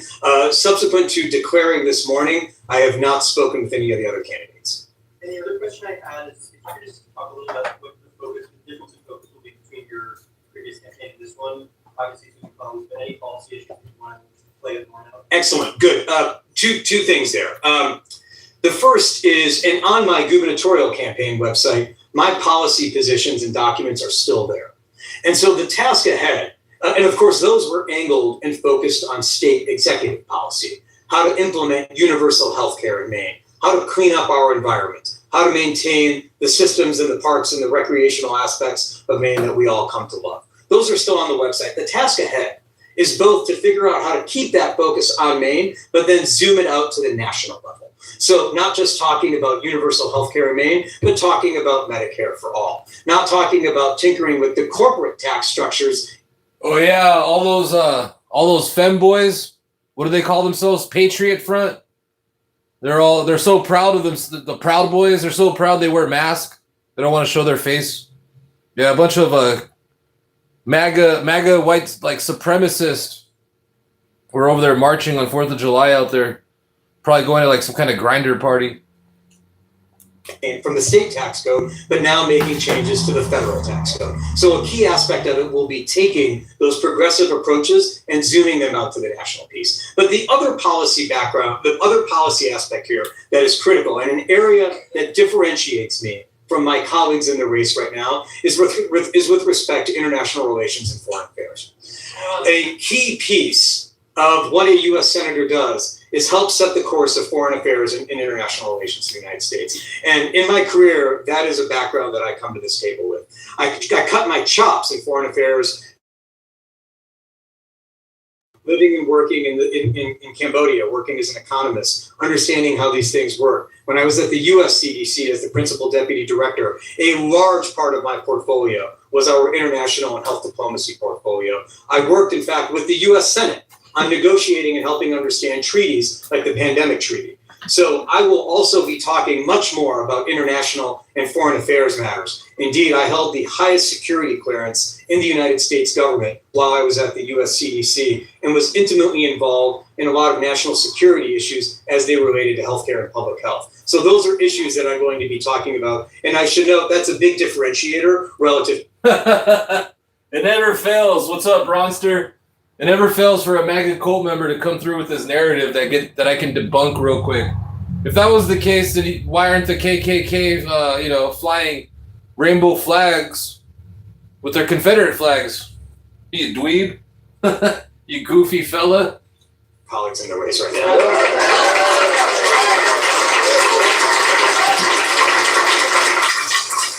Let's go over here. Anyone else over here? Phil. I mean, we cannot go a press conference without my good friend Phil Hirschhorn. We should all commend Phil for being on time today.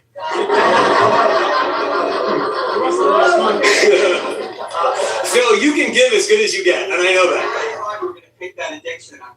Yeah. Getting a product placement. Yeah.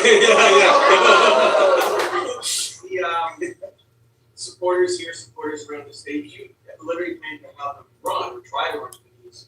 We were told 500 open delegate slots. And this isn't just you to appeal to delegates. Yeah. You can get your people in as delegates as we understand the process. Yes. Oh, absolutely. Let's go. I mean, the KKK's been around for 150 years, and they have yet to be labeled a terrorist organization. Those are the rules of the road, and absolutely. And there is nothing untoward about that. This is a process that is open for everybody. Any other candidate is able to do the same thing. Donald Trump participated in a KKK riot in 1929 and got arrested for it. So the apple doesn't fall too far from the tree, guys. That's where our volunteer base is going to be critical. Yeah, Donald Trump's dad. Absolutely. Now we're going to be examining what the county level rules are, and we want to make sure that we don't have a procedural advantage. What we want to have is an advantage because of the support that we have. If we end up with a higher number of delegates who are Shaw supporters, that should only be because there are more Shaw supporters in Maine, not because we've gamed the rules.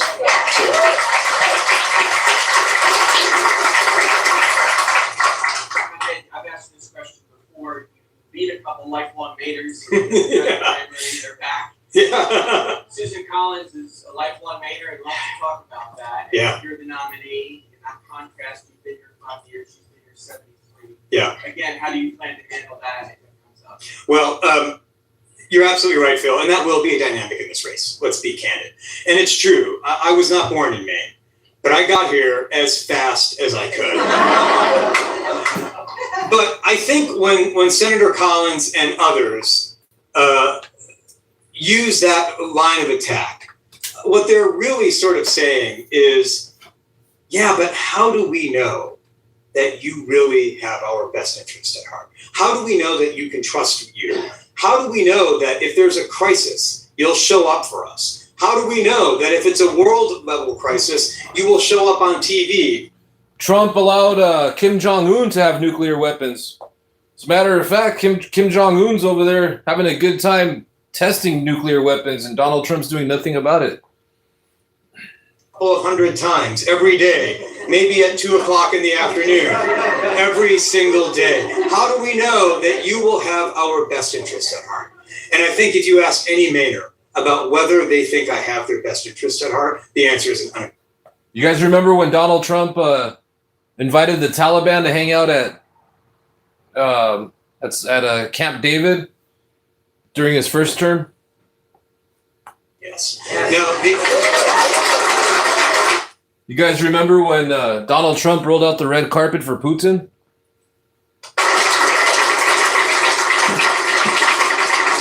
The other point I would observe as well, Phil, Has anyone got their Doge checks yet?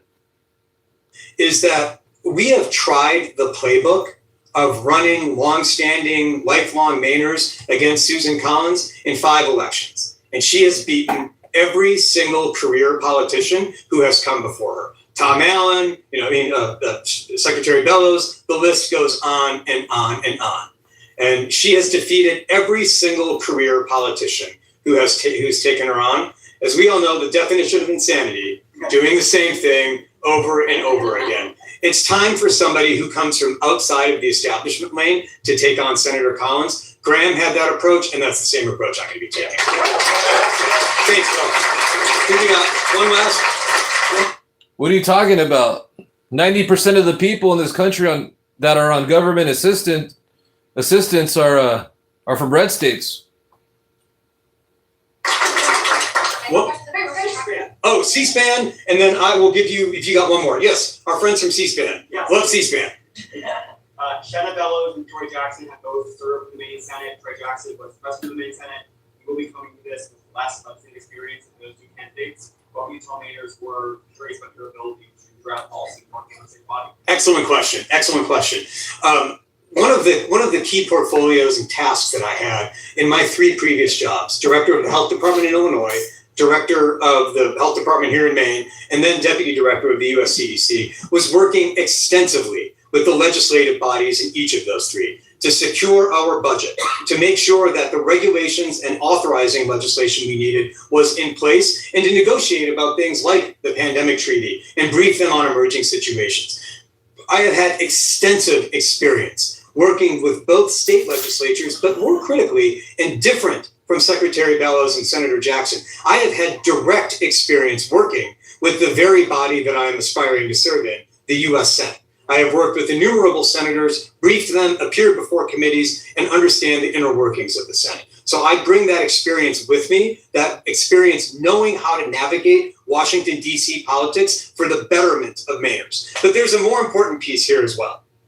All too often, legislators don't have an appreciation for how the legislation they pass actually gets implemented on the ground. I cannot tell you the number of times I have met with a state or federal legislator in describing a problem. And that legislator said to me, hey, wait a minute, I thought we passed a bill a couple of years ago to fix that. And I look at them and say, no, you didn't. Because you didn't understand how the language that you put on a page would actually translate into policy and action. It's a little bit like trying to drive a car where the steering wheel is disconnected from the wheels. You're turning the wheel, but nothing's actually changing. And so what I bring to the table is a deep knowledge of how laws get implemented and actually go right, or more importantly, go wrong in practice. And what that means is that when I'm writing bills and crafting legislation, I will know to avoid those pitfalls so we get it right the first time rather than having to come back to the drafting table.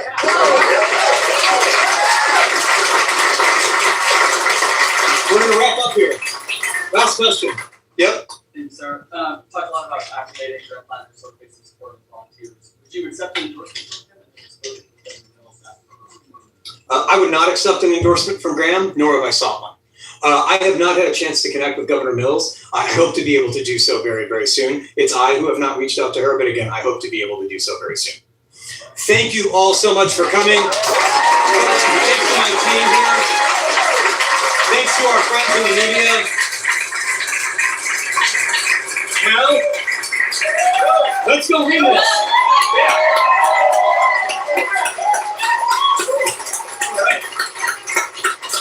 Thank you guys. Thank you. All right, everyone. All right, that was the end of that. Let's go see what up, everyone. Saturday morning. All right. I think I'll be up for a little bit more. It's 2:15 a.m. over here in Los Angeles. All right, let's go see what Ma'am Danny had to say on yesterday. All right, let's check out Ma'am Danny. I urge you. All right, Ma'am Danny had a press conference here. Let's see what this is all about.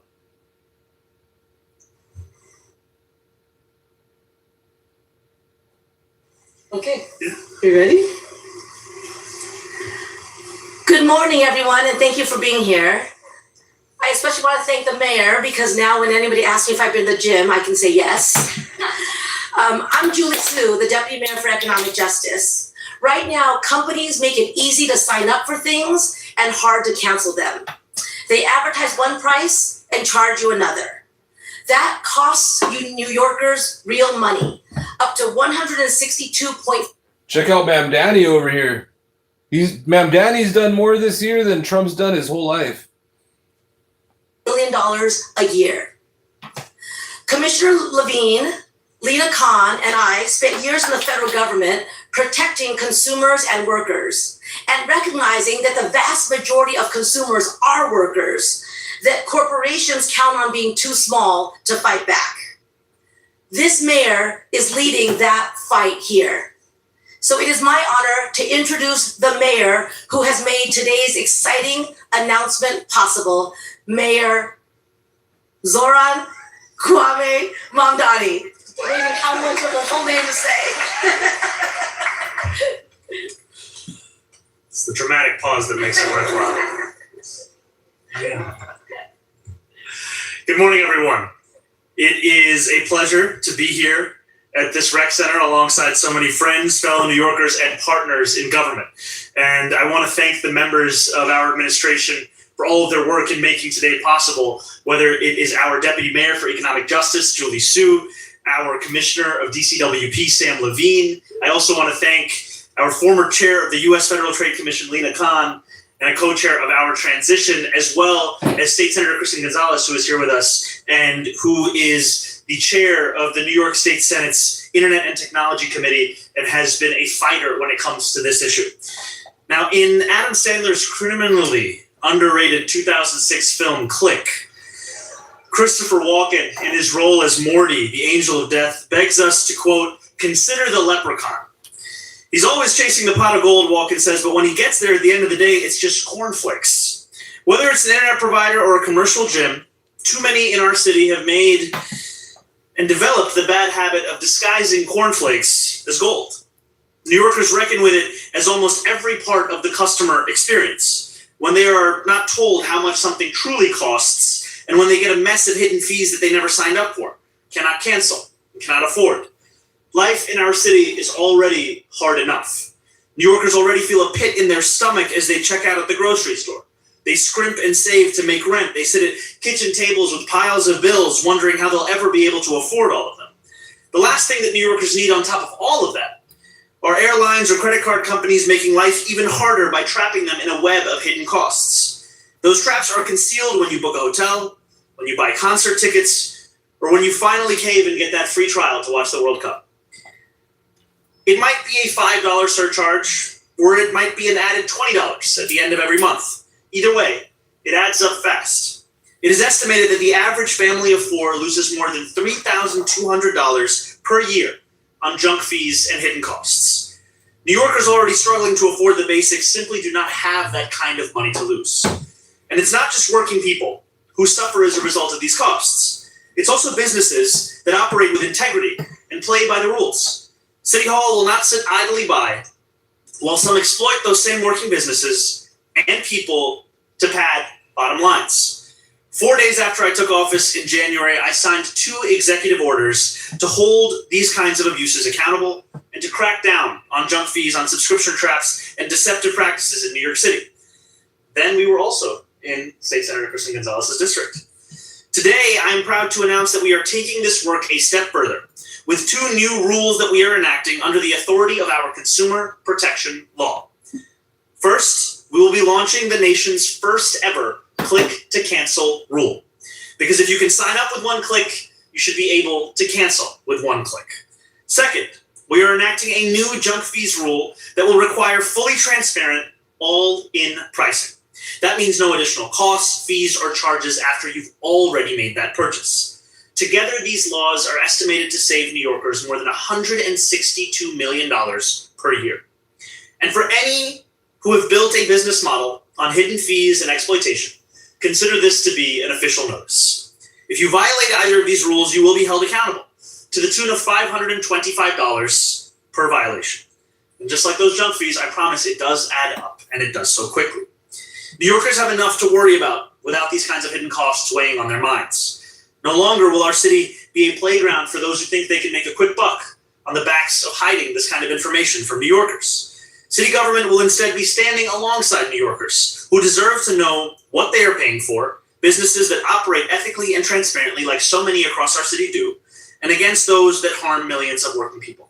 Thank you so much.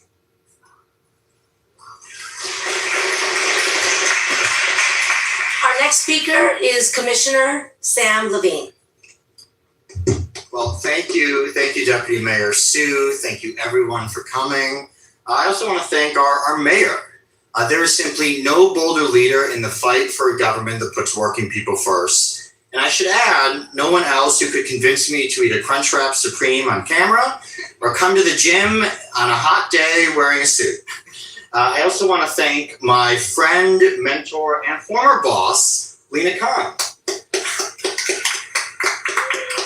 In her time at the FTC, Chair Khan proved something indispensable in Mayor Mamdani's administration, that committed public servants can successfully challenge concentrated power and deliver results that working people can feel. Lina, in short, made people believe in the power of government again. Now, speaking of believing, I want to share a short story. 28 years ago, a future DCWP commissioner desperately wanted to get his hands on Cher's new album, Believe. Incredible album. We didn't coordinate this. Unfortunately, he had not been bar mitzvahed yet, and he didn't have the $15 to go to Sam Goody and buy the CD. But then salvation arrived in the mail, an offer of 10 free CDs shipped to his door. All he had to do was sign one little form. I didn't know it then, but I had just signed up for my first subscription. A couple months, a stack of CDs, and a pile of bills later, I experienced something else for the first time. My first subscription track. It would take a rueful confession and the intervention of my parent. Oh yeah, I remember that. Like when I was in junior high in the early 90s, I remember they would send out these things in the mail where it's like you could get like 10 CDs or 10 cassettes for a penny.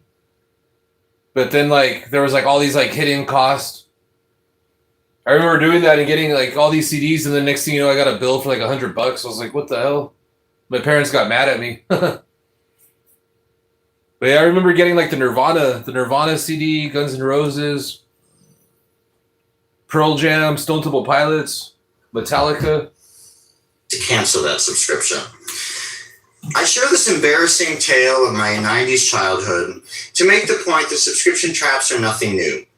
But today, amidst this affordability crisis, the largest companies in the world have weaponized the same tricks, building whole business models and ripping people off. Tell me if any of this sounds familiar.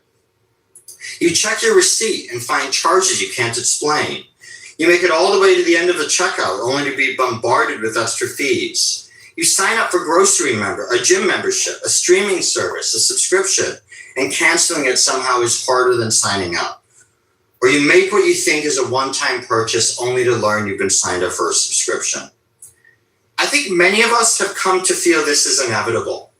The feeling like we're navigating a minefield when we're shopping is simply the price of modern convenience. But here in New York, we are rejecting that as a false choice. We're insisting on an economy that treats people with fairness and dignity. And it's with that commitment that we... Actually, I think Donald Trump wanted to make out with Mamdani. Remember when Mamdani visited the White House and Donald Trump was like flirting with him? And then Donald Trump started dressing like him. He was all smitten. In two landmark consumer protection rules that would save New Yorkers hundreds of millions of dollars, restore fairness to the marketplace, and put an end to practices that flourish across the country because Washington, D.C. failed to act. First, New York City is banning subscription traps. For good. Delivering on Mayor Mamdani's Executive Order number 10, DCWP is implementing the first municipal click-to-cancel rule in the United States. Guaranteeing that New Yorkers can cancel services as easy as they can sign up for them. If a business can enroll you with one click, they can let you cancel with one click. It's that simple. No more free trials. Jeffrey Epstein and Steve Bannon started the MAGA movement. So all these MAGA cult members, Epstein's their real daddy. Donald Trump's just stepdaddy. Become monthly charges. No more cancellation pages buried beneath endless menus. And it's going to make a big difference. The Roosevelt Institute estimates that this rule will save New Yorkers up to $160 million a year and 600,000 hours. But we're not stopping there. Today, we're also proposing a groundbreaking affordability reform that carries out Mayor Mamdani's Executive Order number 9, which directs us to crack down on junk fees across the city. And we are not nibbling around the edges. We're proposing a ban on junk fees in New York, mandating all-in pricing and requiring businesses to advertise the total price for any good or service up front. The price you see should be the price you pay. Over the last 6 months, we've exposed these spurious charges again and again at DCWP, from outlawing bogus destination fees secretly tacked onto hotel stays, to holding companies just this week, Extra Space, accountable for levying undisclosed late fees to bait and switch consumers and drive the costs even higher. These are not isolated incidents. They are symptoms of an economy that profits from confusion instead of competition, rewarding businesses that trick their customers and punishing businesses that play by the rules. Our proposal puts an end to that. Companies will finally need to compete on price. Those that break the law can face steep penalties and be forced to pay back their customers. I urge all interested New Yorkers to provide feedback on our junk fee proposal. For decades, corporate lobbyists and high-priced lawyers quietly decided what policies came out of City Hall. In this new era, the working people of New York will call the shots. Let me close with a broader observation. In the first 100 days of this new era, we moved quickly, using executive orders, inspections, enforcement actions, compliance blitzes, and community outreach to send a message that this administration is relentlessly focused on driving down costs. I'm sure many expected that with 100 days behind us, we would slow down and return to business as usual. Today shows that the opposite is true. The flurry of announcements we made in the first 100 days only laid the groundwork for what we're announcing today.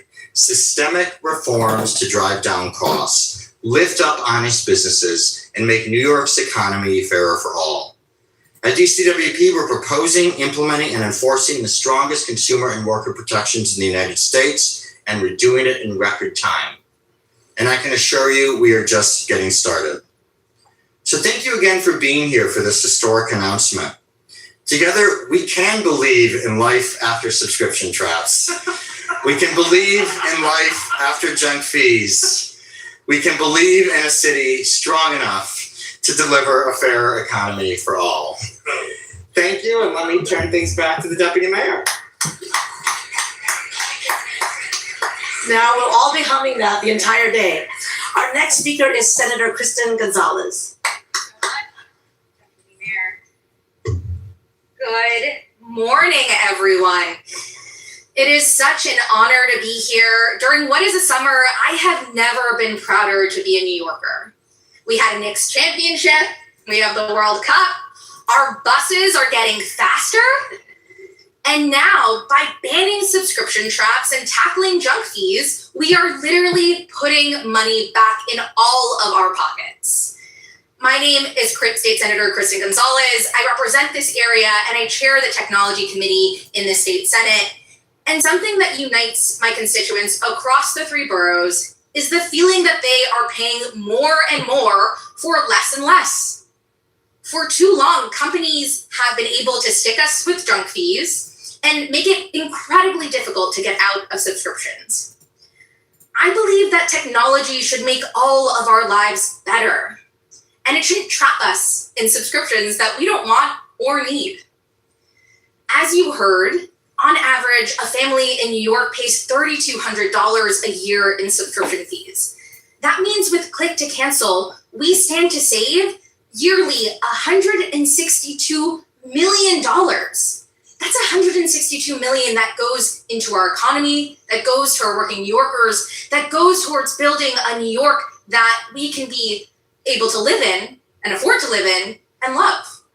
So I want to thank our mayor, Zohran Mamdani, who has been leading on this effort and so much more. I want to thank our deputy mayor, Julie Su, as well. I want to thank Commissioner Sam Levine, and certainly thank Lina Khan, who has really started these conversations nationally for years. And I have to say, again, as a legislator and a New Yorker, I am so proud to stand here today to show that this is what it means to have a government that works tirelessly for all of us, a government that leads with integrity, and a government that is literally going to save real New Yorkers time and money. Thank you so much.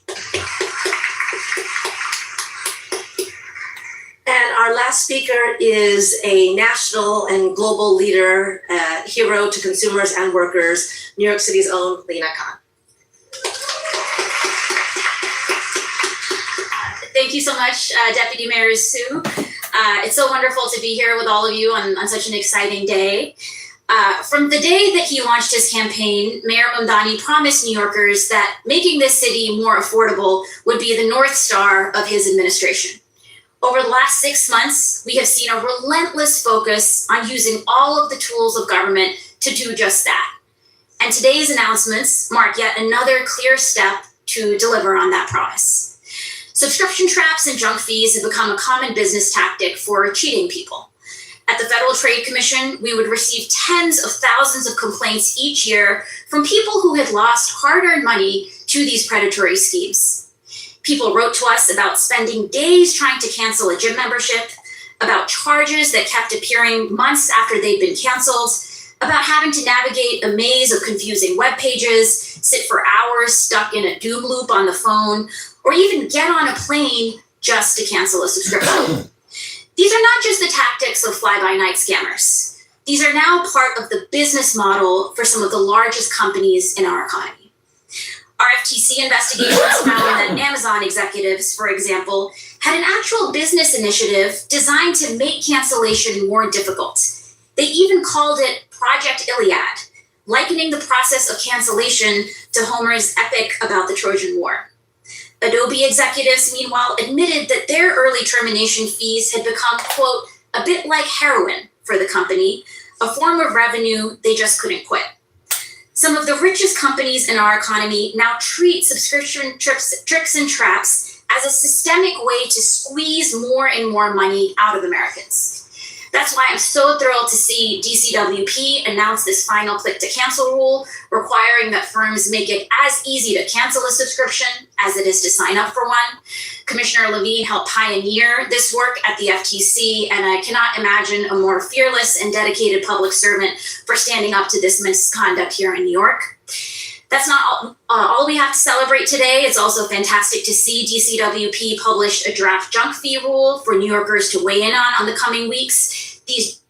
Yeah, Donald Trump loves socialism for all his billionaire buddies. These have also proliferated I mean, a fire truck is socialism. across our economy, inflating how much people pay, including in transactions where they have no choice. At the FTC, for example, we found that Invitation Homes, the country's largest landlord of single-family homes, was using junk fees to deceive renters about how much they would have to pay every month. People would see one rent advertised and then go see the property, pay the application fee, sign the lease, only to then get a monthly bill that was hundreds of dollars and sometimes even thousands of dollars more expensive. These fees are more than just annoying. They represent an upwards transfer of wealth, often from people who are already living on the financial margins of this city to people who are ultimately looking to buy a private jet or a second yacht. Both the click to cancel rule and the proposed junk fee rule are designed to protect people from predatory tactics that have proliferated as more and more of the economy moves online. They are going to save New Yorkers real money, and they're ultimately about ensuring that we have an economy built on fairness and honesty rather than on cheating and deception. It's been remarkable to see in just 6 months how committed this administration is to using all of its tools to take on the affordability crisis. And I know between the mayor, Deputy Mayor Sue, and Commissioner Levine, and with terrific partners, Senator Gonzalez, they're just getting started. Thank you so much.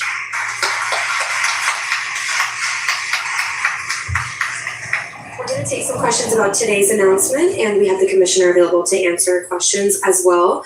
We're going to start with Project the Nation. Hi, there are some state laws around this. There are some state laws around this. Sorry, the camera's behind you. Sorry. There are some state laws around this, and previously customers have been writing to the state attorney general with complaints on resolving this. So I wonder how this is going to exactly work and how customers can reach out if they have to cancel something. So I think first and foremost, this falls firmly within DCWP's legal authority, as it is regarding companies that are transacting with New York City residents. These are rules that will be put into effect on. Hey, what's up, Brutal Facts? Here's a brutal fact. You've been put in timeout for 5 minutes for your un-American comments. First of this year, so that companies have time to be able to comply with them before DCWP begins its enforcement. And I do also just want to credit New Yorkers, because it is thanks to their complaints that they made to 311 and through DCWP's online portal that we were actually able to secure the close to $2 million that DCWP Commissioner referred to earlier when it came to the settlement this week. So much of this is only possible because New Yorkers have alerted us as to where these kinds of practices are flourishing across our city. I don't know if anyone else wants to add any additional details. Absolutely. Yeah, I certainly see this as working with the state laws we already have implemented. I certainly want to credit Senator May as well for her leadership in this area. And what I'll say is at the state level, this has been a fight. We had corporations lobby us at incredibly high levels to make sure that we were actually passing a weaker version of click to cancel. And while they were fighting us in Albany, this is proof that here in New York City, your mayor is fighting for you. And so this is actually a model that I want to see across the state, but also across the country. Thank you. We're gonna go to Sophie from Mother Jones next.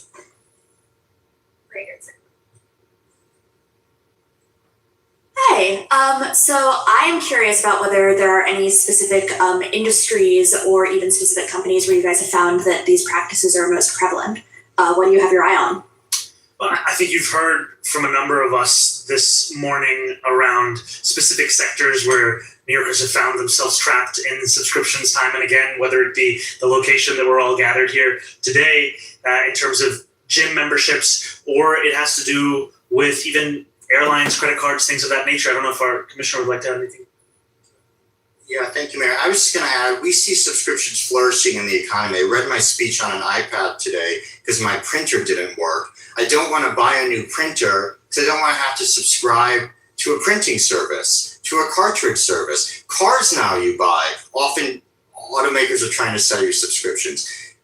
Wall Street has sent a clear message to large corporations that they love to see consumers in subscriptions, and we know why. There's friction around cancellation, consumers stay enrolled, companies get to debit from their account every month, and consumers don't even often know about it. That's why we're putting an end to those practices in New York City. Subscriptions can be great, but if you want to get out of one, you can, thanks to this new rule. All right, we're gonna go to the Jacobin next. And remind me your name. Spencer from Jacobin, thank you. Hey. Yeah, exactly. It's the most American thing to do. Is calling out Donald Trump on all his corruption. And all the MAGA cult members and all their lies. To what extent will this affect people outside of New York City? And is this part of your vision of a kind of 21st century sewer socialism? No, I would say we would not be standing here were it not for the leadership of Lina Khan and of Sam Levine and Julie Su all at the federal level. And it served to create an inspiration and an example for what municipal policy could look like. And we want to make it very clear, as you just heard from State Senator Gonzalez, that this is possible to do. Because so often the knock that a progressive policy receives is that. Hey, thank you, Devers, for the gift. I appreciate you. Thank you. Hope you're having a good Friday night or Saturday morning. Good idea, but it can actually be implemented. And now we're showing, in fact, that click to cancel is something that can be implemented. It can be just as easy to cancel a membership as it is to start a membership. And we're looking forward to using the power of example to show that this isn't. Hey, what's up, Lucky Street? Oh, yeah. The MAGA cult members are going to be losing their minds in about 4 months, though, because we're taking back the House and the Senate. Blue Wave Tsunami.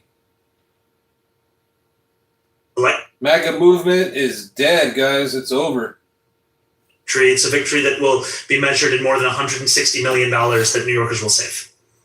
Other questions about today's announcement? Juliet, yes. Sorry, just wait for the microphone, please. So how exactly will this be enforced? Will you be going company by company and looking at their practices? Is this, just a blanket, okay, we expect everybody to adhere? How will this really be applied? We're first going to start with share fans who've been taken advantage of. No, I'm just kidding. I'm going to pass it over to our DCWP commissioner. It's going to be enforced by ordinary New Yorkers in the first instance, going to us, calling 311, going to nyc.gov/consumers, and telling us when they're trapped in subscriptions. If you file a complaint with the City of New York, with our department, the first thing we'll do is we will mediate that complaint. We will try to get money back in your pocket and make sure you can cancel that subscription. If we see a pattern, the same company as we saw with Amazon at the FTC, ripping off a lot of people, we will take that company to court as. Yeah, Donald Trump's literally sending out like chain emails to all his cult members, and pretty much conning them out of their life savings, getting them to send like $10,000. Extra space earlier this year, and we will fight to get money back into New Yorkers' pockets and a permanent injunction so they can't keep cheating people. Thank you. And I'll just add one additional point, which is that we are looking to make it as easy as possible for businesses to comply with this. This is done out of a desire to make an even playing field across the city, one where consumers are not being taken advantage of, and one where businesses who play by the rules are not feeling like they're being left by the wayside. And so we are going to give businesses months in order to comply with this before enforcement begins. And all of that comes back to the fact that there's no desire to be punitive for punitive's sake. There is a desire, however, to... Shit, under Trump, like 90% of Americans barely have enough to make it, are living like paycheck to paycheck under Trump. That people are not being taken advantage of. Any other questions about today's announcement before we go to off topic? All right, thank you all. Thank you to our speakers. We have time for some off topic questions as well. We're going to start with Melissa Russo from NBC. If you could just wait for the microphone. Hi, Mr. Mayor, how are you? I'm doing well, how are you? Fine, thank you. Can you please address the controversy that has developed over the city's immigrant enclaves list? Do you believe that there are neighborhoods that were left off that list? And if the city plans to add more, which other neighborhoods do you think should be added? Yeah, so this map was initially created by the prior administration in 2023. And when we inherited it, we added a few additional neighborhoods. It's clearly not an exhaustive list of the more than 200 ethnic communities that call our city home. And we're going to be making additional changes in the future to reflect that. And that includes adding Little Italy to the map. Oh, Little Italy. Yeah. Thank you. We're going to go to Katie Honan next.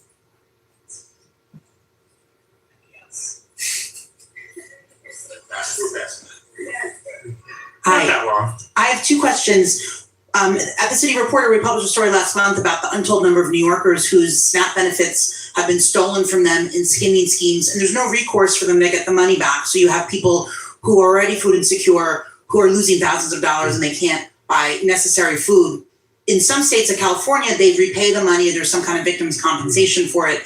They don't have that in New York. Is that something that you would look into with the state to consider? And then I have a second question. You know, when I was the assembly member for Astoria and Long Island City, we were hearing complaints from constituents about an aspect of this, which is also the theft of cards and the inability for all the protective measures that should be in place to actually be in place. So I'm aware of that conversation as it was happening at the state level, but I will follow up on the conversation around compensation and the comparison to California's law. My second question, I mean, it feels like a long time ago now, but last week, obviously, there was a big wedding at Madison Square Garden that used a lot of police resources. Months ago, local community groups, local organizations, block associations and that kind of thing, were told that they could not have events on those days around the 4th of July because of strained police resources with the Sail 250, with the World Cup. But then they were upset to see that police resources were brought, obviously, for a billionaire's wedding at Madison Square Garden. Do you want to address some of that controversy? Because it seems like there's almost like not to borrow a former mayor's term, but a tale of two cities about who gets to have events and who doesn't. And then could you also confirm that Taylor Swift will be paying the city back any and all money for police overtime? And if so, how much and to whom? So, yeah, quite a few there. Oh yeah, screw Taylor Swift. She needs to pay back all the money. Swift has paid already the cost of the permit that was lodged, which was over $160,000 for that event and for the response to that event. And that was a permit that was finalized, I think, in just the days before the event itself. Now, when it comes to this summer, as you heard it from State Senator Gonzalez, as being a summer where we've not only had the Knicks' first championship in 53 years, the World Cup. Donald Trump literally got a plane as a bribe from a terrorist country. It was 200. Donald Trump extorted money from everyone for that Board of Peace fiasco. Anniversary, a number of what are both historical and generational events. We have made clear that there would be limitations in terms of what the city would be able to do. However, that would not actually limit New Yorkers' ability to go to the park, to have a barbecue, to have a lot of the things that were feared about at first. And then I will be following up on the earlier questions around SNAP. All right, let's try to... The permit fees. Thank you. Let's please try to keep to one question. We've got time for a few more. I know. We're going to go to Marcia from CBS. This has to do with Legionnaire's disease. I know that there are a number of buildings on the Upper East Side where you found it, but apparently DOH is not going to release that list till later today. I wonder if it could be released earlier, given the fact that people might not have to make plans to move if there's disease in their building. But also, the council's speaker is asking for you to test the water tables and towers, not only in the affected buildings, but a wider swath so that people, especially older people on the Upper East Side, could have some peace of mind. So I'll just take this opportunity, Marcia, to first give New Yorkers a sense of where we're at this moment. Right now, we have 46 New Yorkers who have tested positive for Legionnaires. As of this time, there have been... What the hell, Legionnaires? That's pretty serious. No New Yorkers who have lost their lives as a result of this outbreak. Now, if you live, work, or have visited the area since late June and are experiencing flu-like symptoms, whether that is a cough, fever, or difficulty breathing, I would encourage you to contact a healthcare provider. Now, there are times when there are outbreaks of Legionnaires where New Yorkers have concerns as to whether this impacts their ability to drink tap water, to bathe, to use an air conditioning system. This does not impact that. You are fully safe to continue to use all of those different aspects of living in our city. And to your point, we have completed sampling and testing every single one of the cooling towers. Hey, what up, Lucky Street? All right, have a good one. Thanks for tapping in, hanging out. Hope to see you soon. Have a good Saturday out there, a good weekend. Affected area, and that is alongside taking an aggressive posture where we have ordered every single one of those buildings to clean and disinfect their cooling towers on the basis of their initial testing results. Now, we're going to release a full list of potential addresses shortly. We're in touch with the Department of Health on that. I know that in prior administrations, that hasn't been an approach they've taken, but we want to be transparent with New Yorkers about this. We're looking to do it as quickly as we can. And what we're also looking to make clear is that this is something that will continue to be a top priority for our health department. Thank you. All right.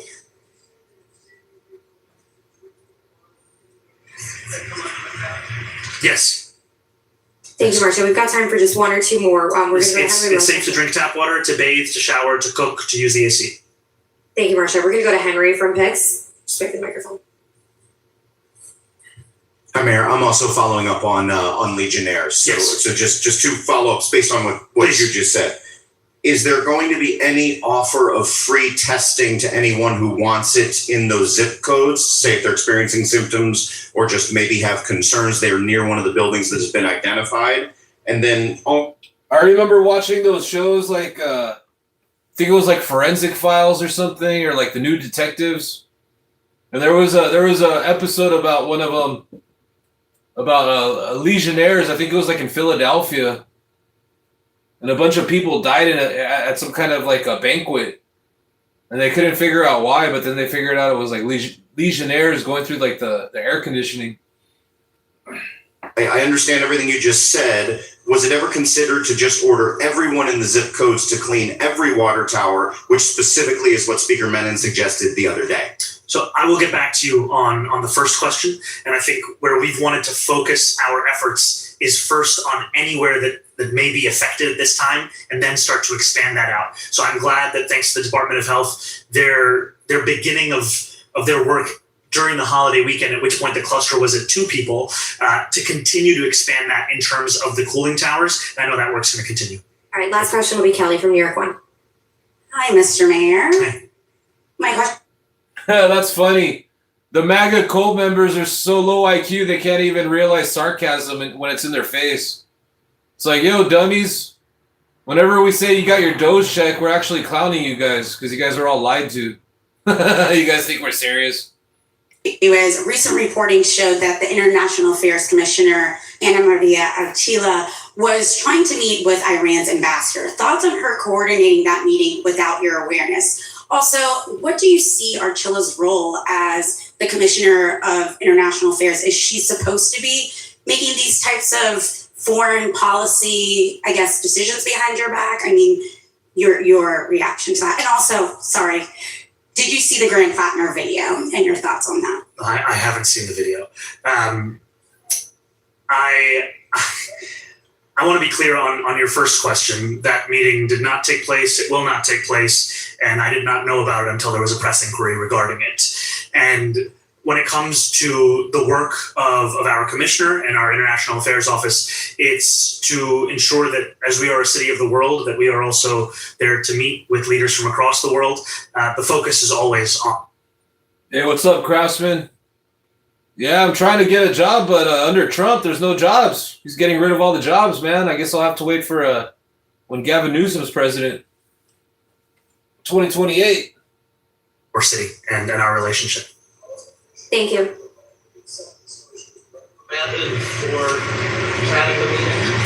The commissioner recognizes that this was made an error, and we're working on a new process in terms of new meeting requests. Again, this was a request that came into the office, not one that originated from the office. Would you support You have to go. meeting with the ambassador of Iran? No, I've said that meeting will not be taking place. Thank you, Kelly. That's all. Thank you all very much. All right, so that concludes the Mamdani press conference. Mamdani over here making moves. He's done more. Mamdani did more in this press conference than Donald Trump's did this whole year. How about that? Over here making, he's getting people to where they got to go 6 minutes faster, lowering rents. He's stopping. He's getting people to be able to cancel their subscriptions with one click. He's making moves. He's making things happen. All right, let's go see what else we got in the queue here. All right, let's see what we got. Let's check this out real quick.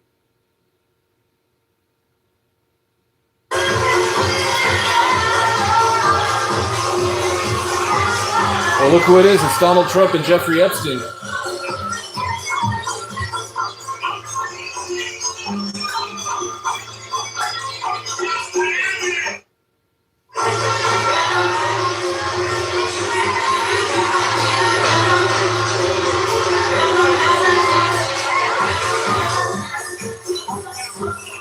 No, it's a real footage.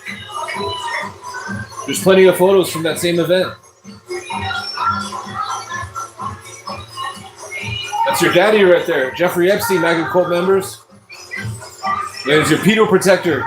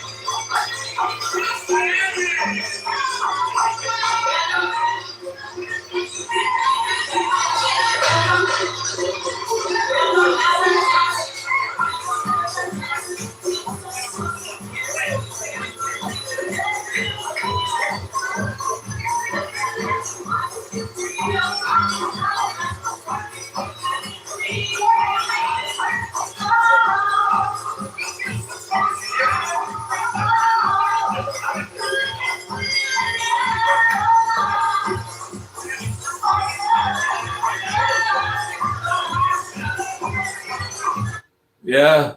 Here's a fun fact. Donald Trump asked Epstein to be on his cabinet after the Mar-a-Lago incident during his first presidency. So there you have it, MAGA cult members. Let's replay this one more time for the maggots in the back.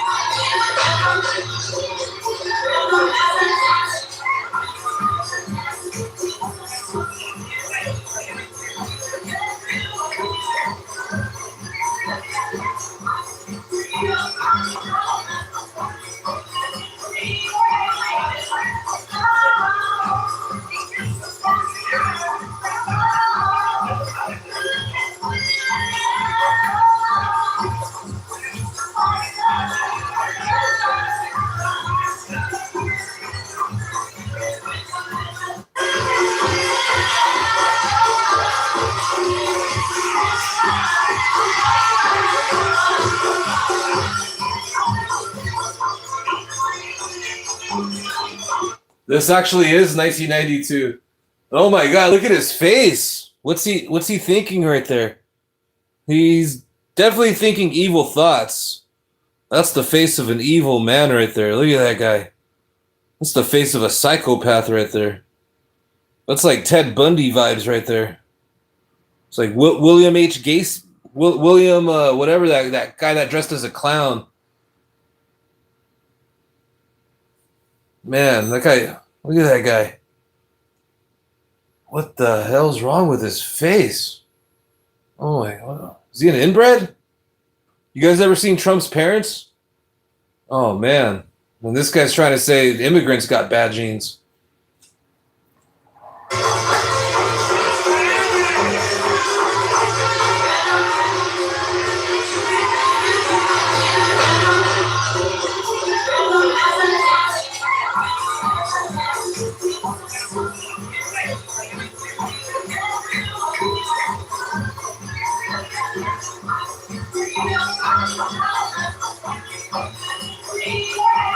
Look at him. He's probably telling Jeffrey some depraved stuff right here. Oh man. Ew. He always does that finger pointing to Jeffrey. They were like best friends. Look at the look on Jeffrey's face. He looks disgusted right there. Look.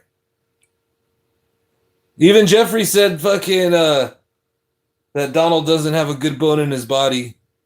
Just the look on Jeffrey's face, and Jeffrey's an evil man himself. Donald Trump's getting Jeffrey to do that face? Oh man, that says a lot about the orange guy.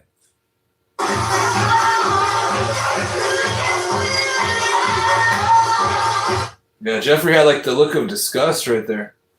Oh yeah, Donald Trump was doing a press conference and he called him Jeffrey.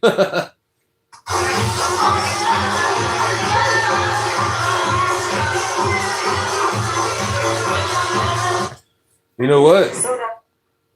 Let's just keep on playing this for all the maggots out there.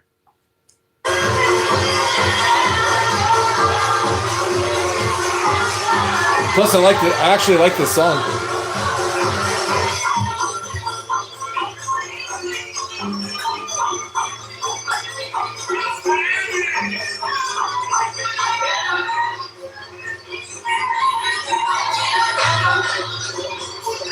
I noticed this video's triggering all the maggots. Shit's comedy. All the maggots getting in their feels. Snowflakes. Panties in a twist. They can't handle the truth over here. Their orange god over here is best friends with an evil man over there. Look at the way he's pointing his finger at him. Look at that. He's like, you the man. Like, who does that? Like, I've kicked it at bars playing pool with homies and stuff. I've never done that before. Just pointing his finger at him like that. He's probably threatening him right there. Yeah, Donald Trump was the ringleader of the Trumpstein files. Look, he even does the hand gesture, the circle, the whirl around. He does the whirly with the hand. Who's this guy next to him? Who the hell's that guy? Is that Casablancas or something?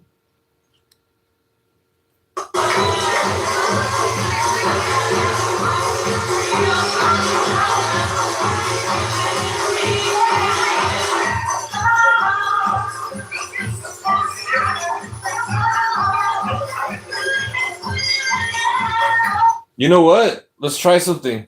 Let's play it in slow motion, guys. Let's see if I can slow this down. Let's see here. Speed. All right, let's do 0.75, see how that looks. So we can capture all Donald Trump's crazy facial expressions. These are the facial expressions of a madman, guys. We're doing a study right now.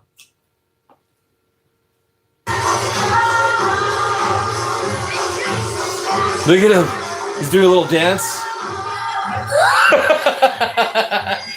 This shit's hilarious.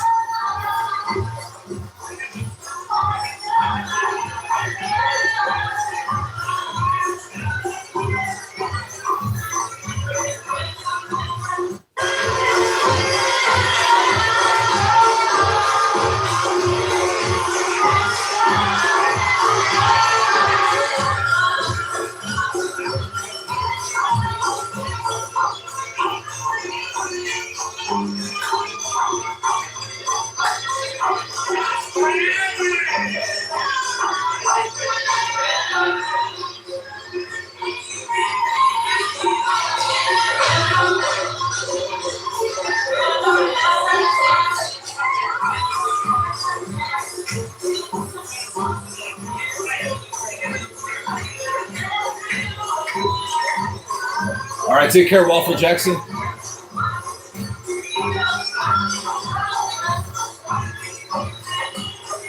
What a weirdo. Couple weirdos right there. Best friends forever. Jeffrey Epstein's a great guy, Donald Trump once said.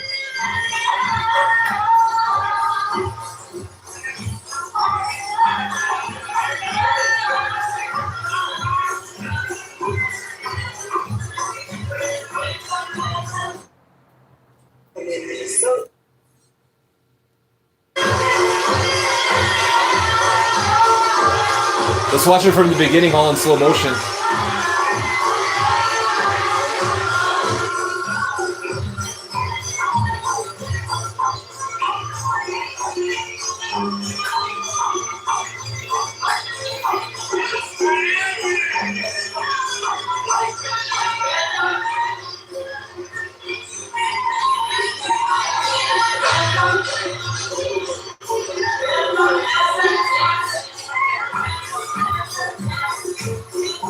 What's up with Jeffrey Epstein? Looks like a little Keebler elf. The facial expressions they make are hilarious. I mean, not really like hilarious when you know how evil these people are, but pretty evil actually. It's pretty heinous, not hilarious. Shit, there's some heinous mofos right here. Look at that guy. What the hell?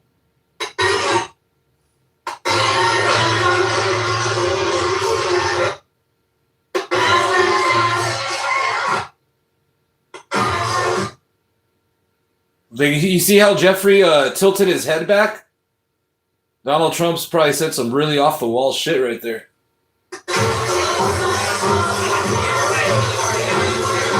You see Jeffrey's head? It went to the left and to the back. To the left and to the back.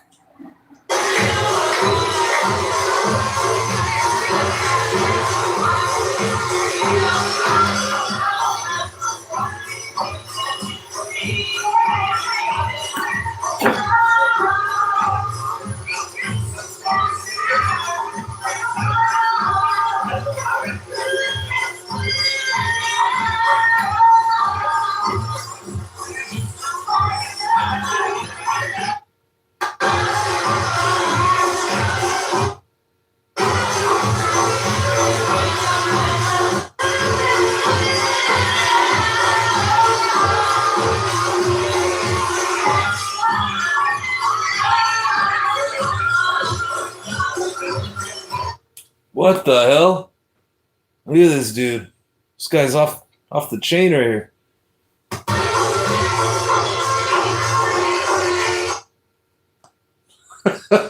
What's wrong with? Oh my goodness.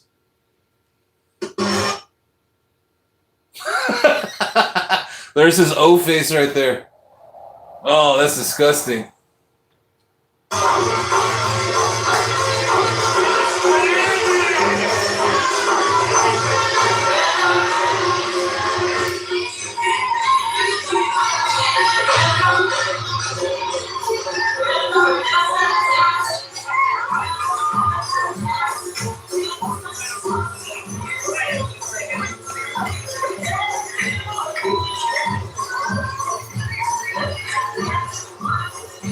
Well, anyways, guys, didn't mean to give anybody nightmares, but I'm gonna get my step on and go to sleep.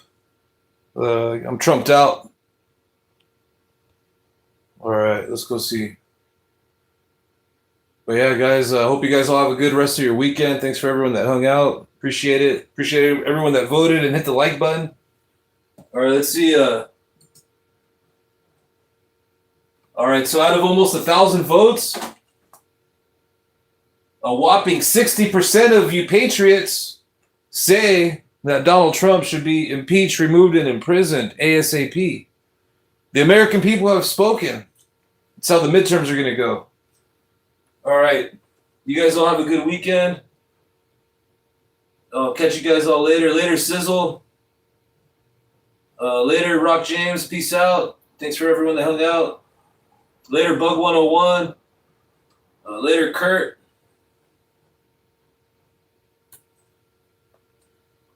All right, y'all.